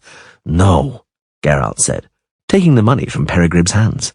I have no intention of being stuck in your charming town for even a week, quite less a month. Fascinating what you're telling me. 𝐿𝐴𝐵𝐿 smiled wryly, looking him straight in the eye. Fascinating indeed, because I think you'll be staying here longer. You think wrong, Mayor. Really? You came here with that black-haired witch. What was it again? I forget. Guinevere, wasn't it? You've taken lodgings with her at the Sturgeon, in a single chamber, they say. And what of it? Well, whenever she comes to 𝐼𝐴𝐻, she does not leave so quickly. It's not the first time she's been here. Peregrib smiled broadly, gap-toothed and meaningfully. 𝐿𝐴𝐵𝐿 continued to look Geralt in the eye without smiling. Geralt also smiled as hideously as he could. Actually, I don't know anything. The Mayor looked away and bored his heel into the ground. And it interests me as much as dog's filth. But the wizard 𝐿𝐴𝐵𝐿 is an important figure here, mark you. Indispensable to this municipality. Invaluable, I'd say. People hold him in high regard, locals and outsiders too. We don't stick our noses in his sorcery, and especially not in his other matters. Wisely, perhaps, the Witcher agreed. And where does he live, if I may ask? You don't know? Oh, that's right there. Do you see that house? That tall white one, stuck between the storehouse and the armoury, like, if you'll pardon the expression, a candle between two arse cheeks. But you won't find him there now. Not long ago, 𝐿𝐴𝐵𝐿 dug something up by the southern embankment and is now burrowing around there like a mole. And he's put some men to work on the excavation. I went over there and asked politely, why, master, are you digging holes like a child? Folk are beginning to laugh. What is in that ground there? And he looks at me like I'm some sort of pillock and says, history. What do you mean, history? I asks. And he goes, the history of humanity. Answers to questions, to the question of what there was and the question of what there will be. There was fuck all here, I says to that, except green fields, bushes and werewolves before they built the town. And what there will be depends on who they appoint viceroy and rank Verelyn, some lousy half-elf again. And there's no history in the ground. There's nothing there except possibly worms if someone's fond of angling. Do you think he listened? Fat chance. He's still digging. So, if you want to see him, go to the southern embankment. Oh, come on, Mayor, Peregrib snorted. He's at home now. Why would he want to be at the diggings when he's... 𝐿𝐴𝐵𝐿 glanced at him menacingly. Peregrine bent over and cleared his throat, shuffling his feet. The Witcher, still smiling unpleasantly, crossed his arms on his chest. Yes, the mayor coughed. Who knows, perhaps his strength really is at home. After all, what does it— Farewell, Mayor, Geralt said, not even bothering with an imitation of a bow. I wish you a good day. He went over to 𝐸𝐶𝐸𝐴𝐴, who was coming out to meet him, his weapons clinking. Without a word, he held out his hand for his sword, which 𝐸𝐶𝐸𝐴𝐴 was holding in the crook of his elbow. 𝐸𝐶𝐸𝐴𝐴 stepped back. In a hurry, Witcher? Yes.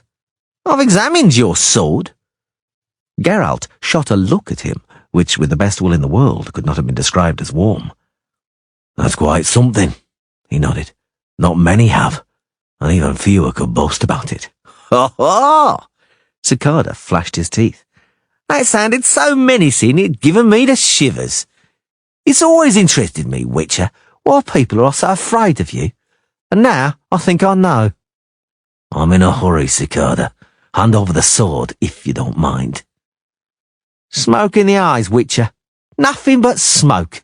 You witchers frighten people like a beekeeper frightens his bees with smoke and stench, with your stony faces, with all your talk and those rumours, which you probably spread about yourselves.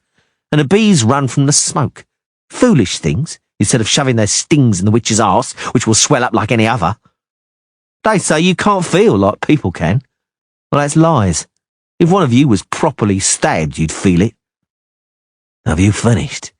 Yes, 𝐸𝐶𝐸𝐴𝐴 said, handing him back his sword. Know what interests me, Witcher? Yes, bees. No. I was wondering, if you was to enter an alley with a sword from one side and me from the other, who would come out the other side? I reckon it's worth a wager. Why are you goading me, 𝐸𝐶𝐸𝐴𝐴? Looking for a fight? What's it about? Nothing. It just intrigues me how much truth there is in what folks say. That you're so good in a fight, you witchers, because there's no heart, soul, mercy or conscience in you. And that suffices? Because they say the same about me, for example, and not without reason. So, I'm terribly interested which of us, after going into that alley, would come out of it alive. What? Worth a wager? What do you think? I said, I'm in a hurry. I'm not here to waste time on your nonsense, and I'm not accustomed to betting. But if you ever decide to hinder me walking down an alley, take my advice, 𝐸𝐶𝐸𝐴𝐴. Think about it first. Smoke, 𝐸𝐶𝐸𝐴𝐴 smiled. Smoke in the eyes, Witcher. Nothing more. To the next time. Who knows? Maybe in some alley. Who knows? Chapter 4. We'll be able to talk freely here. Sit down, Geralt. What was most conspicuous about the workshop was the impressive number of books. They took up most of the space in the large chamber. Bulky tomes filled the bookcases on the walls, weighed down shelves, and were piled high on chests and cabinets. The Witcher judged that they must have cost a fortune. Of course, neither was there any shortage of other typical elements of decor. A stuffed crocodile, dried porcupine fish hanging from the ceiling, a dusty skeleton, and a huge collection of jars full of alcohol containing, it seemed, every conceivable abomination. Centipedes, spiders, serpents, toads, and also countless human and non-human parts, mainly entrails. There was even a homunculus, or something that resembled a homunculus, but might just as likely have been a smoked newborn baby.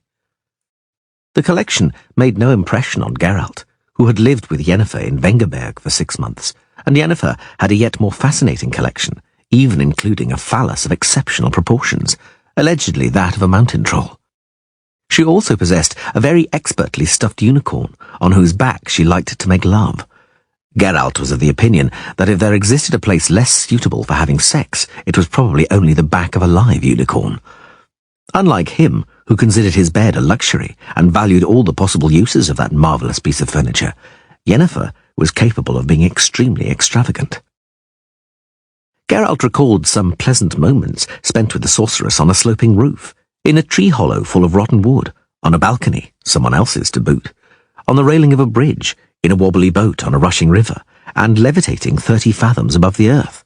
But the unicorn was the worst.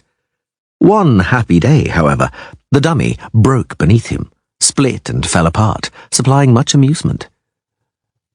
"What amuses you so much, Witcher?" 𝐕𝐶 asked, sitting down behind a long table, overlaid with a considerable quantity of mouldy skulls, bones, and rusty ironware.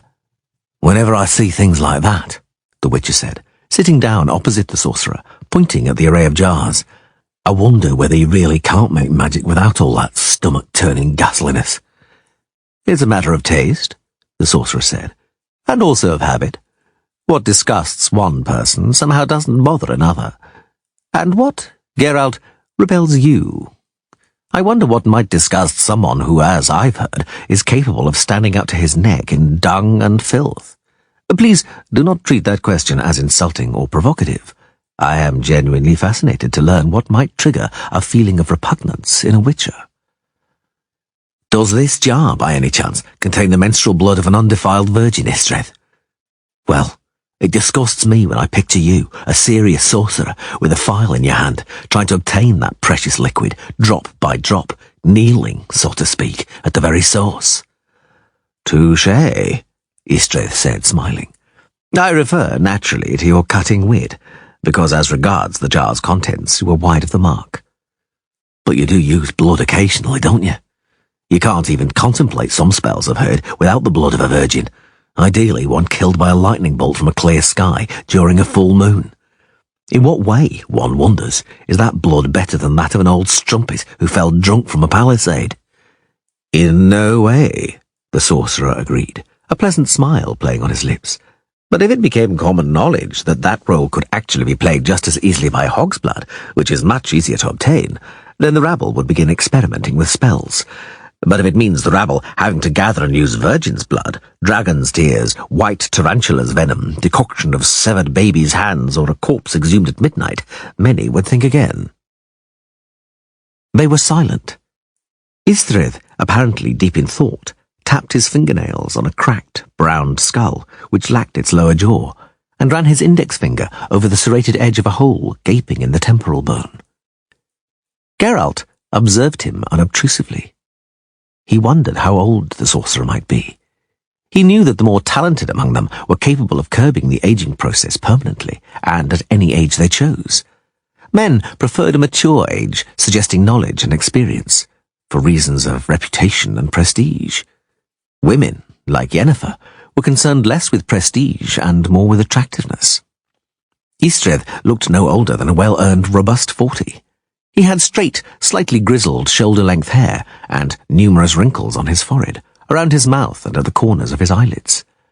Geralt did not know whether the profundity and wisdom in his benign grey eyes were natural or brought on by charms. A moment later, he concluded that it made no difference. 𝐕𝐶, he interrupted the awkward silence. "I came here because I wanted to see Yennefer. Even though she isn't here, you invited me inside. To talk. About what? About the rabble trying to break your monopoly on the use of magic. I know you include me among that rabble. That's nothing new to me. For a while I had the impression you would turn out to be different to your confrères, who have often entered into serious conversations with me, in order just to inform me that they don't like me. I have no intention of apologizing to you for my, as you call them, confrères," the sorcerer answered calmly. "I understand them, for, just like them, in order to gain any level of proficiency at sorcery, I had to apply myself seriously. While still a mere stripling, when my peers were running around fields with bows, fishing or playing odds and evens, I was poring over manuscripts. My bones and joints ached from the stone floor in the tower, in the summer, of course, because in the winter the enamel on my teeth cracked. I would cough from the dust on old scrolls and books until my eyes bulged from their sockets, and my master, 𝐿𝙚_𝙨𝙩𝙙, never passed up an opportunity to flog me with a knout, clearly believing that without it I would not achieve satisfactory progress in my studies. I didn't enjoy soldiering or wenching or drinking during the years when all those pleasures taste the best." "Poor thing," the Witcher grimaced. "Indeed, it brings a tear to my eye." "Why the sarcasm?" I'm trying to explain why sorcerers aren't fond of village quacks, charmers, healers, wise women, and witches. Call it what you will, even simple envy, but here lies the cause of the animosity. It annoys us when we see magic, a craft we were taught to treat as an elite art, a privilege of the few and a sacred mystery, in the hands of laymen and dilettantes. Even if it is shoddy, pitiable, derisory magic. That is why my confrères don't like you. Incidentally, I don't like you either.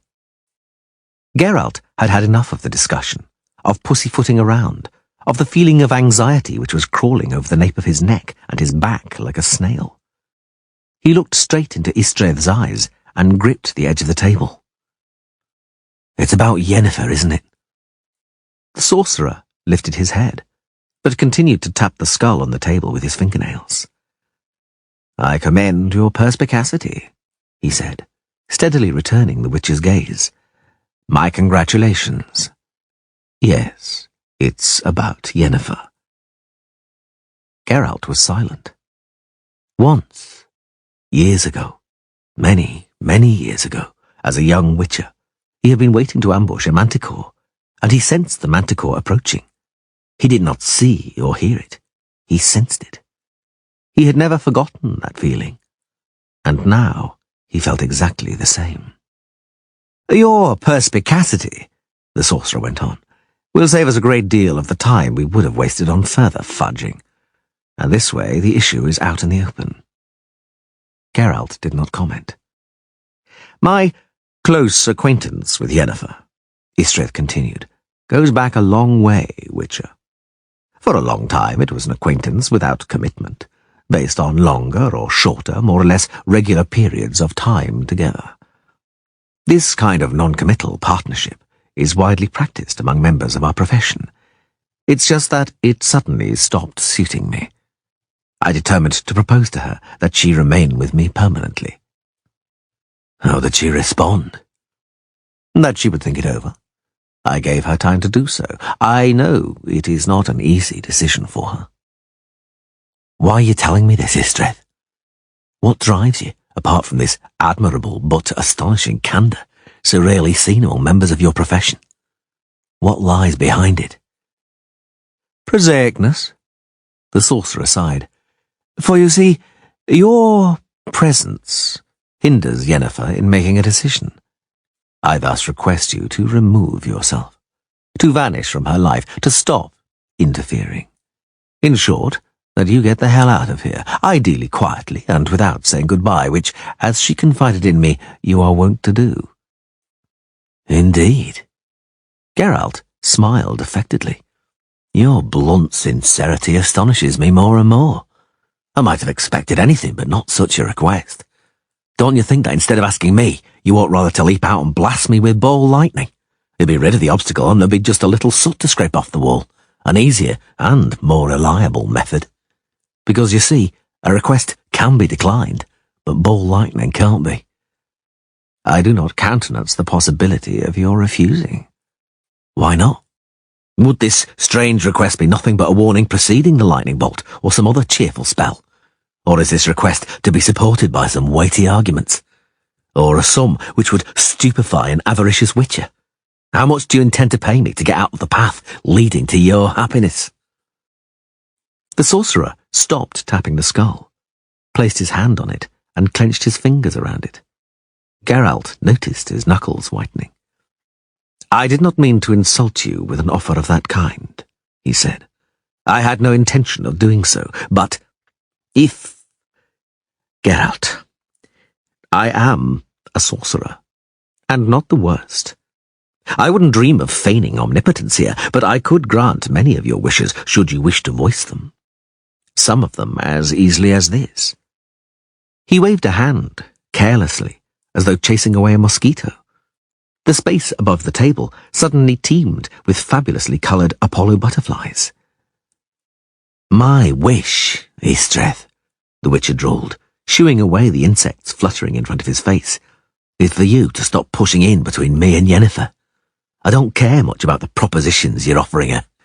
You could have proposed to her when she was with you, long ago, because then was then, and now is now. Now she is with me. You want me to get out of the way, make things easy for you? I decline. Not only will I not help you, but I'll hinder you, as well as my modest abilities allow. As you see, I'm your equal in candour. You have no right to refuse me, not you. What do you take me for, 𝐲𝐻? The sorcerer looked him in the eye and leaned across the table. A fleeting romance? A passing fascination, at best a whim, an adventure, of which Yenna has had hundreds, because Yenna loves to play with emotions. She's impulsive and unpredictable in her whims. That's what I take you for, since, having exchanged a few words with you, I've rejected the theory that she treats you entirely as an object. And believe me, that happens with her quite often. You misunderstood the question. You're mistaken. I didn't. But I'm intentionally talking solely about Yenna's emotions. For you are a witcher, and you cannot experience any emotions. You do not want to agree to my request because you think she matters to you. You think she... Geralt, you're only with her because she wants it, and you'll only be with her as long as she wants it. And what you feel is a projection of her emotions, the interest she shows in you. By all the demons of the netherworld, Geralt, you aren't a child. You know what you are. You're a mutant. Don't understand me wrongly. I don't say it to insult you or show you contempt. I merely state a fact. You're a mutant, and one of the basic traits of your mutation is utter insensitivity to emotions. You were created like that in order to do your job. Do you understand? You cannot feel anything. What you take for emotion is cellular, somatic memory, if you know what those words mean. It so happens I do. All the better. Then listen. I'm asking you for something which I can ask of a witcher, but which I couldn't ask of a man. I am being frank with a witcher. With a man, I couldn't afford to be frank. Geralt, I want to give Yenna understanding and stability, affection and happiness. Could you, hand on heart, pledge the same? No, you couldn't. Those are meaningless words to you. You trail after Yenna like a child, enjoying the momentary affection she shows you. Like a stray cat that everyone throws stones at. You purr, contented, because here is someone who's not afraid to stroke you. Do you understand what I mean? Oh, I know you understand. You aren't a fool, that's plain. You see yourself that you have no right to refuse me if I ask politely. I have the same right to refuse as you have to ask, Geralt drawled, and in the process they cancel each other out. So, we return to the starting point, and that point is this. Yen, clearly not caring about my mutation and its consequences, is with me right now. You proposed to her. That's your right. She said she'd think it over. That's her right. Do you have the impression I'm hindering her in taking a decision? That she's hesitating? That I'm the cause of her hesitation? Well, that's my right. If she's hesitating, she clearly has reason for doing so. I must be giving her something, though perhaps the word is absent from the Witcher dictionary. Listen, no, you listen to me. She used to be with you, you say. Who knows? Perhaps it wasn't me, but you who was the fleeting romance, a caprice, a victim of those uncontrolled emotions so typical of her. 𝐲𝐻, I cannot even rule out her treatment of you as completely objectionable. That, my dear sorcerer, cannot be ruled out just on the basis of a conversation. In this case, it seems to me, the object may be more relevant than eloquence. 𝐲𝐻 did not even flinch. He did not even clench his jaw. Geralt admired his self-control. None the less, the lengthening silence seemed to indicate that the blow had struck home. You're playing with words, the sorcerer said finally. You're becoming intoxicated with them. You try to substitute words for normal human feelings which you do not have. Your words don't express feelings, they are only sounds, like those that skull emits when you tap it. For you are just as empty as this skull. You have no right. Enough! Geralt interrupted harshly, perhaps even a little too harshly. Stop stubbornly denying me rights. I've had enough of it, do you hear? I told you our rights are equal. No, damn it, mine are greater. Really? The sorcerer said, paling somewhat, which caused Geralt unspeakable pleasure. For what reason? The Witcher wondered for a moment and decided to finish him off. For the reason, he shot back, that last night she made love with me and not with you. 𝐕𝐶redd pulled the skull closer to himself and stroked it. His hand, to Geralt's dismay, did not even twitch. Does that, in your opinion, give you any rights? Only one. The right to draw a few conclusions. Ah, the sorcerer said slowly. Very well. As you wish. She made love with me this morning. Draw your own conclusions. You have the right. I already have. The silence lasted a long time. Geralt desperately searched for words. He found none. None at all. This conversation is pointless, he finally said, getting up, angry at himself because it sounded blunt and stupid. I'm going. Go to hell, 𝐕𝐶redd said, equally bluntly, not looking at him. Chapter 5. When she entered, he was lying on the bed, fully dressed, with his hands under his head. He pretended to be looking at the ceiling. He looked at her. Yennefer slowly closed the door behind her. She was ravishing. How ravishing she is, he thought. Everything about her is ravishing and menacing. Those colours of hers, that contrast of black and white, beauty and menace. Her raven black, natural curls.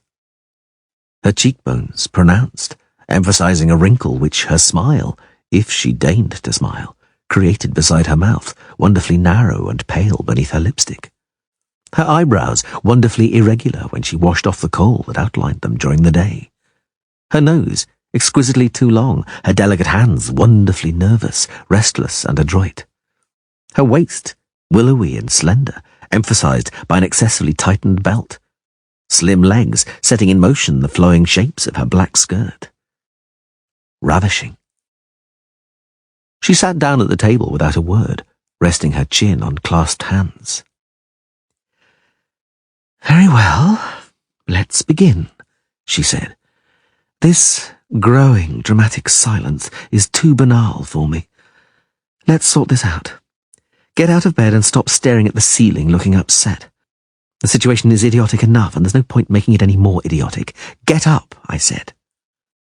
He got up obediently, without hesitation, and sat astride the stool opposite her. She did not avoid his gaze. He might have expected that.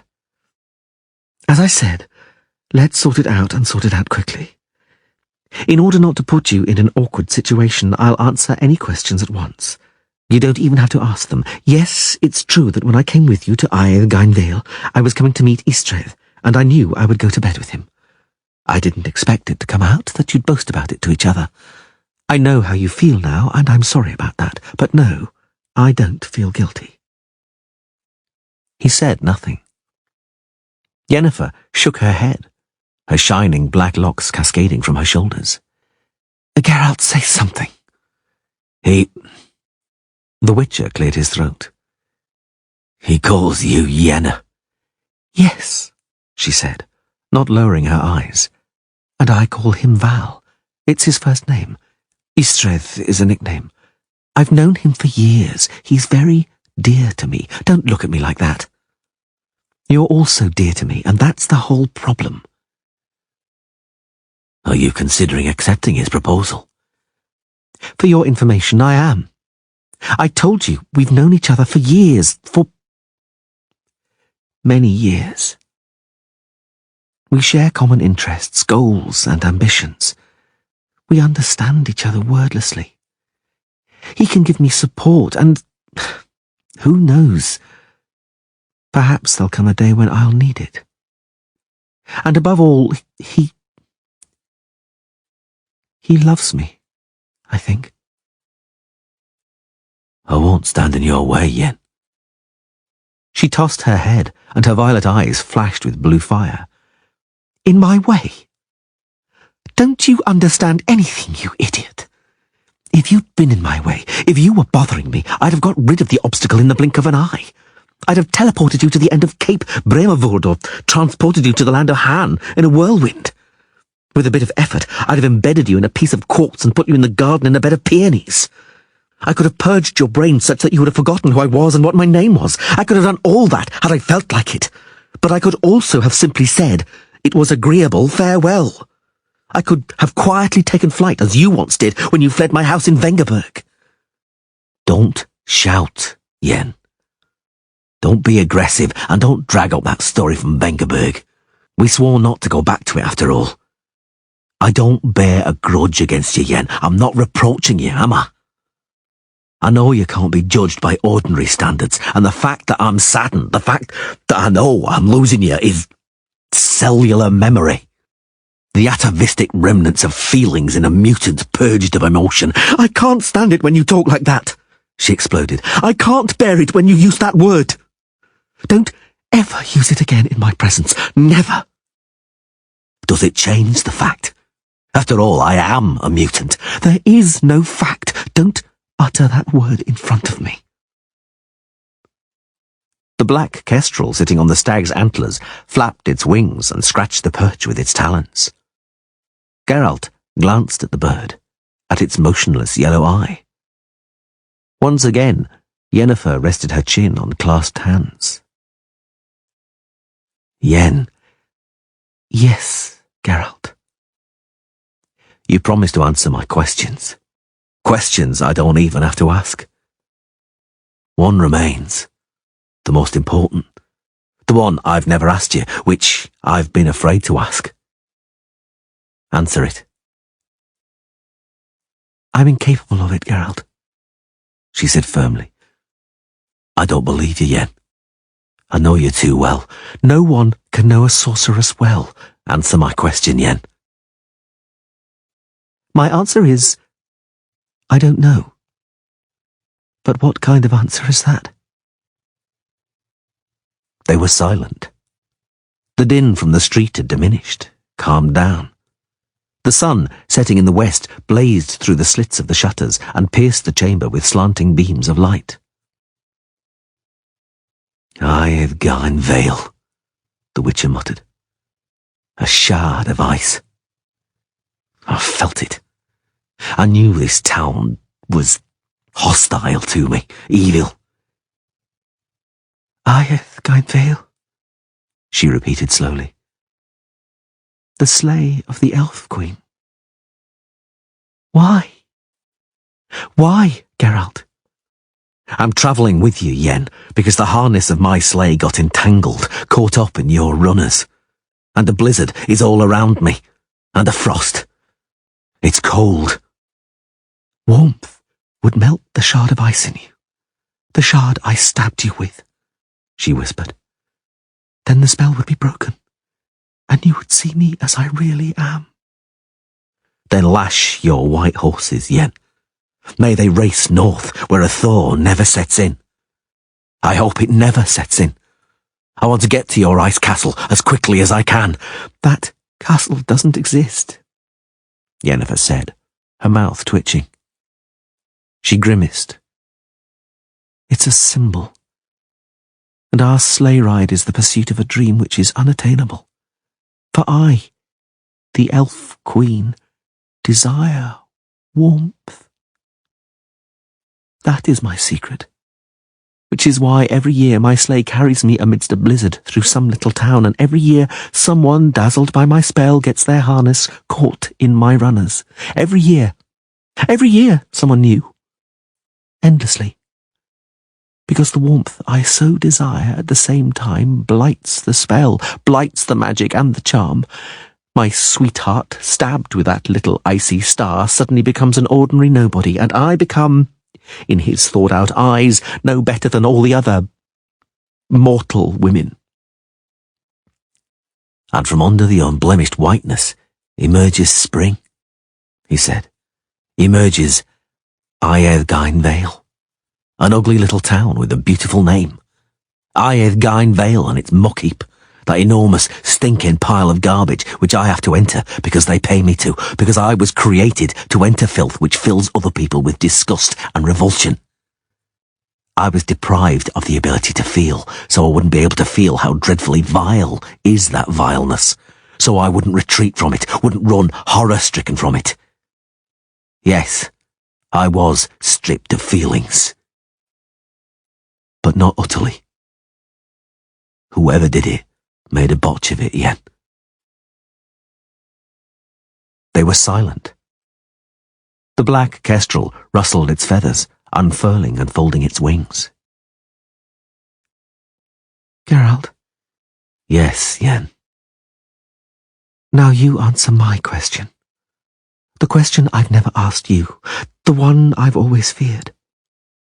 I won't ask you it this time either, but answer it, because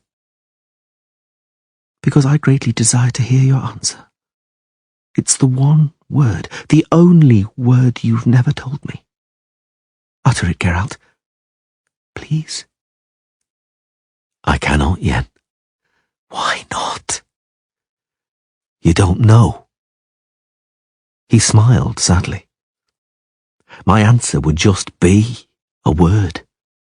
A word which doesn't express a feeling, doesn't express an emotion, because I'm bereft of them. A word which will be nothing but the sound made when you strike a cold, empty skull. She looked at him in silence. Her eyes, wide open, assumed an ardent violet colour. No, Geralt, she said. That's not the truth. Or perhaps it is, but not the whole truth. You aren't bereft of feeling. Now I see it. Now I know you. She was silent. Complete the sentence, Yen. You decided. Don't lie. I know you. I can see it in your eyes. She did not lower her eyes. He knew. Yen, he whispered.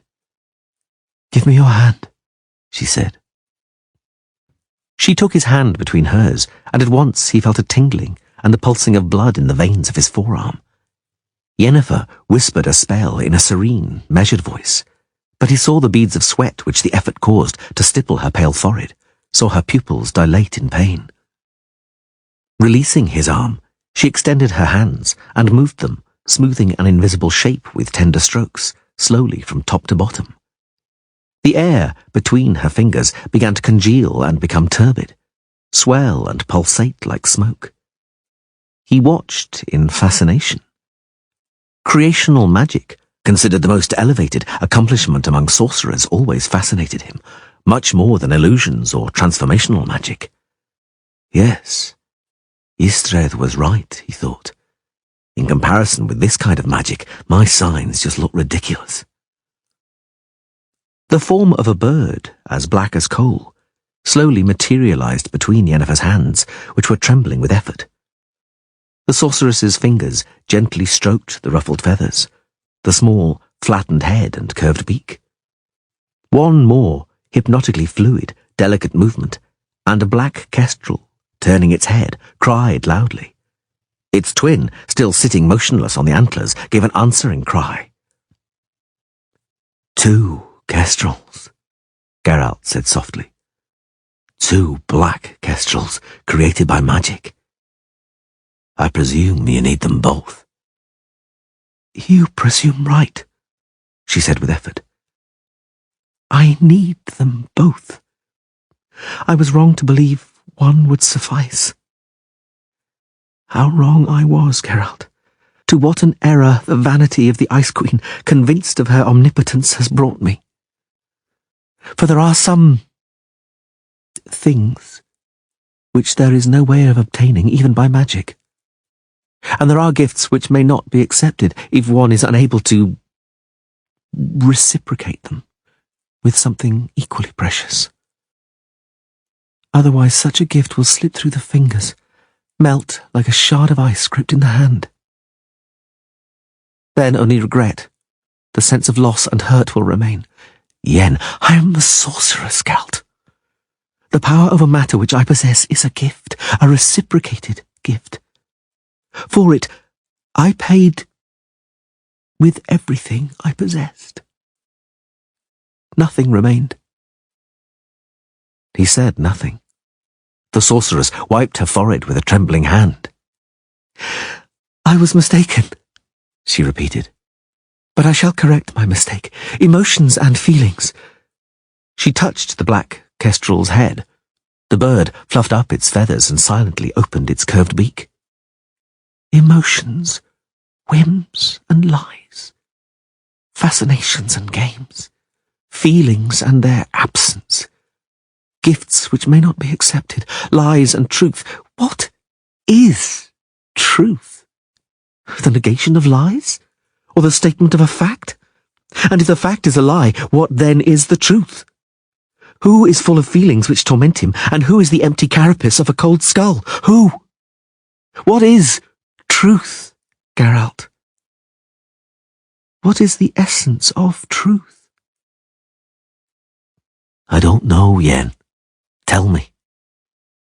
"No," she said, and lowered her eyes for the first time. He had never seen her do that before.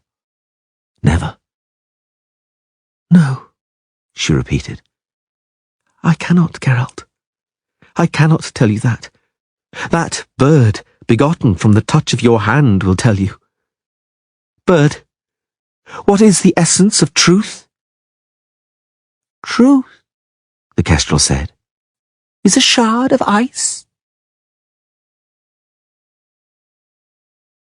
Chapter 6.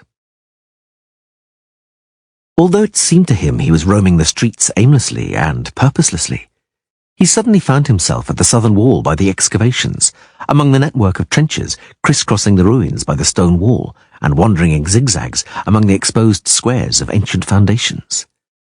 𝐿𝐵𝐻 was there, dressed in a smock with rolled-up sleeves and high boots. He was shouting instructions to his servants, who were digging with hoes into the coloured stripes of earth, clay and charcoal, which made up the walls of the excavation. Alongside, on planks, lay blackened bones, shards of pots and other objects, unidentifiable, corroded and gnarled into rusty lumps. The sorcerer noticed him immediately. After giving the workers some loud instructions, he jumped out of the trench and walked over, wiping his hands on his breeches. "Yes? What is it?" he asked bluntly. The Witcher, standing in front of him without moving, did not answer. The servants, pretending to work, watched them attentively, whispering among themselves. "You're almost bursting with hatred." 𝐿𝐵𝐻 grimaced. "What is it?" I asked. "Have you decided? Where's Yenna? I hope she—" "Don't hope too much, 𝐿𝐵𝐻. "Oh-ho," the sorcerer said. "What do I hear in your voice? Is it what I sense it is?" And what is it you sense?" 𝐿𝐵𝐻 placed his fists on his hips and looked at the Witcher provocatively. "Let's not deceive ourselves, Geralt," he said. "I hate you, and you hate me. You insulted me by saying that Yennefer— You know what. I came back with a similar insult. You're in my way, and I'm in your way. Let's solve this like men. I don't see any other solution. That's why you've come here, isn't it?" "Yes," Geralt said, rubbing his forehead. "That's right, 𝐿𝐵𝐻. That's why I came here, undeniably." "Indeed. It cannot go on like this.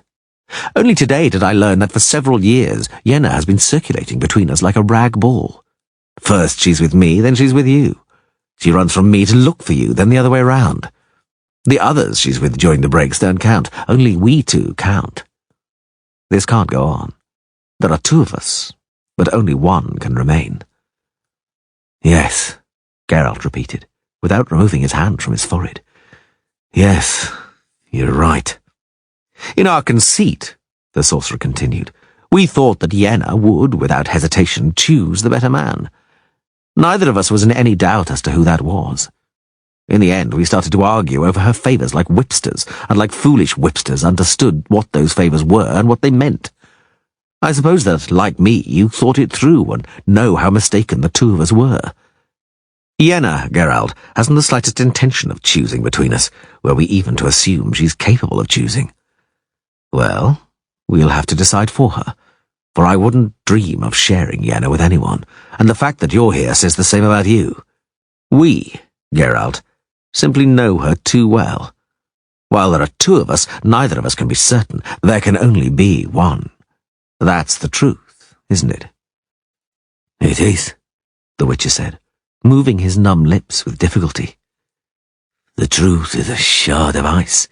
What? Nothing. What's the matter with you? Are you infirm or in your cups? Or perhaps stuffed full of witcher herbs? There's nothing wrong with me. I've got something in my eye. 𝐕∫ there can only be one. Yes, that's why I came here, undeniably.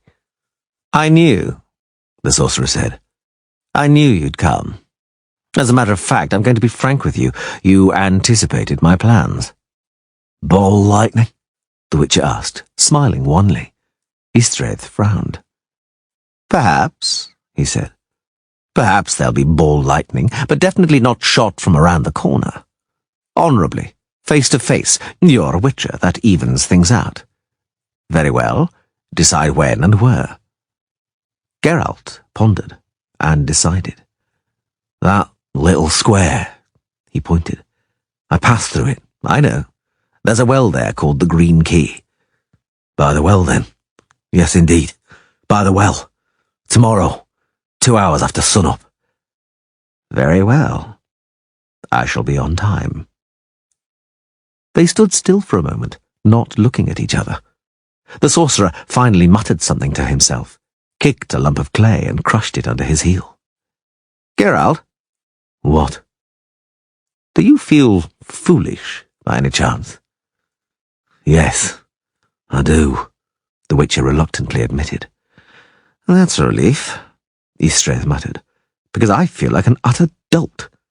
I never expected I'd ever have to fight a Witcher to the death over a woman. I know how you feel, 𝐕∫. Well, the sorcerer smiled affectedly. The fact that it's come to this, that I've decided to do something so utterly against my nature, proves that it has to be done. I know, 𝐕∫. Needless to say, you know that whichever of us survives will have to flee at once and hide from Yenna at the end of the world. I do. And needless to say, you count on being able to go back to her when she simmers down. Of course. It's all settled then, the sorcerer said, and made to turn away, but after a moment's hesitation, held out his hand to him. Till tomorrow, Geralt. Till tomorrow, the Witcher said, shaking his hand. Till tomorrow, 𝐕∫. Chapter 7. Hey, Witcher! Geralt looked up from the table, on which he had been absent-mindedly sketching fanciful squiggles in the spilled beer. It was hard to find you, Mayor Herbolth said, sitting down and moving aside the jugs and beer mugs. They said in the inn that you'd moved out to the stables, but I found only a horse and some bundles of clothes there. And you're here. This is probably the most disreputable inn in the entire town. Only the worst scum comes here. What are you doing? Drinking. I can see that. I wanted to converse with you. Are you sober? As a child. I'm pleased. What is it you want, Herbolth? As you can see, I'm busy. Geralt smiled at the wench who was putting another jug on the table. There's a rumour doing the rounds, the mayor said, frowning, that you and our sorcerer plan to kill each other. That's our business. His and mine. Don't interfere. No, it isn't your business, Herbolth countered. We need 𝐕∫. We can't afford another sorcerer. Go to the temple and pray for his victory, then. Don't scoff, the mayor snapped, and don't be a smart-ass, you vagrant. By the gods, if I didn't know that the sorcerer would never forgive me, I would have thrown you into the dungeons, right at the very bottom, or dragged you beyond the town behind 2 horses, or ordered Cicada to stick you like a pig. But alas, 𝐕∫ has a thing about honour and wouldn't have excused me it. I know you wouldn't forgive me either. It's turned out marvellously, the Witcher said, draining another mug and spitting out a straw which had fallen into it. I'm a lucky fellow, aren't I? Is that all? No, Herbolth said, taking a full purse out from under his coat. Here is 100 marks, Witcher. Take it and get out of Aedhgine Vale. Get out of here, at once if possible, but in any case before sunrise. I told you we can't afford another sorcerer, and I won't let ours risk his neck in a duel with someone like you for a stupid reason, because of some... He broke off without finishing, although the Witcher did not even flinch. "Take your hideous face away, Herbolth," Geralt said, "and stick your 100 marks up your arse. Go away, because the sight of you makes me sick. A little longer, and I'll cover you in puke from your cap to your toes." The mayor put away the purse and put both hands on the table.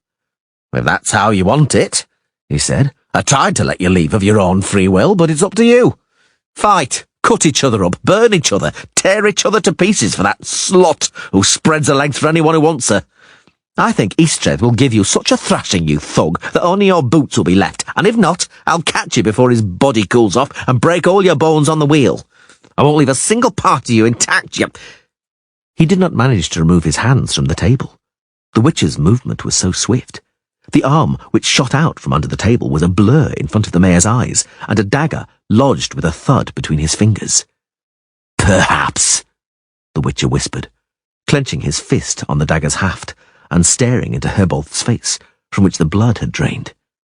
"Perhaps 𝐕𝐴𝐳 will kill me. But if not, then I'll leave, and don't try to stop me, you vile scum, if you don't want the streets of your filthy town to foam with blood. Now get out of here." "Mayor, what's going on here?" "Hey, you. Calm down, Cicada," Herbolth said, slowly withdrawing his hand, cautiously sliding it across the table as far as possible from the dagger's blade. "It's nothing, nothing." Cicada returned his half-drawn sword to its scabbard. Geralt did not look at him. He did not look at the mayor as he left the inn, shielded by Cicada from the staggering log drivers and carters. A small man with a ratty face and piercing black eyes sitting a few tables away was watching him. "I'm annoyed," he realized in amazement. "My hands are trembling. Really, my hands are trembling. It's astonishing what's happening to me. Could it mean that?" "Yes," he thought, looking at the little man with the ratty face. "I think so. I'll have to," he thought. "How cold it is." He got up. He smiled as he looked at the small man.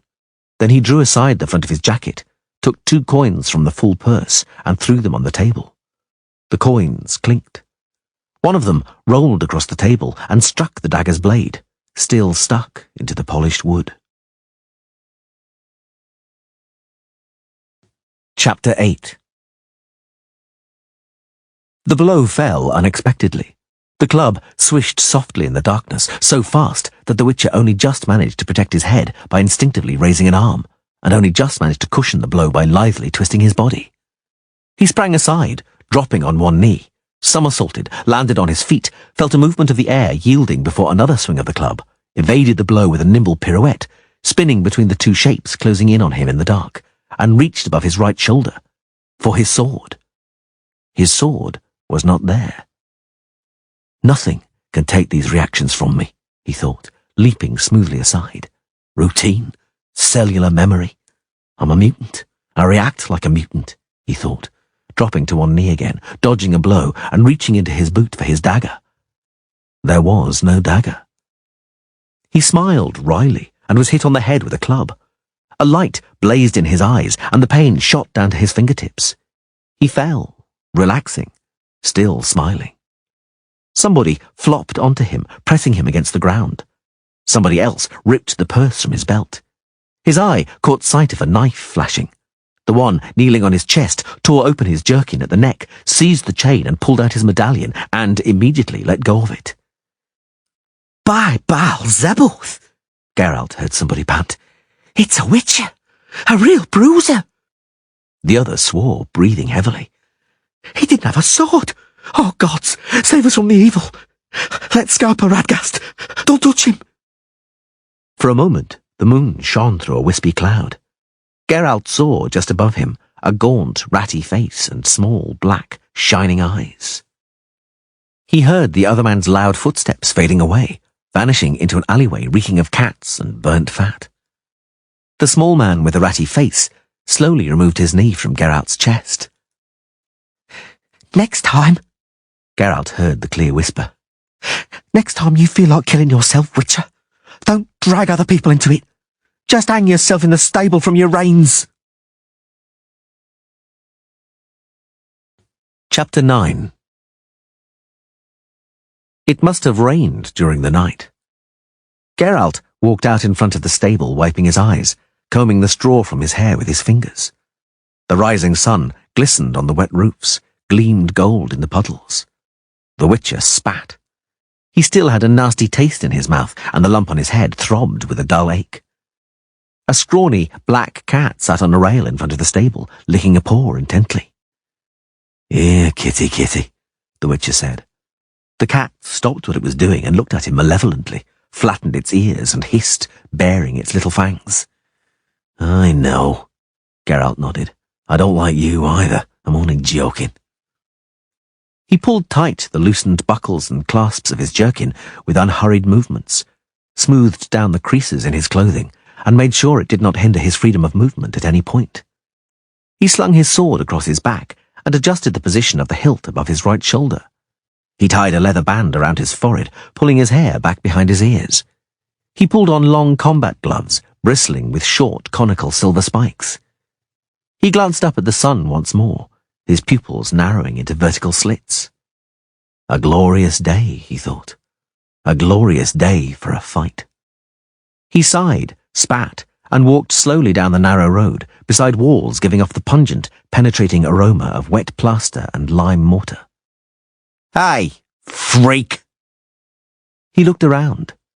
Cicada, flanked by 3 suspicious-looking armed individuals, sat on a heap of timbers piled up beside the embankment. He rose, stretched, and walked into the middle of the alley, carefully avoiding the puddles. "Where are you going?" he asked, placing his slender hands on his belt, weighed down with weapons. "None of your business. Just to be clear, I don't give a tinker's cuss about the mayor, the sorcerer, or this whole shitty town," Cicada said, slowly emphasizing the words. "This is about you, Witcher. You won't make it to the end of this alley. Hear me? I want to find out how good a fighter you are. The matter's tormenting me. Stop, I said. Get out of my way. Stop, Cicada yelled, placing a hand on his sword hilt. Didn't you hear what I said? We're going to fight. I'm challenging you. We'll soon see who's the better man." Geralt shrugged without slowing down. "I'm challenging you to fight. Do you hear me, mutant?" Cicada shouted, barring his way again. "What are you waiting for? Draw your weapon. What, got cold feet? Or perhaps you're nothing more than one of those other fools who's humped that witch of yours, like 𝐕𝐸𝐻.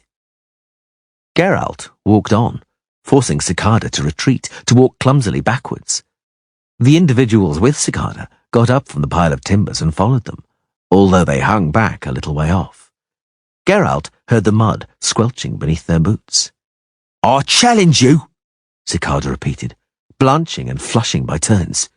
"Do you hear me, you witcher pox? What else do I have to do to you? Spit in your ugly face?" "Go ahead and spit."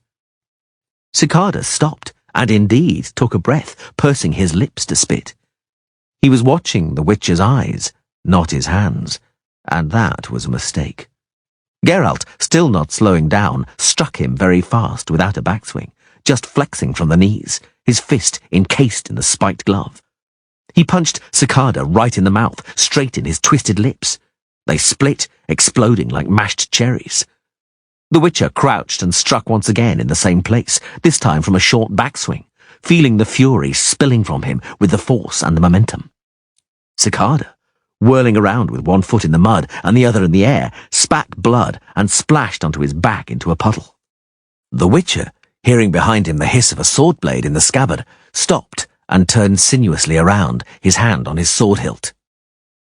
"Well," he said in a voice trembling with anger, "be my guests." The one who had drawn the sword looked him in the eyes, briefly. Then he averted his gaze. The others began to fall back, first slowly, then more and more quickly. Hearing it, the man with the sword also stepped back, noiselessly moving his lips. The furthest away of them turned and ran, splattering mud. The others froze to the spot, not attempting to come closer. Cicada turned over in the mud and dragged himself up on his elbows. He mumbled, hawked and spat out something white amid a lot of red. As Geralt passed, he casually kicked him in the face, shattering his cheekbone and sending him splashing into the puddle again. He walked on without looking back. 𝐕𝐶 was already by the well and stood leaning against it, against the wooden cover, green with moss. He had a sword in his belt, a magnificent light Targaryen sword with a half-basket hilt, the metal-fitted end of the scabbard resting against the shining leg of a riding boot. A black bird with ruffled feathers sat on the sorcerer's shoulder. It was a kestrel. "You're here, Witcher," 𝐕𝐶 said, proffering the kestrel a gloved hand, and gently and cautiously setting the bird down on the canopy of the well. "Yes, I am, 𝐕𝐶. "I hadn't expected you to come. I thought you'd leave town." "I didn't." The sorcerer laughed loudly and freely, throwing his head back. She wanted to save us," he said. "Both of us. Never mind, Geralt. Let's cross swords. Only one of us can remain." "Do you mean to fight with a sword?" "Does that surprise you? After all you do. Come on, have at you." "Why, 𝐕𝐶? Why with swords and not with magic?" The sorcerer blanched, and his mouth twitched anxiously. "Have at you, I said," he shouted. "This is not the time for questions. That time has passed. Now is the time for deeds. I want to know," Geralt said slowly. "I want to know why with swords. I want to know why you have a black kestrel and where it came from. I have the right to know. I have the right to know the truth, 𝐕𝐶. "The truth?" the sorcerer repeated bitterly. "Yes, perhaps you have. Perhaps you have. Our rights are equal. The kestrel, you ask? It came at dawn, wet from the rain. It brought a letter. A very short one, I know it by heart. 'Farewell, Val, forgive me. There are gifts which one may not accept, and there is nothing in me I could repay you with. And that is the truth, Val. Truth is a shard of ice.' Well, Geralt, are you satisfied? Have you availed yourself of your right?" The Witcher slowly nodded. "Good," 𝐕𝐶 said. "Now I shall avail myself of mine, because I don't acknowledge that letter. Without her I cannot... I prefer to... Have at you, damn it!" He crouched over and drew his sword with a swift, lithe movement, demonstrating his expertise. The kestrel cried. The Witcher stood motionless, his arms hanging at his sides. "What are you waiting for?" the sorcerer barked. Geralt slowly raised his head, looked at him for a moment, and then turned on his heel. "No, 𝐕𝐶, he said quietly. "Farewell." "What do you bloody mean?" Geralt stopped. "𝐕𝐶, he said over his shoulder, "don't drag other people into your suicide. If you must, hang yourself in the stable from your reins." "Geralt!" the sorcerer screamed, and his voice suddenly cracked, jarring the ear with a false, wrong note. "I'm not giving up. She won't run away from me. I'll follow her to 𝐿𝐵𝐺. I'll follow her to the end of the world. I'll find her. I'll never give her up. Know that." "Farewell, 𝐕𝐶. He walked off into the alley without turning back at all. He walked, paying no attention to the people quickly getting out of his way, or to the hurried slamming of doors and shutters. He did not notice anybody or anything. He was thinking about the letter waiting for him in the inn. He speeded up. He knew that a black kestrel, wet from the rain, holding a letter in its curved beak, was waiting for him on the bedhead. He wanted to read the letter as soon as possible, even though he knew what was in it. Eternal Flame. Chapter 1. "You pig! You plague-stricken warbler, you trickster!" Geralt, his interest piqued, led his mare around the corner of the alleyway. Before he located the source of the screams, a deep, stickily glassy clink joined them. A large jar of cherry preserve, thought the Witcher. A jar of cherry preserve makes that noise when you throw it at somebody from a great height or with great force. He remembered it well. When he lived with Yennefer, she would occasionally throw jars of preserve at him in anger. Jars she had received from clients. Yennefer had no idea how to make preserve. Her magic was fallible in that respect. A large group of onlookers had formed around the corner, outside a narrow, pink-painted cottage. A young, fair-haired woman in a nightdress was standing on a tiny balcony decorated with flowers just beneath the steep eaves of the roof. Bending a plump, fleshy arm visible beneath the frills of her nightdress, the woman hurled down a chipped flower pot. A slim man in a plum bonnet with a white feather jumped aside like a scalded cat, and the flower pot crashed onto the ground just in front of him, shattering into pieces. "Please, Vespula!" the man in the bonnet shouted. "Don't lend credence to the gossip. I was faithful to you. May I perish if it is not true. You bastard! You son of the devil, you wretch!" The plump blonde yelled and went back into the house, no doubt in search of further missiles. "Hey, Dandelion," called the Witcher, leading his resisting and snorting mare onto the battlefield. "How are you? What's going on?" "Nothing special," said the troubadour, grinning. "The usual. Greetings, Geralt. What are you doing here? Oh, bloody hell, look out!" A tin cup whistled through the air and bounced off the cobbles with a clang. Dandelion picked it up, looked at it, and threw it in the gutter. "Take those rags!" the blonde woman screamed, the frills on her plump breasts swaying gracefully. "And get out of my sight! Don't set foot here again, you bastard!" "These aren't mine," Dandelion said in astonishment, taking a pair of men's trousers with odd-coloured legs from the ground. "I've never had trousers like these in my life."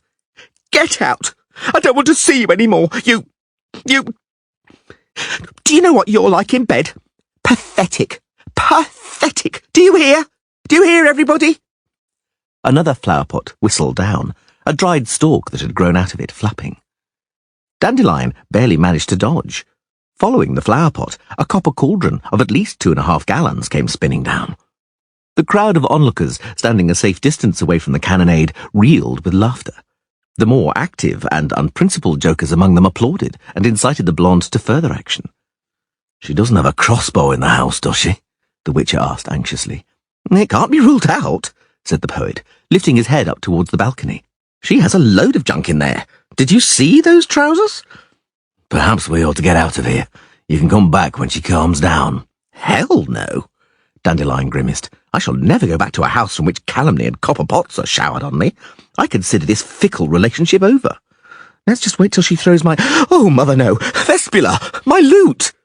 He lunged forward, arms outstretched, stumbled, fell, and caught the instrument at the last moment, just above the cobbles. The lute spoke plaintively and melodiously. "Phew!" sighed the bard, springing up. "I've got it. Oh, it's fine, Geralt. We can go now. Admittedly, my cloak with a marten collar is still there, but too bad. Let it be my grievance. Knowing her, she won't throw the cloak down." "You lying sloven!" the blonde screamed, and spat copiously from the balcony. "You vagrant! You croaking pheasant!" "What's the matter with her? What have you been up to, Dandelion?" "Oh, nothing unusual," the troubadour shrugged. "She demands monogamy, like they all do, and then throws another man's trousers at a fellow. Did you hear what she was screaming about me? By the gods! I also know some women who decline their favours more prettily than she gives hers, but I don't shout about it from the rooftops. Let's go." "Where do you suggest we go?" "Are you serious? The Temple of the Eternal Fire? Let's drop into the spear blade. I have to calm my nerves." Without protest, the Witcher led his mare after Dandelion, who had headed off briskly into a narrow lane. The troubadour tightened the pegs of his lute as he strode, strummed the strings to test them, and played a deep, resounding chord. "The air bears autumn's cool scent, our words seized by an icy gust. Your tears have my heart rent, but all is gone, and part we must." He broke off, waving cheerfully at two maids who were passing, carrying baskets of vegetables. The girls giggled. "What brings you to Novigrad, Geralt?" "Fitting out. A harness, some tackle, and a new jacket." The Witcher pulled down the creaking, fresh-smelling leather. "How do you like it, Dandelion?" "You don't keep up with the fashion," the bard grimaced, brushing a chicken feather from his gleaming, cornflower blue caftan with puffed sleeves and a serrated collar. "Oh, I'm glad we've met. Here in Novigrad, the capital of the world, the centre and cradle of culture. Here, a cultured man can live life to the full." "Let's live it one lane further on," suggested Geralt, glancing at a tramp who had squatted down and was defecating, eyes bulging in an alleyway. "Your constant sarcasm is becoming annoying," Dandelion said, grimacing again. "Novigrad, I tell you, is the capital of the world. Almost 30,000 dwellers, Geralt, not counting travellers. Just imagine. Brick houses, cobbled main streets, a seaport, stores, shops, 4 watermills, slaughterhouses, sawmills, a large manufactory making beautiful slippers, and every conceivable guild and trade. A mint, 8 banks, and 19 pawnbrokers. A castle and guardhouse to take the breath away. And diversions. A scaffold, a gallows with a drop, 35 taverns, a theatre, a menagerie, a market, and a dozen whorehouses. And I can't remember how many temples, but plenty. Oh, and the women, Geralt. Bathed, coiffured, and fragrant. Those satins, velvets, and silks, those whalebones and ribbons. Oh, Geralt, the rhymes pour out by themselves. Around your house now white from frost, sparkles ice on the pond and marsh. Your longing eyes grieve what is lost, but naught can change this parting harsh. A new ballad. Aye, I'll call it Winter, but it's not ready yet. I can't finish it. Vespula's made me completely jittery, and the rhymes won't come together. Ah, Geralt, I've got to ask, how is it with you and Yennefer? It isn't. I understand. No, you bloody don't. Is it far to this tavern? Just round the corner. Ah, here we are. Can you see the sign? Yes, I can. My sincere and humble greetings. Dandelion flashed a smile at the wench sweeping the steps. Has anyone ever told you, my lady, that you are gorgeous? The wench flushed and gripped her broom tightly. For a moment, Geralt thought she would whack the troubadour with the handle. He was mistaken. The wench smiled engagingly and fluttered her eyelashes. Dandelion, as usual, paid absolutely no attention.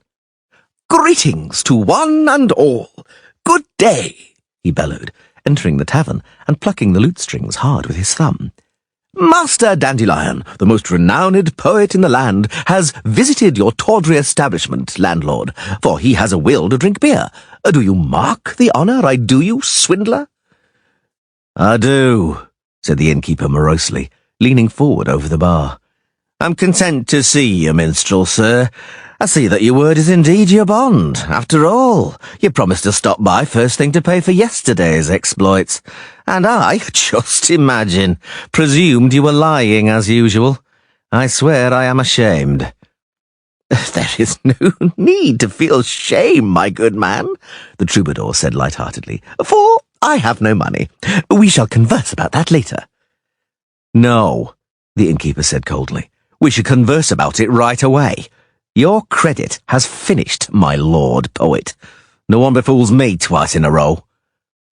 Dandelion hung up his lute on a hook protruding from the wall, sat down at a table, took off his bonnet, and pensively stroked the egret's feather pinned to it. "Do you have any funds, Geralt?" he asked with hope in his voice. "No, I don't. Everything I had went on the jacket." That is ill, Dandelion sighed. "There's not a bloody soul to stand around. Innkeeper, why is it so empty here today?" "It's too early for ordinary drinkers, and the journeyman masons who are repairing the temple have already been and returned to the scaffolding, taking their master with them." "And there's no one? No one at all?" "No one aside from the Honourable Merchant 𝐕𝐵𝐵𝐿𝐷, who is breaking his fast in the large snug." "Dainty's here. Dandelion said, pleased. You should have said at once. Come to the snug, Geralt. Do you know the halfling, Dainty 𝐉𝐵𝐵𝐿t? No. Never mind, you can make his acquaintance. Ah, the troubadour called, heading towards the snug. I smell from the east a whiff and hint of onion soup, pleasing to my nostrils. Peekaboo! It's us! Surprise! A chubby-cheeked, curly-haired halfling in a pistachio-green waistcoat was sitting at the table in the centre of the chamber, beside a post decorated with garlands of garlic and bunches of herbs. In his left hand he held a wooden spoon, and in his right an earthenware bowl. At the sight of Dandelion and Geralt, the halfling froze and opened his mouth, and his large nut-brown eyes widened in fear. "What cheer, Dainty?"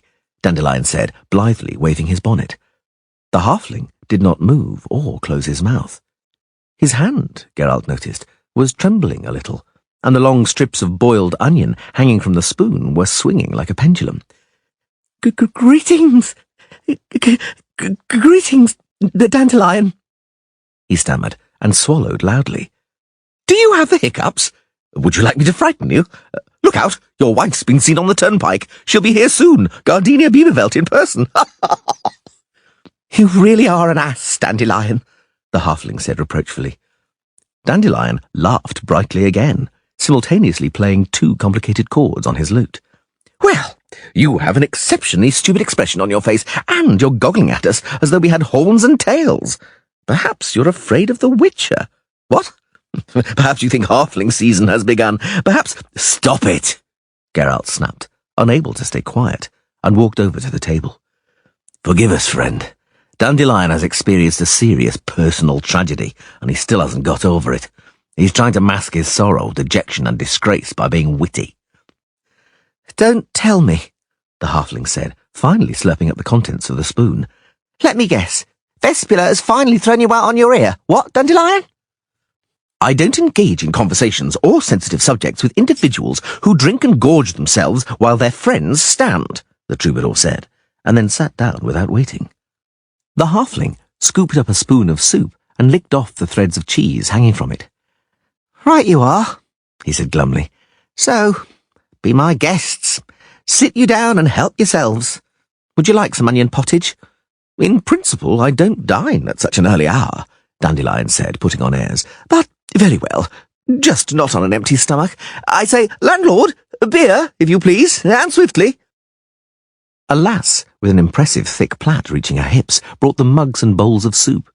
Geralt, observing her round, downy face, thought that she would have a pretty mouth if she remembered to keep it closed. "Forest Dryad," Dandelion cried, seizing the girl's arm and kissing her on her open palm. "Sylph, fairy, oh, divine creature, with eyes like azure lakes. Thou art as exquisite as the morn, and the shape of thy parted lips are enticingly—" "Give him some beer, quick," Dainty groaned, "or it'll end in disaster." "No, it won't. No, it won't," the bard assured him. "Right, Geralt? You'd be hard-pressed to find more composed men than we two. I, dear sir, am a poet and a musician, and music soothes the savage breast, and the Witcher here present is menacing only to monsters. I present Geralt of Rivia, the terror of striggers, werewolves, and sundry vileness. You've surely heard of Geralt, Dainty?" "Yes, I have," the halfling said, glowering suspiciously at the Witcher. What brings you to Novigrad, sir? Have some dreadful monsters been sighted here? Have you been commissioned?" "No," smiled the Witcher. "I'm here for my own amusement." "Oh," Dainty said, nervously wriggling his hirsute feet, which were dangling half a cubit above the floor. "That's good." "What's good?" Dandelion asked, swallowing a spoonful of soup and sipping some beer. "Do you plan to support us, 𝐉𝐵𝐵𝐿t? In our amusements, I mean." "Excellent. We intend to get tipsy here in the Spearblade, and then we plan to repair to the Passiflora, a very dear and high-class den of iniquity, where we may treat ourselves to a half-blood she-elf, and who knows, maybe even a pure-blood she-elf. Nonetheless, we need a sponsor."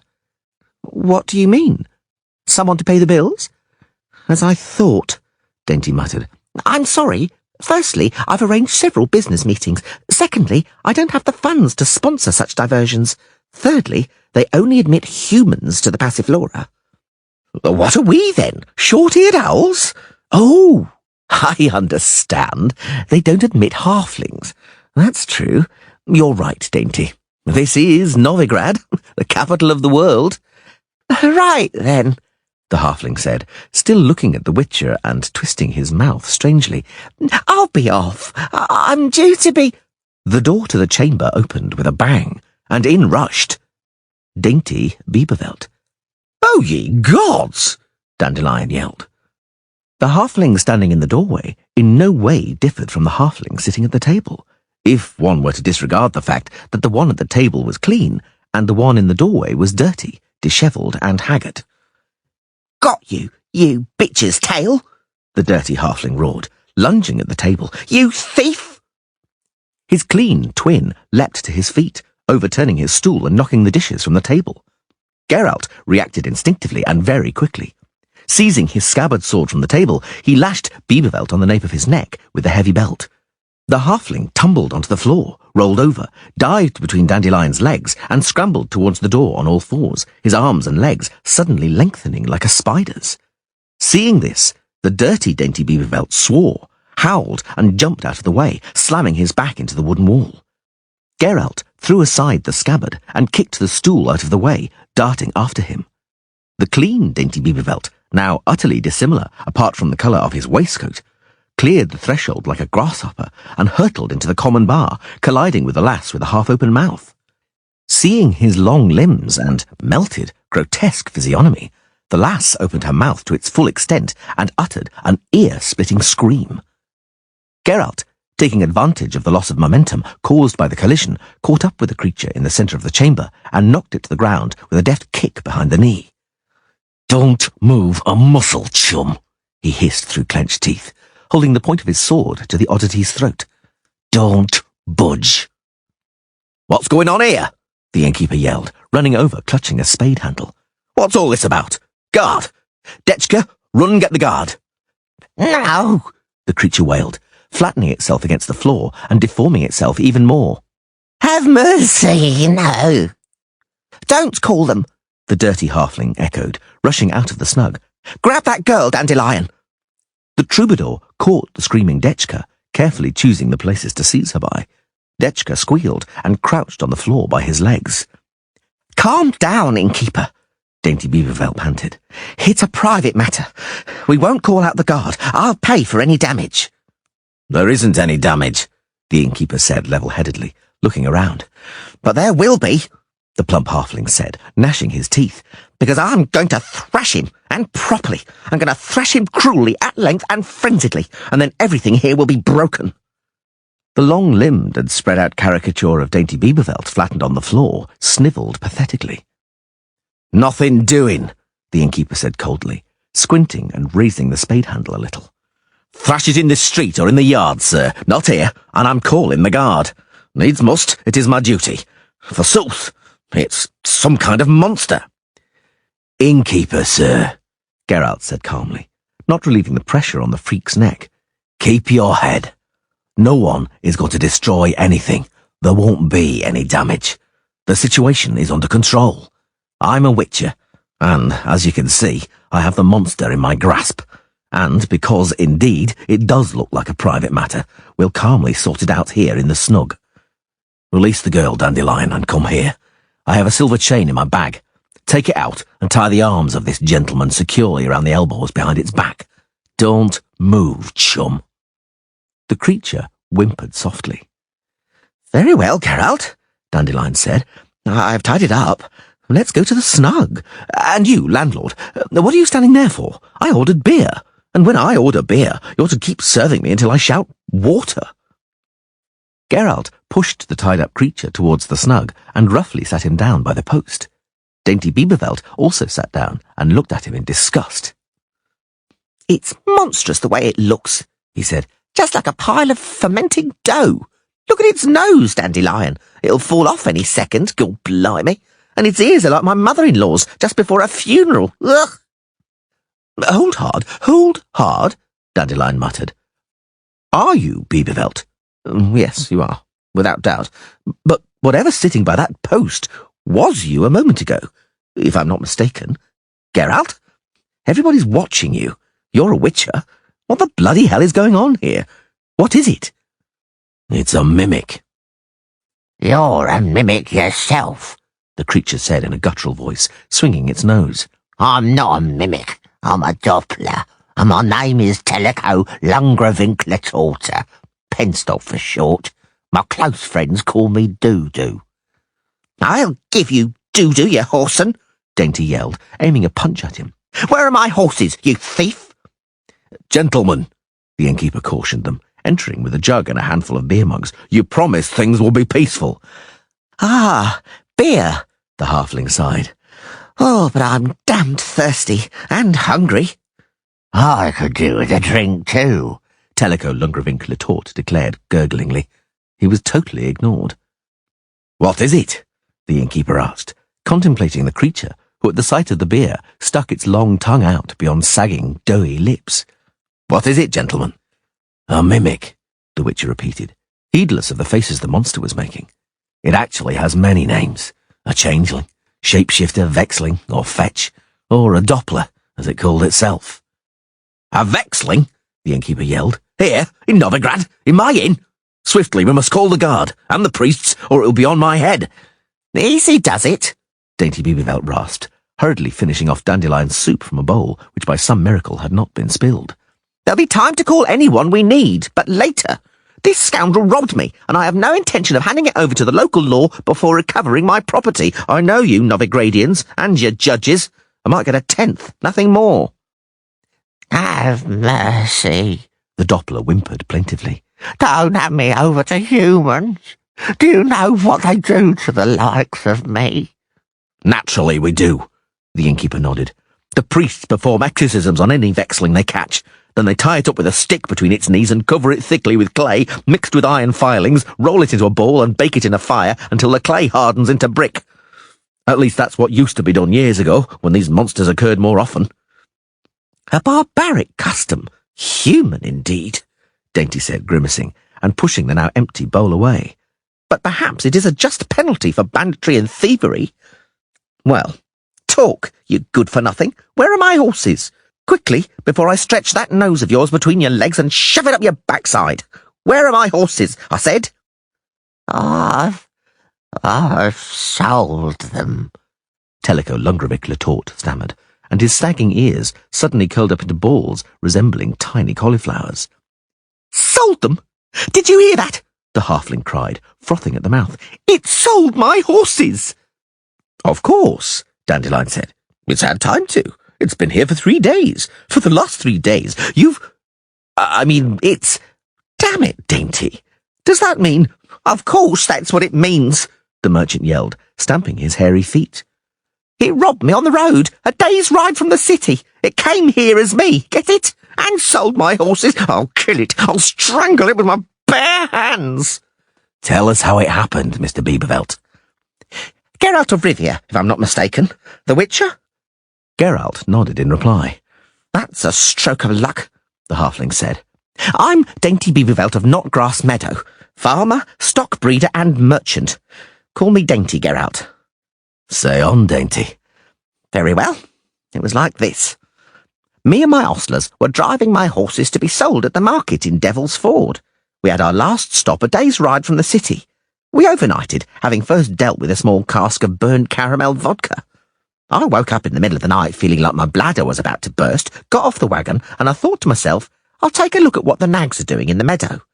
I walk out, fog thick as buggery, I look, and suddenly someone's coming. Who goes there? I ask. He says nothing. I walk up closer and see myself, like in a looking glass. I think I oughtn't to have drunk that bloody moonshine, accursed spirit. And this one here, for that's what it was, ups and conks me on a noggin. I saw stars and went arse over tit. The next day, I woke up in a bloody thicket with a lump like a cucumber on my head, and not a soul in sight, not a sign of our camp either. I wandered the whole day before I finally found the trail. 2 days I trudged, eating roots and raw mushrooms, and in the meantime, that lousy dude 𝐿𝐴 or whatever it was has ridden to Novigrad as me and flogged my horses. I'll get the bloody... and I'll thrash my ostlers. I'll give each one 100 lashes on his bare arse, the cretins. Not to recognise their own governor, to let themselves be outwitted like that. Numbskulls, imbeciles, sots. Don't be too hard on them, Dainty, Geralt said. They didn't have a chance. A mimic copies so exactly there's no way of distinguishing it from the original. I mean, from its chosen victim.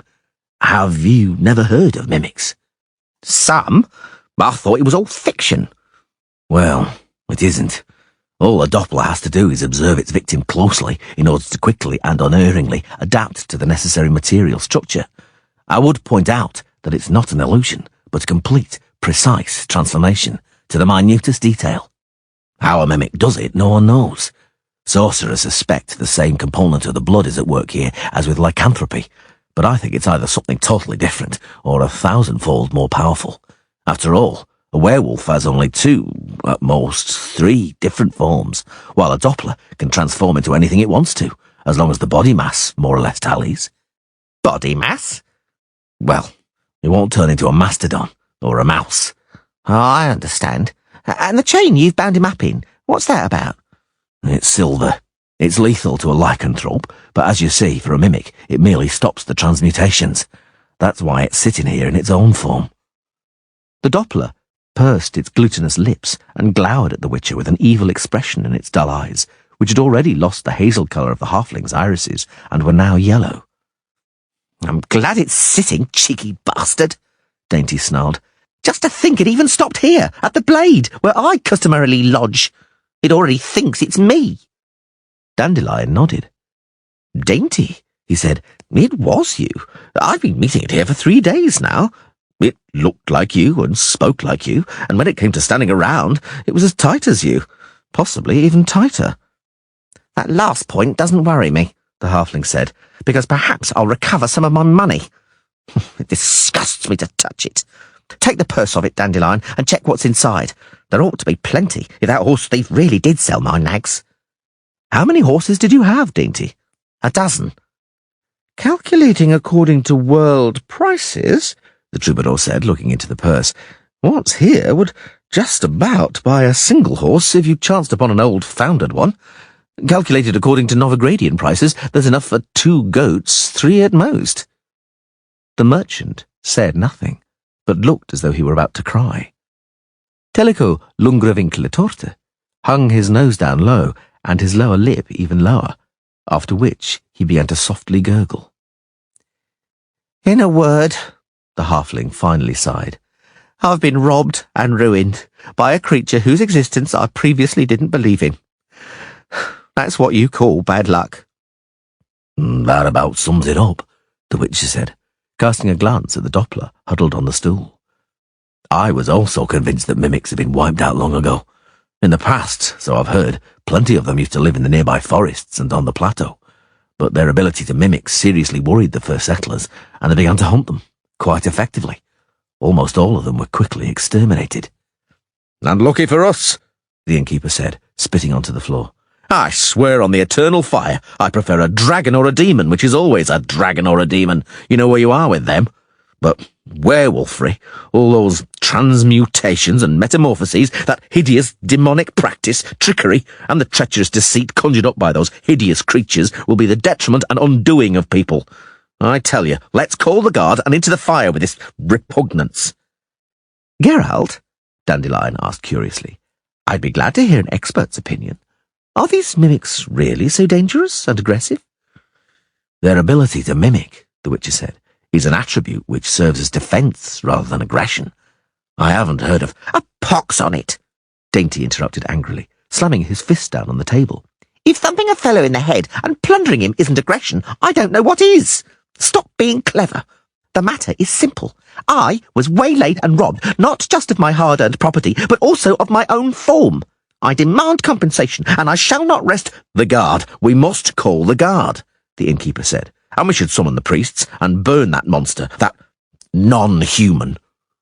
Give over, landlord, the halfling said, raising his head. You're becoming a bore, that guard of yours. I would like to point out that that non-human hasn't harmed anybody else, only me. And incidentally, I'm also a non-human. Oh, don't be ridiculous, Mr. 𝐵𝐵𝐵𝐿𝐵. The innkeeper laughed nervously. What are you, and what is that? You're not far off being a man, and that's a monster. It astonishes me that you're sitting there so calmly, witcher, sir. What's your trade, if you'll pardon me? It's your job to kill monsters, isn't it? Monsters, Geralt said coldly, but not the members of intelligent races. Come, sir, the innkeeper said. That's a bit of an exaggeration. Indeed, Dandelion cut in. You've overstepped the mark, Geralt, with that intelligent race. Just take a look at it.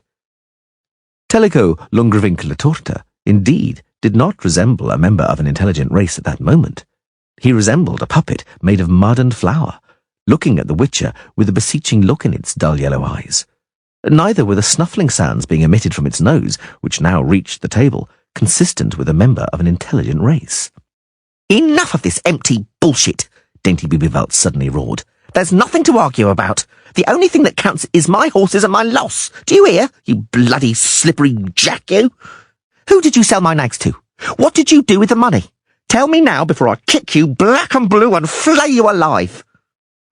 𝐿𝐴𝐞𝐫, opening the door slightly, stuck her flaxen-haired head into the chamber. We have visitors, father, she whispered. Journeyman masons from the scaffolding and others. I'm serving them, but don't shout so loudly in here, because they're beginning to look funny at the snog. By the eternal fire, the innkeeper said in horror, looking at the molten Doppler. If someone looks in and sees it, oh, it'll look bad. If we aren't to call the guard, then... Witcher, sir? If it really is a 𝐉𝐴𝐻𝐿𝐵, tell it to change into something decent, as a disguise, like. Just for now.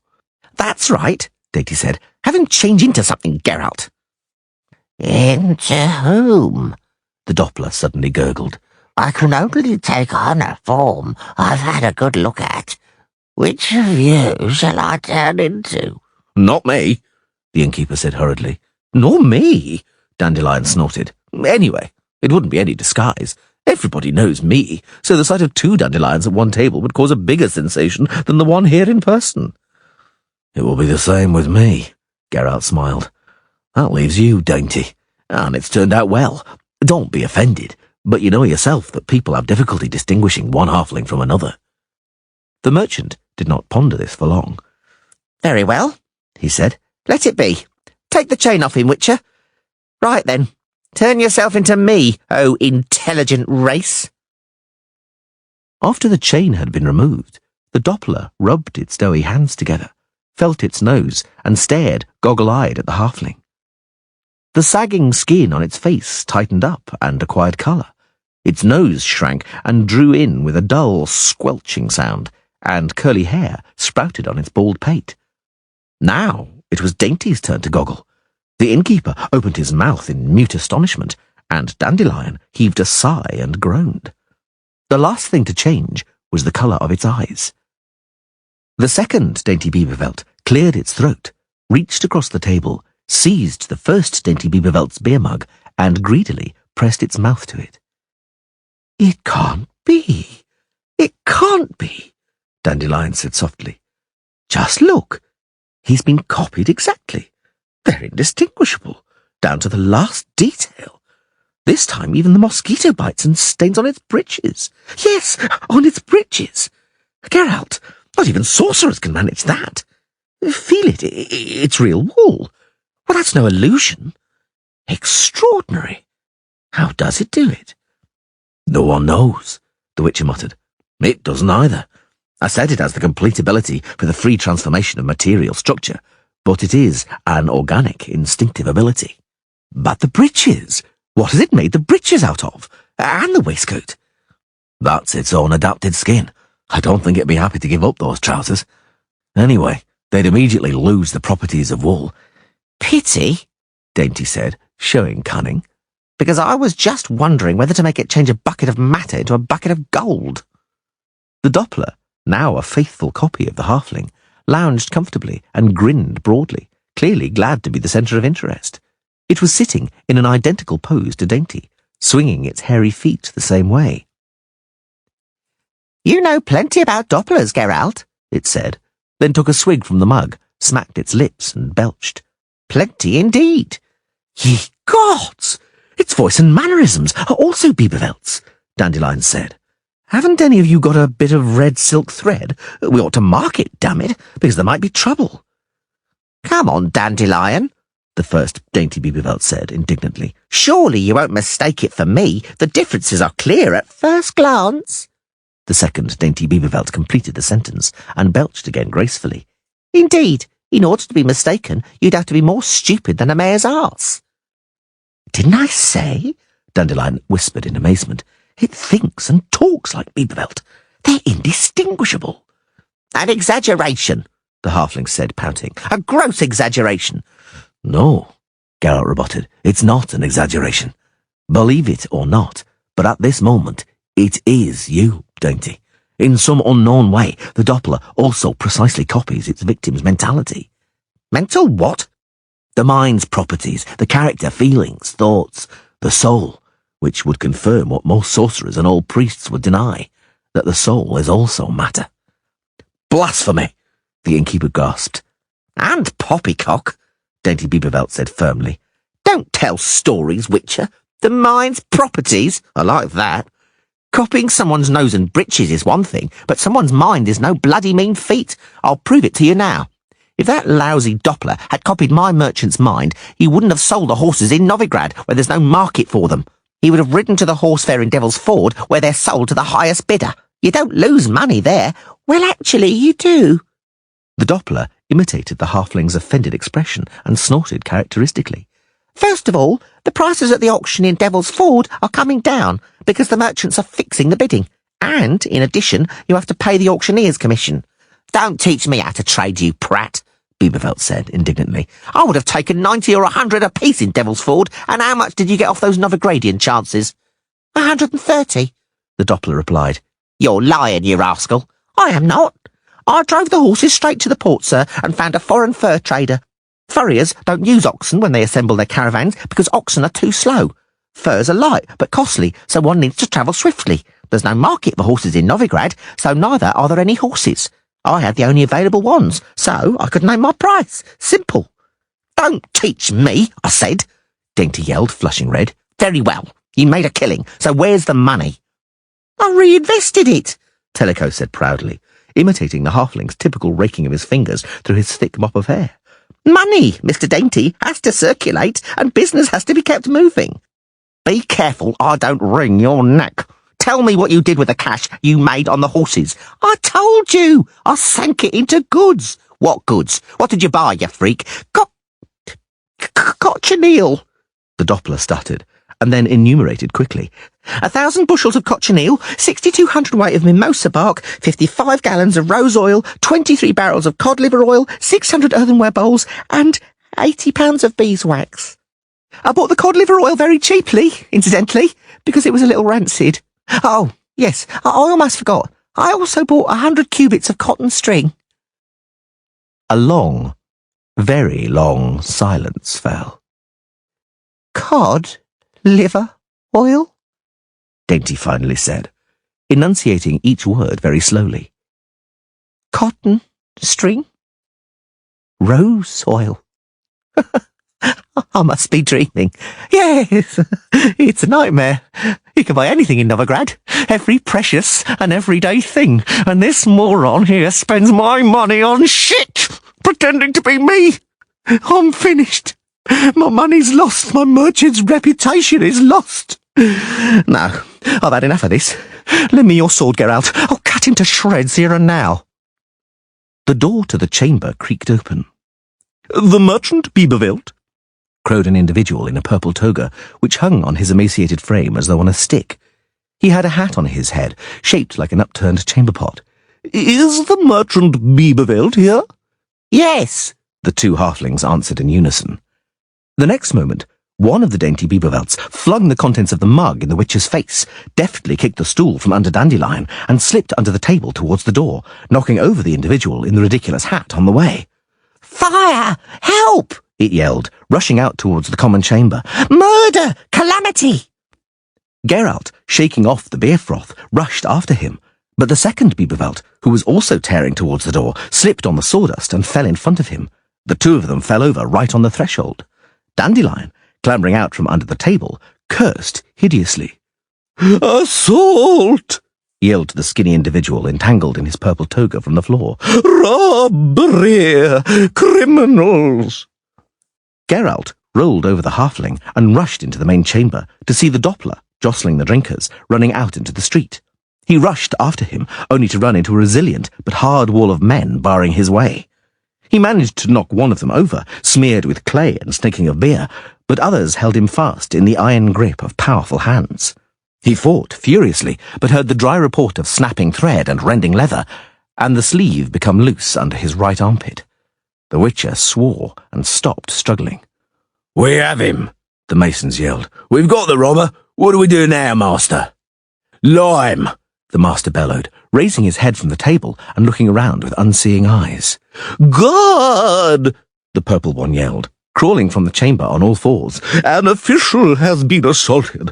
God, it will be the gallows for you, villain." "We have him," the masons shouted. "We have him, sir." "That's not him," the individual in the toga bellowed. "Catch the scoundrel! After him!" "Who?" "𝐉𝐵𝐴𝐵𝐿t the halfling! After him! Give chase to the dungeons with him!" Hold on a moment, Dainty said, emerging from the snug. "What's it all about, Mr. Schwan? Don't drag my name through the mud, and don't sound the alarm. There's no need." Schwan were silent and looked at the halfling in astonishment. Dandelion emerged from the chamber, bonnet at an angle, examining his loot. The masons, whispering among themselves, finally released Geralt. The Witcher, although absolutely furious, limited himself to spitting copiously on the floor. "Merchant 𝐉𝐵𝐴𝐵𝐿t," Schwan crowed, narrowing his myopic eyes. "What is the meaning of this? An assault on a municipal official may cost you dearly. Who was that halfling who bolted?" "My cousin," Dainty said quickly. A distant cousin." Yes, Dandelion agreed, swiftly backing him up and feeling in his element. 𝐉𝐵𝐴𝐵𝐿t's distant cousin, known as Nutcase 𝐉𝐵𝐴𝐵𝐿t, the black sheep of the family. When he was a child, he fell into a well, a dried-up well, but unfortunately the pail hit him directly on his head. He's usually peaceful. It's just that the colour purple infuriates him. But there's nothing to worry about, because he's calmed by the sight of red hairs on a lady's loins. That's why he rushed straight to Passiflora. I tell you, Mr. Schwan." "That's enough, Dandelion," the Witcher hissed. "Shut up, damn it." Schwan pulled his toga down, brushed the sawdust off it, and straightened up, assuming a haughty air. "Now then," he said, "heed your relatives more attentively, Merchant 𝐉𝐵𝐴𝐵𝐿t, because as you well know, you are responsible. Were I to lodge a complaint... But I cannot afford the time.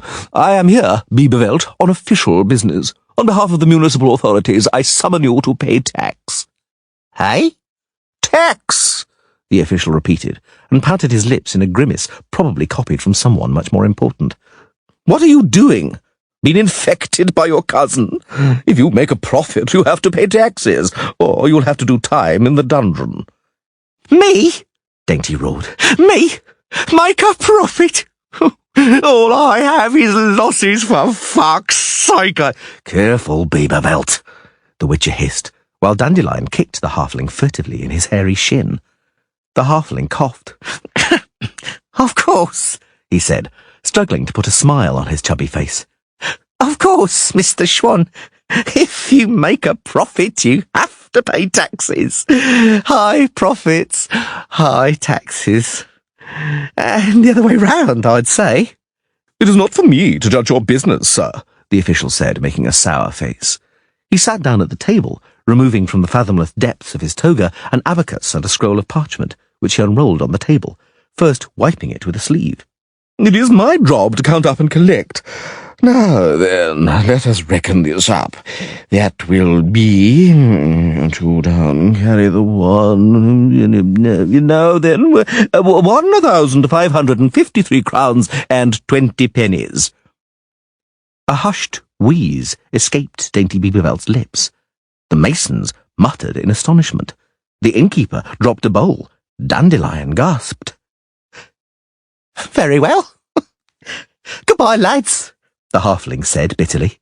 "If anybody asks, I'm in the dungeon." Chapter 2 By tomorrow at noon, Dainty groaned. And that horse and that swan, damn him, the repulsive creep, could have extended it. Over 1,500 crowns! How am I to come by that kind of coin by tomorrow? I'm finished, ruined. I'll rot in the dungeons. Oh, don't let's sit here, damn it. Let's catch that bastard Doppler, I tell you. We have to catch it. The three of them were sitting on the marble sill of a disused fountain, occupying the centre of a small square among sumptuous but extremely tasteless merchants' townhouses. The water in the fountain was green and dreadfully dirty, and the golden irides swimming among the refuse worked their gills hard and gulped in air from the surface through open mouths. Dandelion and the halfling were chewing some fritters which the troubadour had swiped from a stall they had just passed. In your shoes, the bard said, I'd forget about catching it and start looking around for somebody to borrow the money off. What will you get from catching the Doppler? Perhaps you think Schwann will accept it as an equivalent? You're a fool, Dandelion. When I catch the Doppler, I'll get my money back. What money? Everything he had in that purse went on covering the damage and a bribe for Schwann. It didn't have any more. Dandelion, the halfling grimaced. You may know something about poetry, but in business matters, forgive me, you're a total blockhead. Did you hear how much tax Schwann is charging me? And what do you pay tax on, eh? On what? On everything, the poet stated. I even pay tax on singing, and they don't give a monkey's about my explanations that I was only singing from an inner need. You're a fool, I said. In business, you pay taxes on profits. On profits, Dandelion. Do you comprehend? That rascal of a Doppler impersonated me and made some business transactions, fraudulent ones, no doubt, and made money on them. It made a profit. And I'll have to pay tax and probably cover the debts of that scoundrel, if it has run up any debts. And if I don't pay it off, I'm going to the dungeons. They'll brand me with a red-hot iron in public and send me to the mines. Oh, pox on it. Ha! Dandelion said cheerfully. So, you don't have a choice, Dainty. You'll have to flee the city in secret. Know what? I have an idea. We'll wrap you up in a sheepskin. You can pass through the gate, calling, I'm a little bar lamb, bar, bar, bar. No one will recognise you. Dandelion, the halfling said glumly. Shut up, or I'll kick you. Geralt. What, Dainty? Will you help me to catch the Doppler? Listen, the Witcher said, still trying in vain to sew up his torn jacket sleeve. This is Novigrad, a population of 30,000 humans, dwarves, half-elves, halflings and gnomes, and probably as many out-of-towners again. How do you mean to find someone in this rabbit warren? Dainty swallowed a fritter and licked his fingers. And magic, Geralt? Those Witcher spells of yours about which so many tales circulate? A Doppler is only magically detectable in its own form, and doesn't walk down the street in it, and even if it did, magic would be no use, because there are plenty of weak sorceress signals all around. Every second house has a magical lock on the door, and 3/4 of the people wear amulets of all kinds, against thieves, fleas, and poisoning. Too many to count. Dandelion ran his fingers over the lute's fingerboard and strummed the strings. Spring will return with warm rain perfumed, he sang. No, that's no good. Spring will return, the sun... Oh, no, damn it. It's just not coming. Not at all. Stop squawking, the halfling snapped. You're getting on my nerves. Dandelion threw the irides the rest of his fritter and spat into the fountain. Look, he said, golden fish. It's said that they grant wishes. Those ones are red, Dainty observed. Never mind, it's a trifle. Damn it, there are 3 of us, and they grant 3 wishes. That works out at 1 each, what? Dainty? Wouldn't you wish for the fish to pay the tax for you? Of course. And apart from that, for something to fall from the sky and whack the Doppler on the noggin. And also, stop! We also have our wishes. I'd like the fish to supply me with an ending for my ballad. And you, Geralt? Get off my back, Dandelion. Don't spoil the game, Witcher. Tell us what you'd wish for. The Witcher got up. I would wish, he murmured, that the fact we're being surrounded would turn out to be a misunderstanding. From an alleyway opposite the fountain emerged 4 individuals dressed in black, wearing round leather caps, heading slowly towards them. Dainty swore softly and looked around. Another 4 men came out of a street behind their backs. They did not come any closer, and, having positioned themselves, stood blocking the street. They were holding strange-looking discs resembling coiled ropes. The Witcher looked around and moved his shoulders, adjusting the sword slung across his back. Dandelion groaned. From behind the backs of the individuals in black emerged a small man in a white caftan and a short grey cape. The gold chain on his neck sparkled to the rhythm of his steps, flashing yellow. "Chapelle!" Dandelion groaned. "It's Chapelle!" The individuals in black behind them moved slowly towards the fountain. The Witcher reached for his sword. "No, Geralt," Dandelion whispered, moving closer to him. "For God's sake, don't draw your weapon. It's the temple guard. If we resist, we won't leave Novigrad alive. Don't touch your sword." The man in the white caftan walked swiftly towards them. The individuals in black followed him, surrounding the fountain at a march, and occupied strategic, carefully chosen positions. Geralt observed them vigilantly, crouching slightly. The strange discs they were holding were not, as he had first thought, ordinary whips. They were 𝐿𝐼𝐼𝐼𝐼. The man in the white caftan approached them. "Geralt," the bard whispered, "by all the gods, keep calm." "I won't let them touch me," the Witcher muttered. "I won't let them touch me, whoever they are. Be careful, Dandelion. When it starts, you two flee as fast as you can. I'll keep them busy for some time." Dandelion did not answer. Slinging the lute over one shoulder, he bowed low before the man in the white caftan, which was ornately embroidered with gold and silver threads in an intricate mosaic pattern. "Venerable Chapelle." The man addressed as Chapelle stopped and swept them with his gaze. His eyes, Geralt noticed, were frost-cold and the colour of steel. His forehead was pale, beaded unhealthily with sweat, and his cheeks were flushed with irregular red blotches. "Mr. Dainty Biberveld, merchant," he said. "The talented Dandelion and Geralt of Rivia, a representative of the oh-so-rare witcher's profession.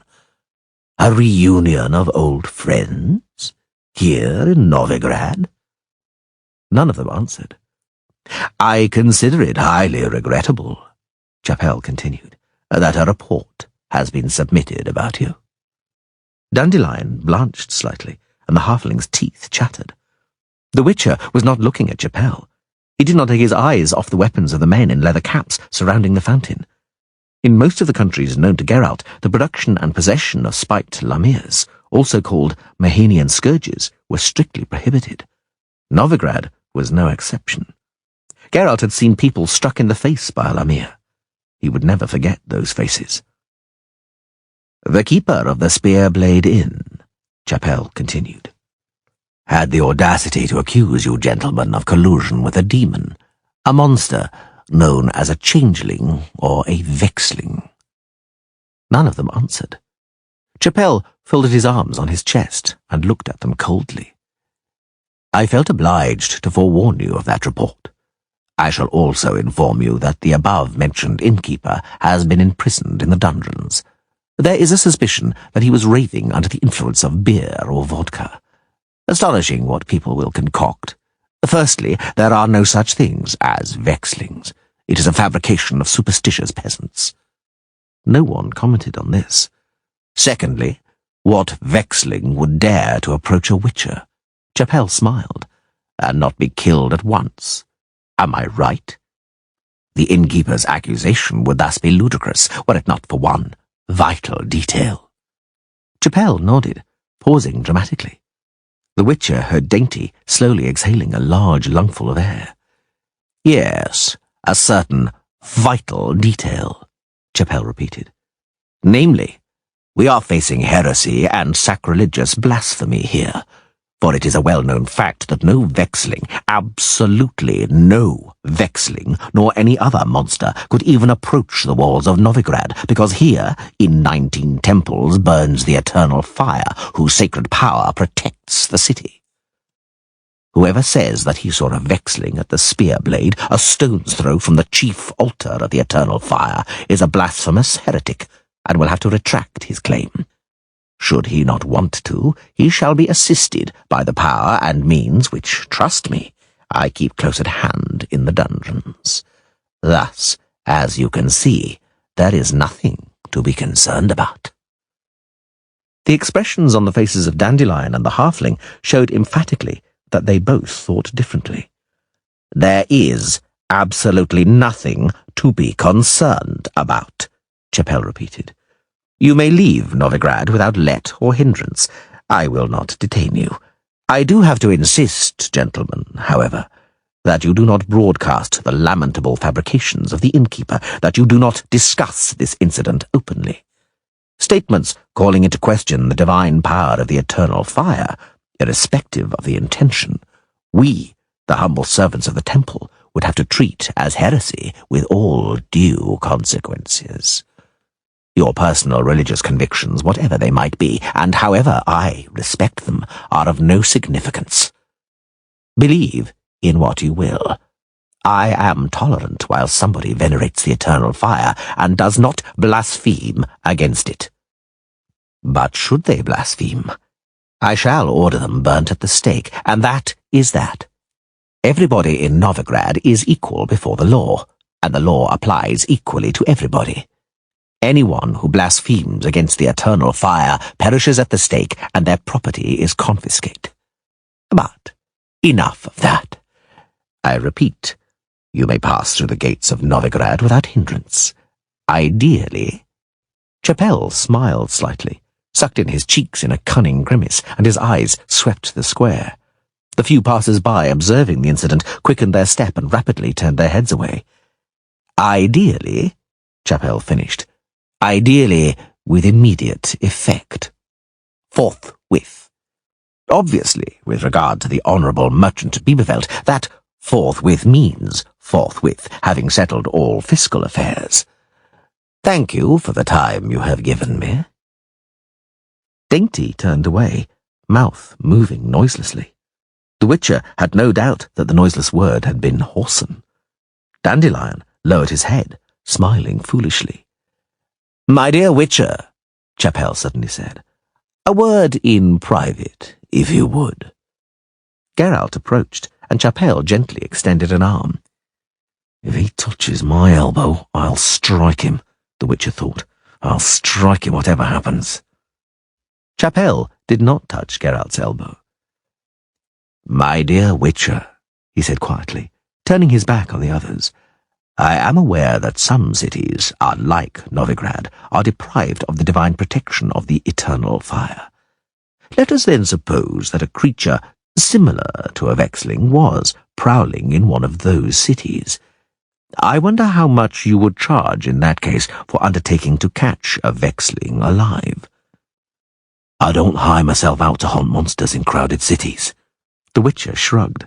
"An innocent bystander might suffer harm." "Are you so concerned about the fate of innocent bystanders?"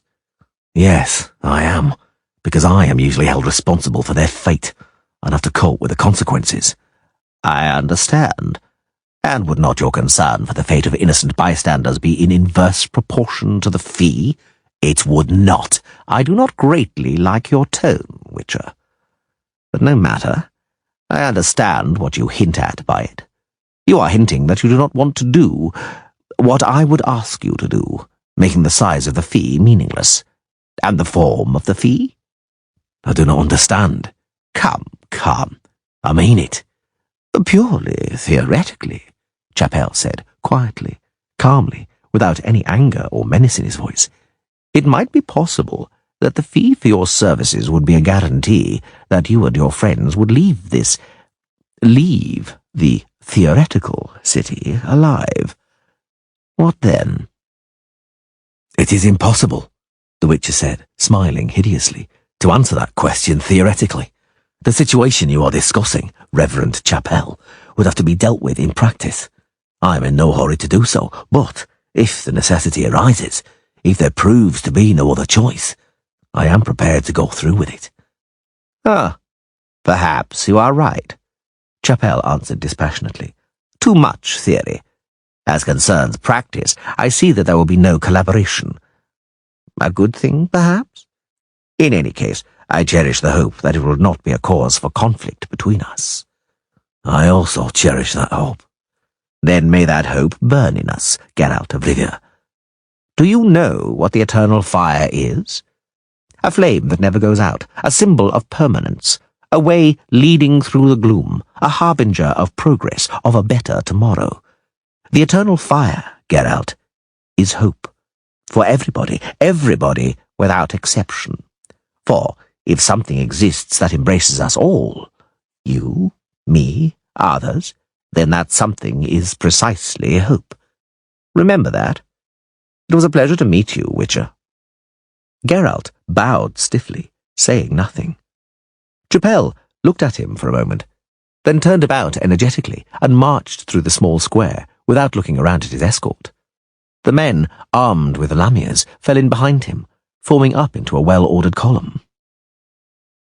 "Oh, mother of mine," Dandelion whimpered timidly, watching the departing men. "But we were lucky. If that is the end of it, if they don't collar us right away." "Calm down," the Witcher said, "and stop whining. Nothing happened after all." "Do you know who that was, Geralt?" "No." "That was 𝐸𝐿, Minister for Security Affairs. The Novigrad Secret Service is subordinate to the temple. 𝐸𝐿 is not a priest, but the eminence agrees to the hierarch, the most powerful and most dangerous man in the city. Everybody, even the council and the guilds, shaking their shoes before him, because he's a first-rate bastard, Geralt, drunk on power, like a spider drunk on fly's blood. It's common knowledge, but not discussed openly in the city, what he's capable of. People vanishing without trace, falsified accusations, torture, assassinations, terror, blackmail, and plain plunder. Extortion, swindles, and fraud. By the gods, you've landed us in a pretty mess, 𝐕𝐵𝐵𝐿t." "Give it a rest, Dandelion," Dainty snapped. "It's not that you have to be afraid of anything. No one ever touches a troubadour. For unfathomable reasons, you are inviolable." "In Novigrad," Dandelion whined, still pale, "an inviolable poet may still fall beneath a speeding wagon, be fatally poisoned by a fish, or accidentally drown in a moat. 𝐸𝐿 specializes in mishaps of that nature. I consider the fact that he talked to us at all something exceptional. One thing is certain, he didn't do it without a reason. He's up to something. You'll see. They'll soon embroil us in something, clap us in irons, and drag us off to be tortured with the sanction of the law. That's how things are done here." "There is quite some truth," the halfling said to Geralt, "in what he says. We must watch out. It's astonishing that scoundrel 𝐸𝐿 hasn't keeled over yet. For years they've been saying he's sick, that his heart will give out, and everybody's waiting for him to croak." "Be quiet, 𝐕𝐵𝐵𝐿t," the troubadour hissed apprehensively, looking around, "because somebody's bound to be listening. Look how everybody's staring at us. Let's get out of here, I'm telling you, and I suggest we treat seriously what 𝐸𝐿 told us about the Doppler. I, for example, have never seen a Doppler in my life, and if it comes to it, I'll swear as much before the eternal fire." "Look," the halfling suddenly said. "Somebody is running towards us. Let's flee," Dandelion howled. Calm yourself, Dainty grinned, and combed his mop of hair with his fingers. "I know him. It's Muskrat, a local merchant, the guild's treasurer. We've done business together. Hey, look at the expression on his face, as though he's shat his breeches. Hey, Muskrat, are you looking for me?" "I swear by the eternal fire," Muskrat panted, pushing back a fox fur cap and wiping his forehead with his sleeve. "I was certain they'd drag you off to the Barbican. It's truly a miracle. I'm astonished." "It's nice of you," the halfling sneeringly interrupted, "to be astonished. You'll delight us even more if you tell us why." "Don't play dumb, 𝐕𝐵𝐵𝐿t," Muskrat frowned. "The whole city already knows the profit you made on the 𝐸𝐿. Everybody's talking about it already, and it has clearly reached the hierarch and 𝐸𝐿. How cunning you are, how craftily you benefited from what happened in Porvis." "What are you blathering about, Muskrat?" "Ye gods, would you stop trying to play the innocent, Dainty? Did you buy that 𝐸𝐿 for a song at 10.40 a bushel? Yes, you did, taking advantage of the meagre demand you paid with a backed bill without paying out a penny of cash. And what happened? In the course of a day, you palmed off the entire cargo at 4 times the price for cash on the table. Perhaps you'll have the cheek to say it was an accident, a stroke of luck. that when buying the cochineal you knew nothing about the coup in Povis. The what? What are you talking about? There was a coup in Povis, Muskrat yelled, and one of those, Leverutions. King Reed was overthrown, and now the 𝐲𝐴𝐴𝐴 clan is in power. Reed's court, the nobility in the army, wore blue, and the weaving mills there only bought indigo, but the colour of the 𝐲𝐴𝐴𝐴𝐴s is scarlet, so the price of indigo went down, and cochineal's gone up. And then it came out that you, 𝐉𝐵VELD, had the only available cargo in your grasp. Ha! Dainty fell silent and looked distressed. Crafty 𝐉𝐵VELD, must be said, Muskrat continued, and you didn't tell anybody anything, not even your friends.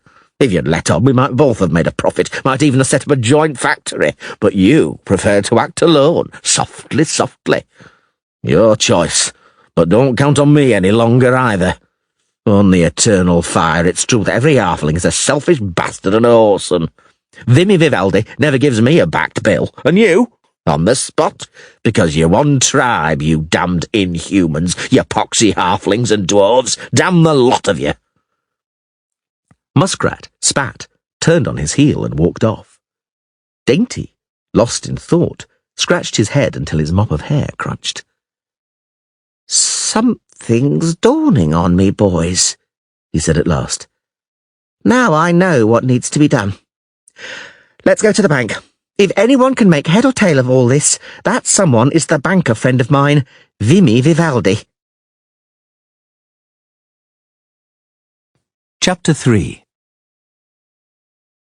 I imagined the bank differently, Dandelion whispered, looking around the room. Where do they keep the money, Geralt? The devil only knows, the Witcher answered quietly, hiding his torn jacket sleeve. In the cellars, perhaps. Not a chance. I've had a look around. There aren't any cellars here. They must keep it in the loft, then. Would you come to my office, gentlemen? Vimy Vivaldi asked. Young men and dwarves of indiscernible age, sitting at long tables, were busy covering sheets of parchment with columns of figures and letters. All of them, without exception, were hunched over, with the tips of their tongues sticking out. The work, the Witcher judged, was fiendishly monotonous, but seemed to preoccupy the staff utterly. In the corner, on a low stool, sat an elderly, beggarly-looking man, busy sharpening quills. He was making hard work of it. The banker carefully closed the door to the office, stroked his long, white, well-groomed beard, spotted here and there with ink, and straightened a claret-coloured velvet jerkin stretched over a prominent belly. "You know, Dandelion, sir," he said, sitting down at an enormous mahogany table piled with parchments. "I imagined you quite differently, and I know your songs. I know them. I've heard them. About Princess Vanda, who drowned in the river Duppy because no one wanted her, and about the kingfisher that fell into a privy. They aren't mine." Dandelion flushed in fury. "I've never written anything like that." "Ah, I'm sorry then." "Perhaps we could get to the point," Dainty cut in. "Time is short, and you're talking nonsense. I'm in grave difficulties, Vimy." "I was afraid of that," the dwarf nodded. "As you recall, I warned you, 𝐉𝐵VELD. I told you 3 days ago not to sink any resources into that rancid cod liver oil. What if it was cheap? It is not the nominal price that is important, but the size of the profit on resale. The same applies to the rose oil and the wax and those earthenware bowls. What possessed you, Dainty, to buy that shit, and in hard cash to boot, rather than judiciously pay with a letter of credit or by draft? I told you that storage costs in Novigrad are devilishly high. In the course of 2 weeks, they will surpass the value of those goods threefold. But you—" "Yes," the halfling quietly groaned. "Tell me, Vivaldi, what did I do?" "But you told me not to worry, that you would sell everything in the course of 24 hours, and now you come and declare that you are in trouble, smiling foolishly and disarmingly all the while. But it's not selling, is it? And costs are rising, what? Ah, that's not good, not good. How am I to get you out of it, Dainty? Had you at least insured that junk, I would have sent some of the clerks at once to quietly torch the store. No, my dear, the only thing to be done is to approach the matter philosophically and say to oneself, fuck this for a game of soldiers. This is business. You win some, you lose some. What kind of profit was it anyway, that cod liver oil, wax and rose oil? Risible. Let us talk about serious business. Tell me if I should sell the 𝐉𝐴𝐲 yet, because the offers have begun to stabilize at 5 5/6. Hey? Are you deaf? The banker frowned. The last offer was exactly 5 5/6. You came back. I hope to close the deal. You won't get 7 anyhow, dainty. I came back. Vivaldi stroked his beard and picked some crumbs of fruitcake from it. You were here an hour since, he said calmly, with instructions to hold out for 7. A 7-fold increase on the price you paid is 2 crowns 5 and 40 pennies a pound. That is too high, dainty, even for such a perfectly timed market. The tanneries will already have reached agreement, and they will solidly stick to the price, I'm absolutely certain. The door to the office opened, and something in a green felt cap and a coat of dappled conifer girded with hempen twine rushed in. Merchant Sulamir is offering 2 crowns 15, it squealed. 6 1/6, Vivaldi swiftly calculated. What do we do, dainty? Sell, the halfling yelled. A 6-fold profit, and you're still bloody wondering? Another something in a yellow cap and a mantle resembling an old sack dashed into the office. Like the first something, it was about 2 cubits tall. Merchant Beaverfell instructs now to sell for below 7, it shouted, wiped its nose on its sleeve and ran out. Aha, the dwarf said after a long silence. One 𝐵𝐵𝐵𝐿t orders us to sell, and another 𝐵𝐵𝐵𝐿t orders us to wait.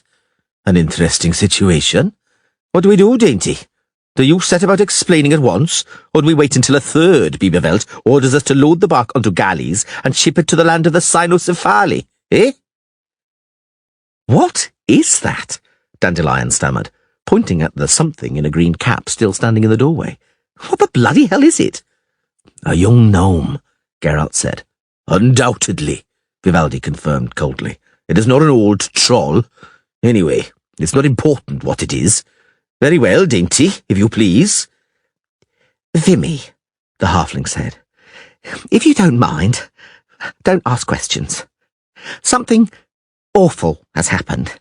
Just accept that I, dainty 𝐵𝐵𝐵𝐿t of Knockgrass Meadow, an honest merchant, do not have a clue what's happening. Tell me everything in detail, the events of the last 3 days. Please, Vimy? Curious, the dwarf said.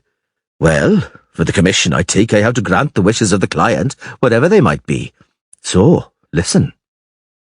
You came rushing in here 3 days ago, out of breath, gave me a deposit of 1,000 crowns, and demanded an endorsement on a bill amounting to 2,520 to the bearer. I gave you that endorsement. Without a guarantee? Correct. I like you, dainty. Go on, Vimy. The next day, you rushed in with a bang and a clatter, demanding that I issue a letter of credit on a bank in 𝐿𝐴𝐴𝐻 for the considerable sum of 3,500 crowns. The beneficiary was to be, if I remember rightly, a certain 𝐿𝐴𝐴𝐻, alias Truffle. Well, I issued that letter of credit. Without a guarantee, the halfling said hopefully. My affection for you, 𝐵𝐵𝐵𝐿t, the banker said, ceases at around 3,000 crowns. This time I took from you a written obligation that in the event of insolvency, the mill would be mine. What mill? That of your father-in-law, Arno Hardbottom in Knockgrass Meadow. I'm not going home, Dainty declared glumly, but determinedly. I'll sign on to a ship and become a pirate. Vimy Vivaldi scratched an ear and looked at him suspiciously.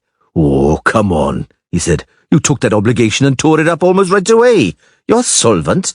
No small wonder with profits like that. Profits? That's right. I forgot, muttered the dwarf. I was meant not to be surprised by anything. You made a good profit on the cochineal, 𝐵𝐵𝐵𝐿t, because you see, there was a coup in Porvis. I already know, the halfling interrupted. Indigo's gone down and cochineal's gone up, and I made a profit. Is that true, Vimy? Yes, it is.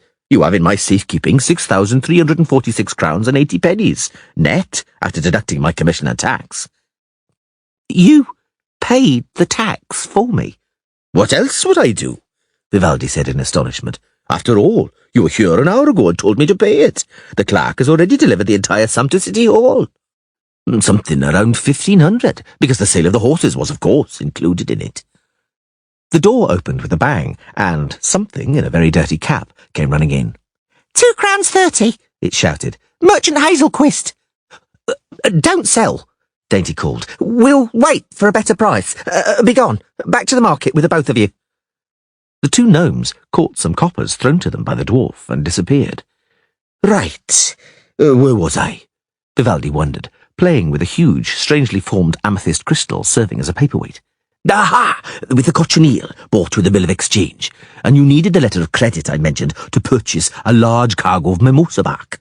You bought a deal of it, but quite cheaply, for 35 pennies a pound, from a Zangviberian factor, that truffle or perhaps moral. The galley sailed into port yesterday, and then it all began. I can imagine, Dainty groaned.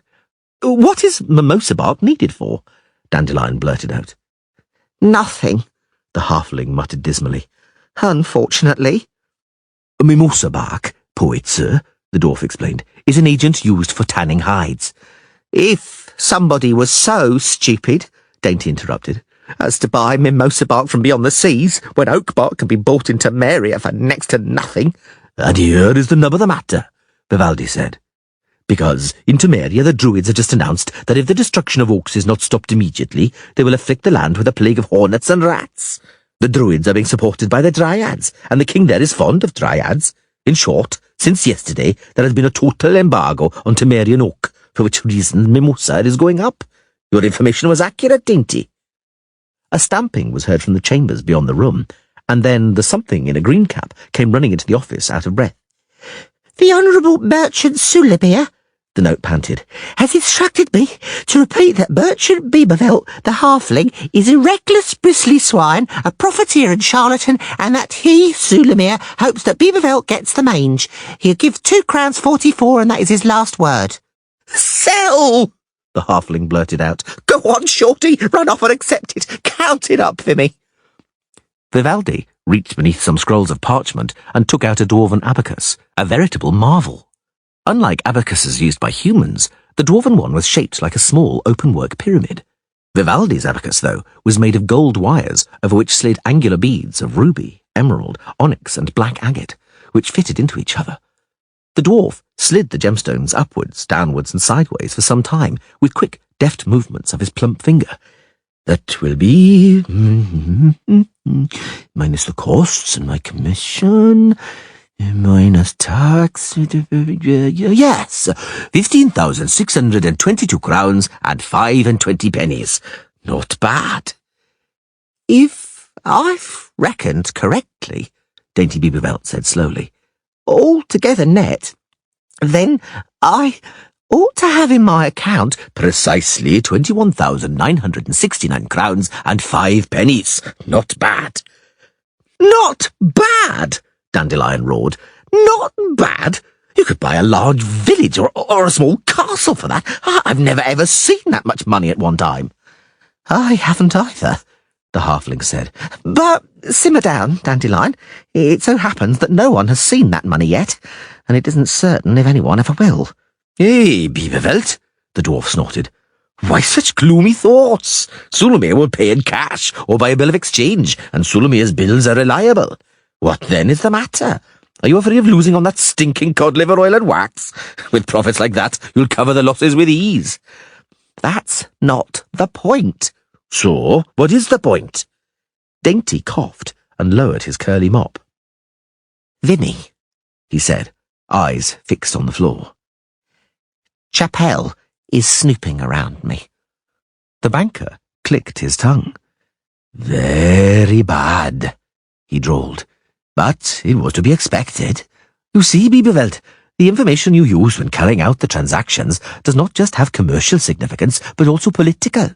No one knew what was happening in Porvis and Temeria, Chapelle included, and Chapelle likes to be the first to know. So, now, as you can imagine, he is racking his brains about how you knew. And I think he has guessed, because I think I've also worked it out. That's fascinating. Vivaldi swept his eyes over Dandelion and Geralt and wrinkled his snub nose. Fascinating? I'll tell you what's fascinating. Your party, Dainty, he said. A troubadour, a witcher, and a merchant. Congratulations. Master Dandelion shows up here and there, even at royal courts, and no doubt keeps his ears open. And the witcher, a bodyguard, someone to frighten debtors. Hasty conclusions, Mr. Vivaldi, Geralt said coldly. We are not partners. And I, Dandelion said, flushing, do not eavesdrop anywhere. I'm a poet, not a spy. People say all sorts of things, the dwarf grimaced. All sorts of things, Master Dandelion. Lies, the troubadour yelled. Damned lies. Very well, I believe you. I believe you. I just don't know if Chapelle will believe it. But who knows? Perhaps it will all blow over. I tell you, 𝐕𝐵𝐵𝐿t, that Chapelle has changed a lot since his last attack of apoplexy. Perhaps the fear of death looked him in the arse and forced him to think things over. I swear he is not the same Chapelle. He seems to have become courteous, rational, composed, and somehow honest. Get away, the halfling said. Chapelle, honest, courteous? Impossible. I'm telling you how it is, Vivaldi replied. And how it is what I'm telling you. What is more, now the temple is facing another problem, namely the eternal fire. What do you mean? The eternal fire, as it's known, is supposed to burn everywhere. Altars dedicated to that fire are going to be built everywhere, all over the city. A huge number of altars. Don't ask me for details, Dainty. I'm not very familiar with human superstitions, but I know that all the priests in Chapelle also are concerned about almost nothing else but those altars and that fire. Great preparations are being made. Taxes will be going up, that is certain. Yes, Dainty said. Cold comfort, but... The door to the office opened again, and the Witcher recognised the something in a green cap and coney fur coat. Merchant 𝐕𝐵𝐵𝐿t, it announced. Instructs to buy more pots should they run out. Price no object. Excellent. The halfling smiled, and his smile called to mind the twisted face of a furious wildcat. We will buy huge quantities of pots. Mr. 𝐕𝐵𝐵𝐿t's wish is our command.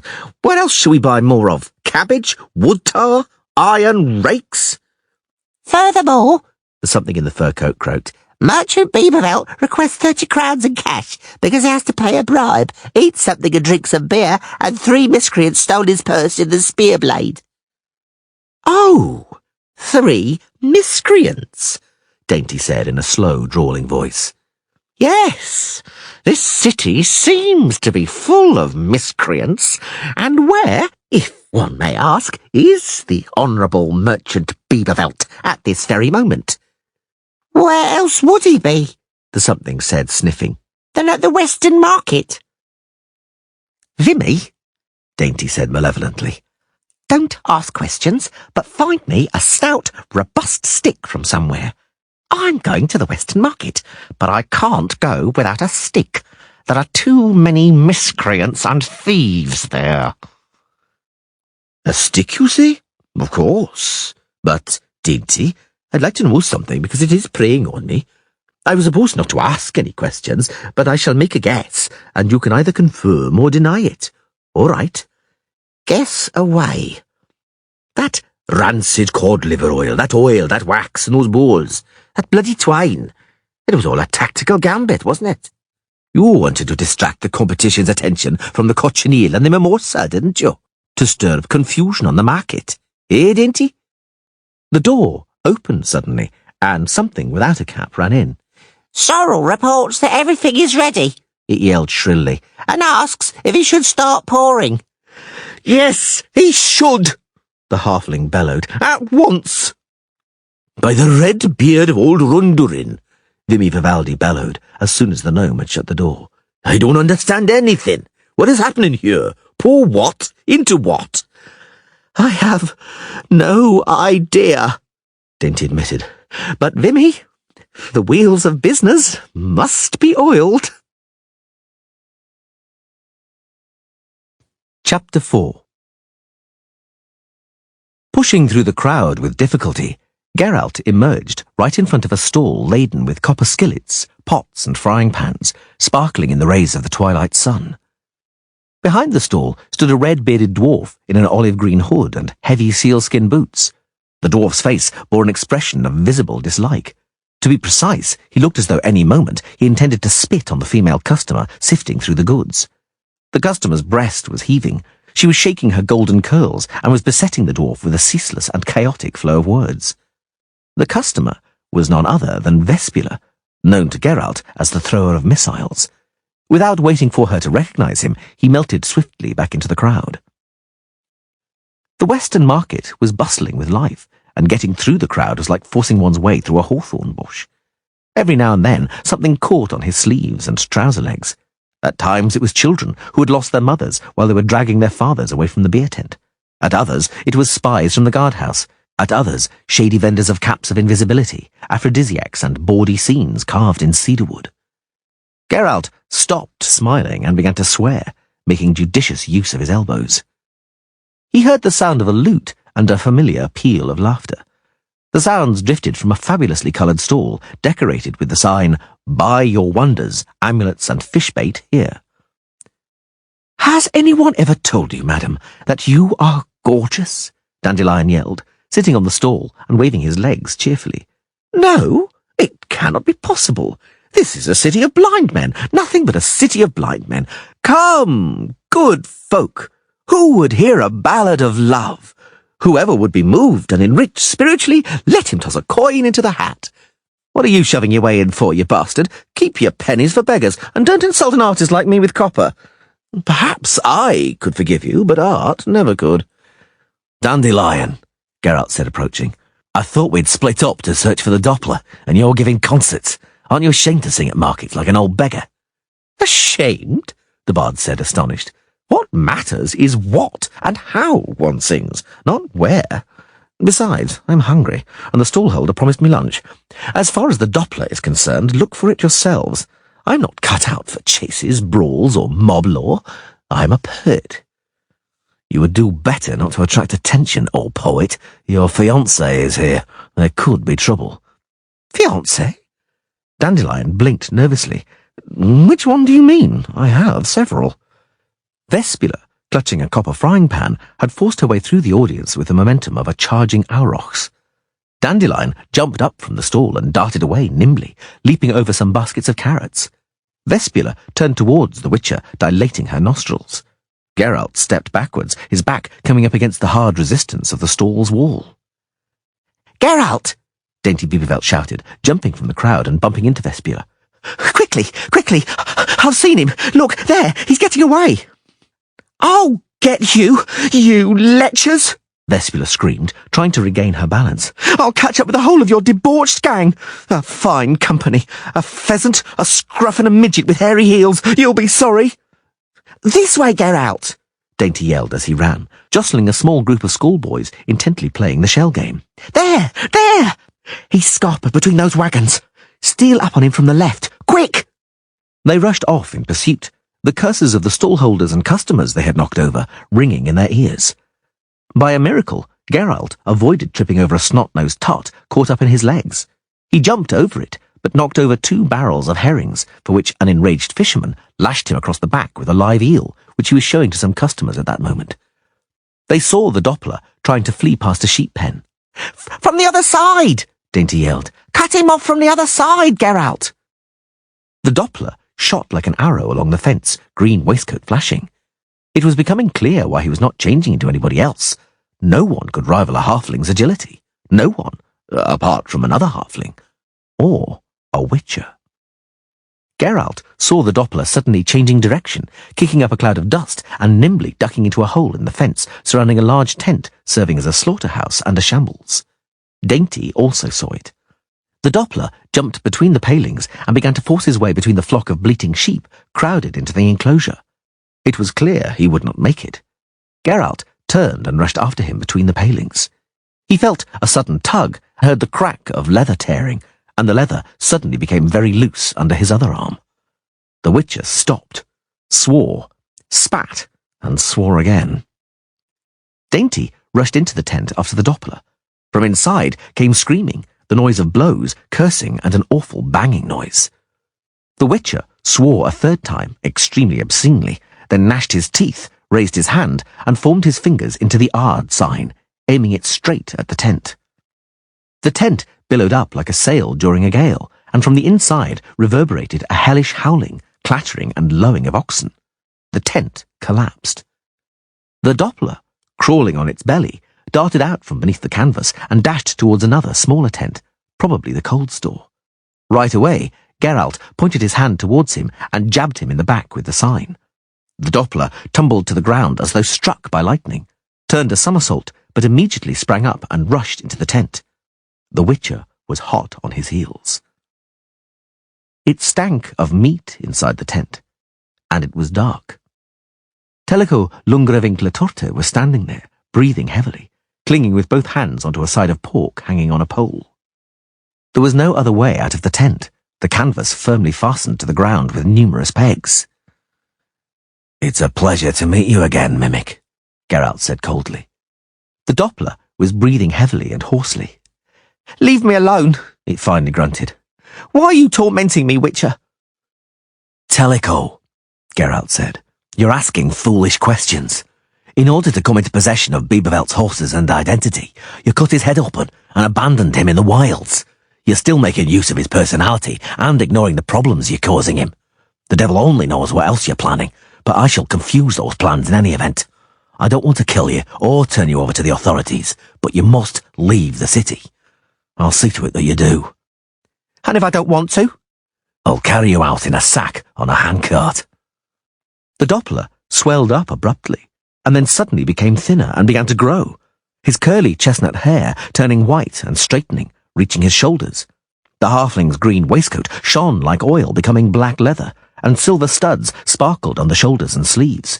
The chubby, ruddy face elongated and paled. The hilt of a sword extended above its right shoulder. "Don't come any closer," the second Witcher said huskily, and smiled. "Don't come any nearer, Geralt. I won't let you lay hands on me." What a hideous smile I have, Geralt thought, reaching for his sword. What a hideous face I have, and how hideously I squint. So, is that what I look like? Damn. The hands of the Doppler and the Witcher simultaneously touched their sword hilts, and both swords simultaneously sprang from their scabbards. Both Witchers simultaneously took 2 quick, soft steps, one to the front, the other to the side. Both of them simultaneously raised their swords and swung them in a short, hissing moulinet. Simultaneously, they both stopped dead, frozen in position. "You cannot defeat me," the Doppler snarled, "because I am you, Geralt." "You are mistaken, 𝐿𝐴𝐿," the Witcher said softly. "Drop your sword and resume 𝐉𝐴𝐿𝐧's form. Otherwise you'll regret it, I warn you." "I am you," the Doppler repeated. "You will not gain an advantage over me. You cannot defeat me, because I am you." "You cannot have any idea what it means to be me, Mimic." 𝐿𝐴𝐿 lowered the hand gripping the sword. "I am you," he repeated. "No," the Witcher countered. "You are not. And do you know why? Because you're a poor, little, good-natured Doppler. A Doppler who, after all, could have killed 𝐉𝐴𝐿𝐧 and buried his body in the undergrowth, by so doing gaining total safety and utter certainty that he would not be unmasked, ever, by anybody, including the halfling's spouse, the famous Gardenia 𝐉𝐴𝐿𝐧. But you didn't kill him, 𝐿𝐴𝐿, because you didn't have the courage, because you're a poor, little, good-natured Doppler, whose close friends call him Doo-Doo, and whoever you might change into, you'll always be the same. You only know how to copy what is good in us, because you don't understand the bad in us. That's what you are, Doppler." 𝐿𝐴𝐿 moved backwards, pressing his back against the tent's canvas. "Which is why," Geralt continued, "you will now turn back into 𝐉𝐴𝐿𝐧 and hold your hands out nicely to be tied up. You aren't capable of defying me, because I am what you are unable of copying. You're absolutely aware of this, Doo-Doo, because you took over my thoughts for a moment." 𝐿𝐴𝐿 straightened up abruptly. His face's features, still those of the Witcher, blurred and spread out, and his white hair curled and began to darken. "You're right, Geralt," he said indistinctly, because his lips had begun to change shape. "I took over your thoughts only briefly, but it was sufficient. Do you know what I'm going to do now?" The leather Witcher jacket took on a glossy cornflower blue colour. The Doppler smiled, straightened his plum bonnet with its egret's feather, and tightened the strap of the lute slung over his shoulder, the lute which had been a sword a moment ago. "I'll tell you what I'm going to do, Witcher," he said, with the rippling laughter characteristic of Dandelion. "I'll go on my way, squeeze my way into the crowd, and change quietly into any old body, even a beggar, because I prefer being a beggar in Novigrad to being a Doppler in the wilds. Novigrad owes me something, Geralt. The building of a city here tainted a land we could have lived in our natural form. We have been exterminated, hunted down like rabid dogs. I'm one of the few to survive. I want to survive, and I will survive. Long ago, when wolves pursued me in the winter, I turned into a wolf and ran with the pack for several weeks, and survived. Now I'll do that again, because I don't want to roam about through wildernesses and be forced to winter beneath fallen trees. I don't want to be forever hungry. I don't want to serve as target practice all the time. Here in Novigrad it's warm. There's grub. I can make money, and very seldom do people shoot arrows at each other. Novigrad is a pack of wolves. I'll join that pack and survive. Understand? Geralt nodded reluctantly. You gave dwarves, halflings, gnomes, and even elves, the Doppler continued, twisting his mouth in an insolent, dandelion smile, the modest possibility of assimilation. Why should I be any worse off? Why am I denied that right? What do I have to do to be able to live in this city? Turn into a she-elf with doe eyes, silky hair, and long legs? Well, in what way is a she-elf better than me? Only that at the sight of the she-elf you pick up speed, and at the sight of me you want to puke. You know where you can stuff an argument like that. I'll survive anyway. I know how to. As a wolf, I ran, I howled, and I fought without others over a she-wolf. As a resident of Novigrad, I'll trade, weave wicker baskets, beg or steal. As one of you, I'll do what one of you usually does. Who knows? Perhaps I'll even take a wife. The Witcher said nothing. Yes, as I said, 𝐿𝐴 continued calmly, I'm going, and you, Geralt, will not even try to stop me, because I, Geralt, knew your thoughts for a moment, including the ones you don't want to admit to, the ones you even hide from yourself, because to stop me, you'd have to kill me, and the thought of killing me in cold blood fills you with disgust, doesn't it? The Witcher said nothing. 𝐿𝐴 adjusted the strap of the lute again, turned away, and walked towards the exit. He walked confidently, but Geralt saw him hunch his neck and shoulders in expectation of the whistle of a sword blade. He put his sword in its scabbard. The Doppler stopped in mid-step and looked around. Farewell, Geralt, he said. Thank you. Farewell, Dudu, the Witcher replied. Good luck. The Doppler turned away and headed towards the crowded bazaar with Dandelion's sprightly, cheerful, swinging gait. Like Dandelion, he swung his left arm vigorously, and just like Dandelion, he grinned at the wenches as he passed them. Geralt set off slowly after him. Slowly. 𝐿𝐴 seized his lute in full stride. After slowing his pace, he played 2 chords, and then dexterously played a tune Geralt knew. Turning away slightly, he sang, exactly like Dandelion. Spring will return, on the road the rain will fall, hearts will be warmed by the heat of the sun. It must be thus, for fire still smoulders in us all, an eternal fire, hope for each one. Pass that on to Dandelion, if you remember, he called, and tell him that winter is a lousy title. The ballad should be called The Eternal Fire. Farewell, Witcher. Hey! Suddenly resounded. You pheasant! 𝐿𝐴 turned around in astonishment. From behind a stall emerged Vespula, her breast heaving violently, raking him up with a foreboding gaze. Eyeing up tarts, you cad, she hissed, breast heaving more and more enticingly. Singing your little songs, are you knave? 𝐿𝐴 took off his bonnet and bowed, broadly smiling Dandelion's characteristic smile. Vespula, my dear, he said ingratiatingly, how glad I am to see you. Forgive me, my sweet, I owe you— Oh, you do, Vespula interrupted loudly.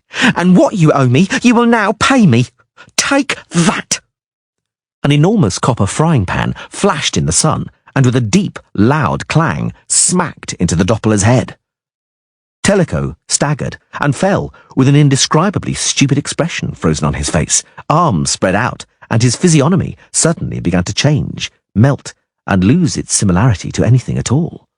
Seeing it, the Witcher leapt towards him in full flight, snatching a large 𝐿𝐴 from a stall. Having unfurled the 𝐿𝐴 on the ground, he sent the Doppler onto it with 2 kicks, and rolled it up in it quickly but tightly. Sitting down on the bundle, he wiped his forehead with a sleeve. Vespula, gripping the frying pan, looked at him malevolently, and the crowd closed in all around. He's sick, the Witcher said, and smiled affectedly. It's for his own good. Don't crowd, good people. The poor thing needs air. Did you hear? 𝐶apelle asked, calmly but resonantly, suddenly pushing his way through the throng. Please, do not form a public gathering here. Please disperse. Public gatherings are forbidden, punishable by a fine. In the blink of an eye, the crowd scattered to the sides, only to reveal Dandelion approaching swiftly to the sounds of his lute. On seeing him, Vespula let out an ear-splitting scream, dropped the frying pan, and fled across the square. What happened? Dandelion asked. Did she see the devil? Geralt stood up, holding the bundle, which had begun to move weakly. 𝐶apelle slowly approached. He was alone, and his personal guard was nowhere to be seen. I wouldn't come any closer, Geralt said quietly. If I were you, Lord 𝐶apelle, sir, I wouldn't come any closer. You wouldn't? 𝐶apelle tightened his thin lips, looking at him coldly. If I were you, Lord 𝐶apelle, I would pretend I never saw anything. Yes, no doubt, 𝐶apelle said. But you are not me. Dainty 𝐉𝐵𝐵𝐵𝐵𝐵𝐵 ran up from behind the tent, out of breath and sweaty. On seeing 𝐶apelle, he stopped, began to whistle, held his hands behind his back, and pretended to be admiring the roof of the granary. 𝐶apelle went over and stood by Geralt, very close. The Witcher did not move, but only narrowed his eyes. For a moment, they looked at each other, and then 𝐶apelle leaned over the bundle. Do, he said to Dandelion's strangely deformed cordovan boots sticking out of the rolled-up kilim. Copy 𝐉𝐵𝐵𝐵𝐵 and quickly. What? Dainty yelled, stopping staring at the granary. What's that? Be quiet, 𝐶apelle said. Well, Dudu, are things coming along? I'm just... A muffled grunting issued from the kilim. I'm just... a moment. The cordovan boots sticking out of the kilim stretched, became blurred, and changed into the halfling's bare, hairy feet. Get out, Dudu, 𝐶apelle said. And you, Dainty, be quiet. All halflings look the same, don't they? Dainty mumbled something indistinctly. Geralt, eyes still narrowed, looked at 𝐶apelle suspiciously. The minister, however, straightened up and looked all around, and all that remained of any gawkers who were still in the vicinity was the clacking of wooden clogs dying away in the distance. The second Dainty 𝐉𝐵𝐵𝐵𝐵 scrambled and rolled out of the bundle, sneezed, sat up and rubbed his eyes and nose. Dandelion perched himself on a trunk lying alongside and strummed away on his lute with an expression of moderate interest on his face.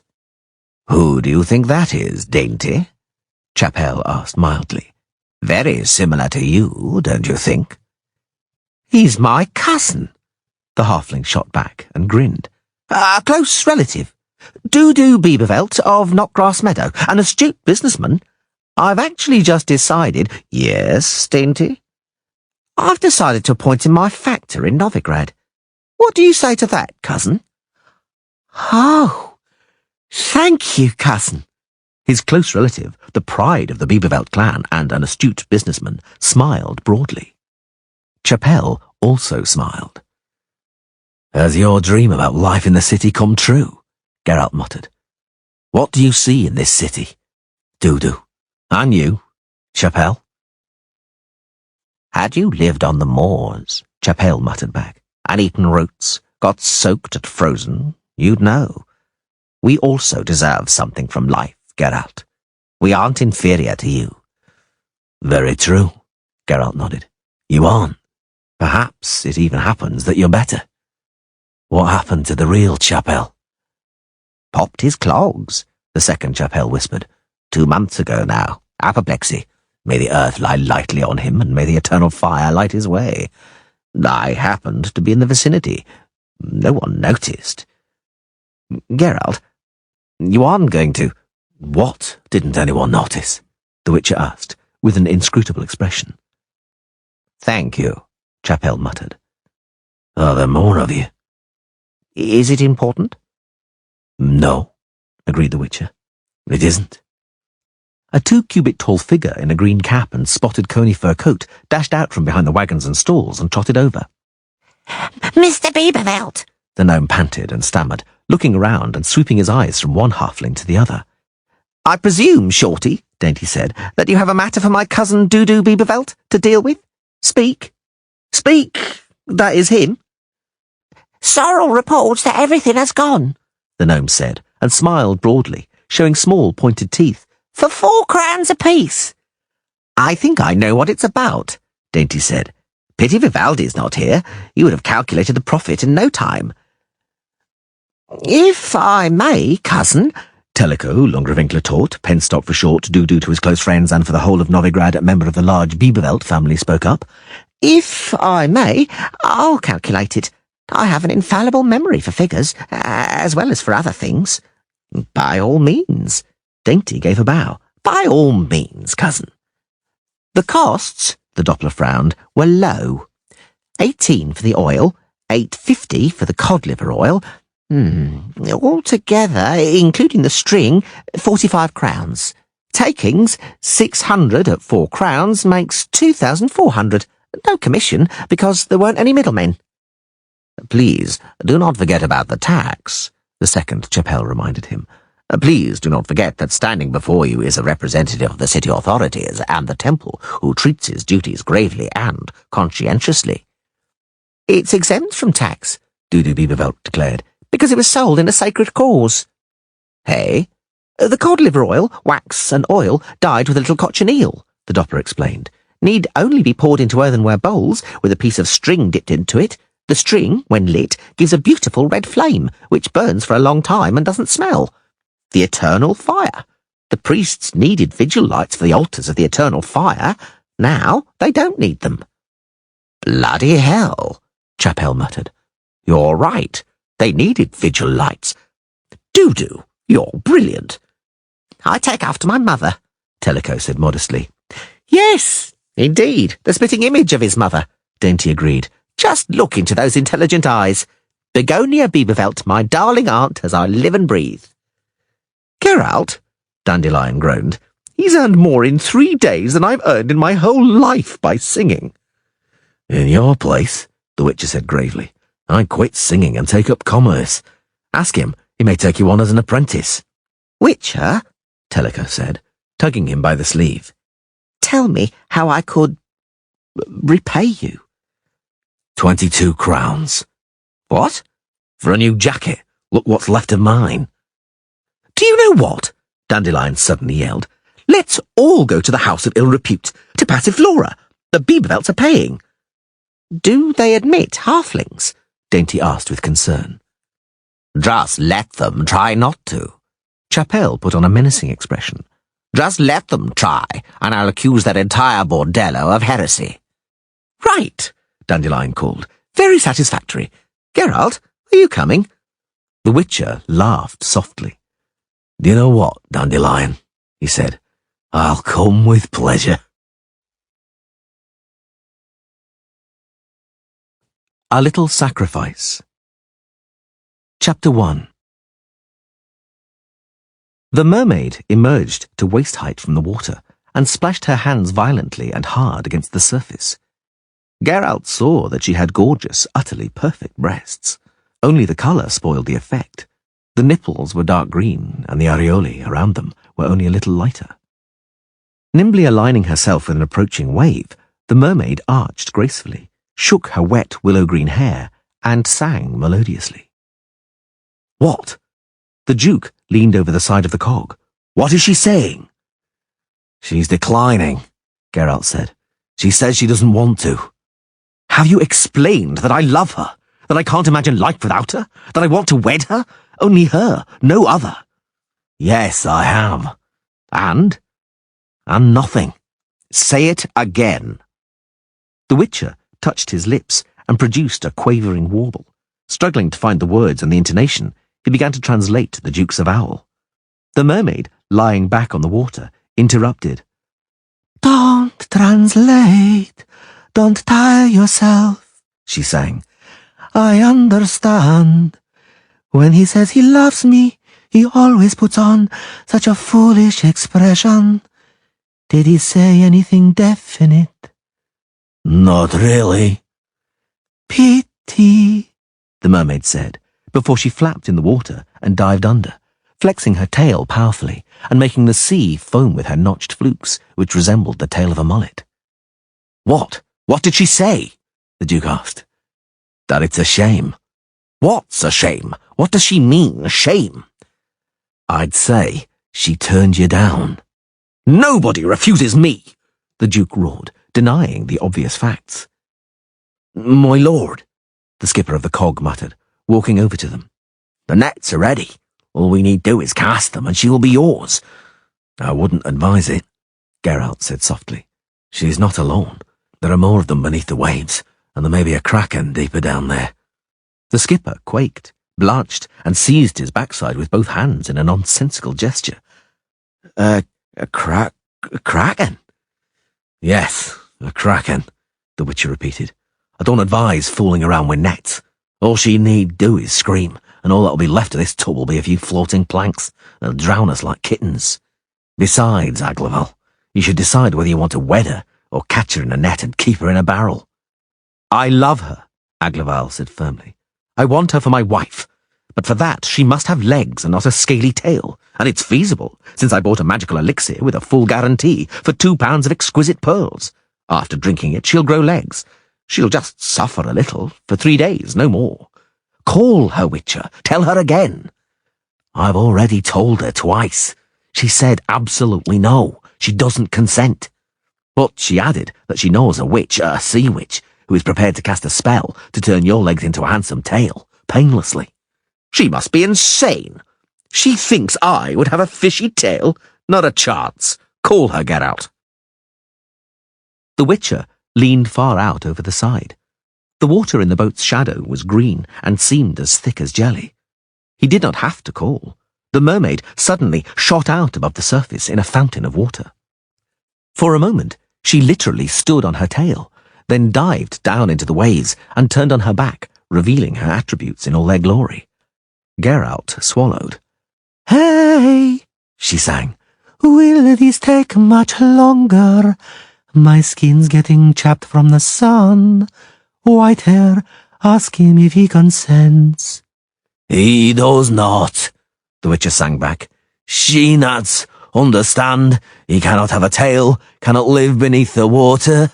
You can breathe air, but he cannot breathe underwater. I knew it, the mermaid screamed shrilly. I knew it. Excuses, foolish, naive excuses, not a bit of sacrifice. Whoever loves makes sacrifices. I made sacrifices for him every day. I hauled myself out onto the rocks for him. I wore out the scales on my bottom, frayed my fins. I cut coals for him, and he will not sacrifice those 2 hideous pegs for me. Love doesn't just mean taking. One also has to be able to give up things to make sacrifices. Tell him that. She nuts, Geralt called. Don't you understand? He cannot survive in the water. I don't accept stupid excuses. I like him too, and want to have his fry.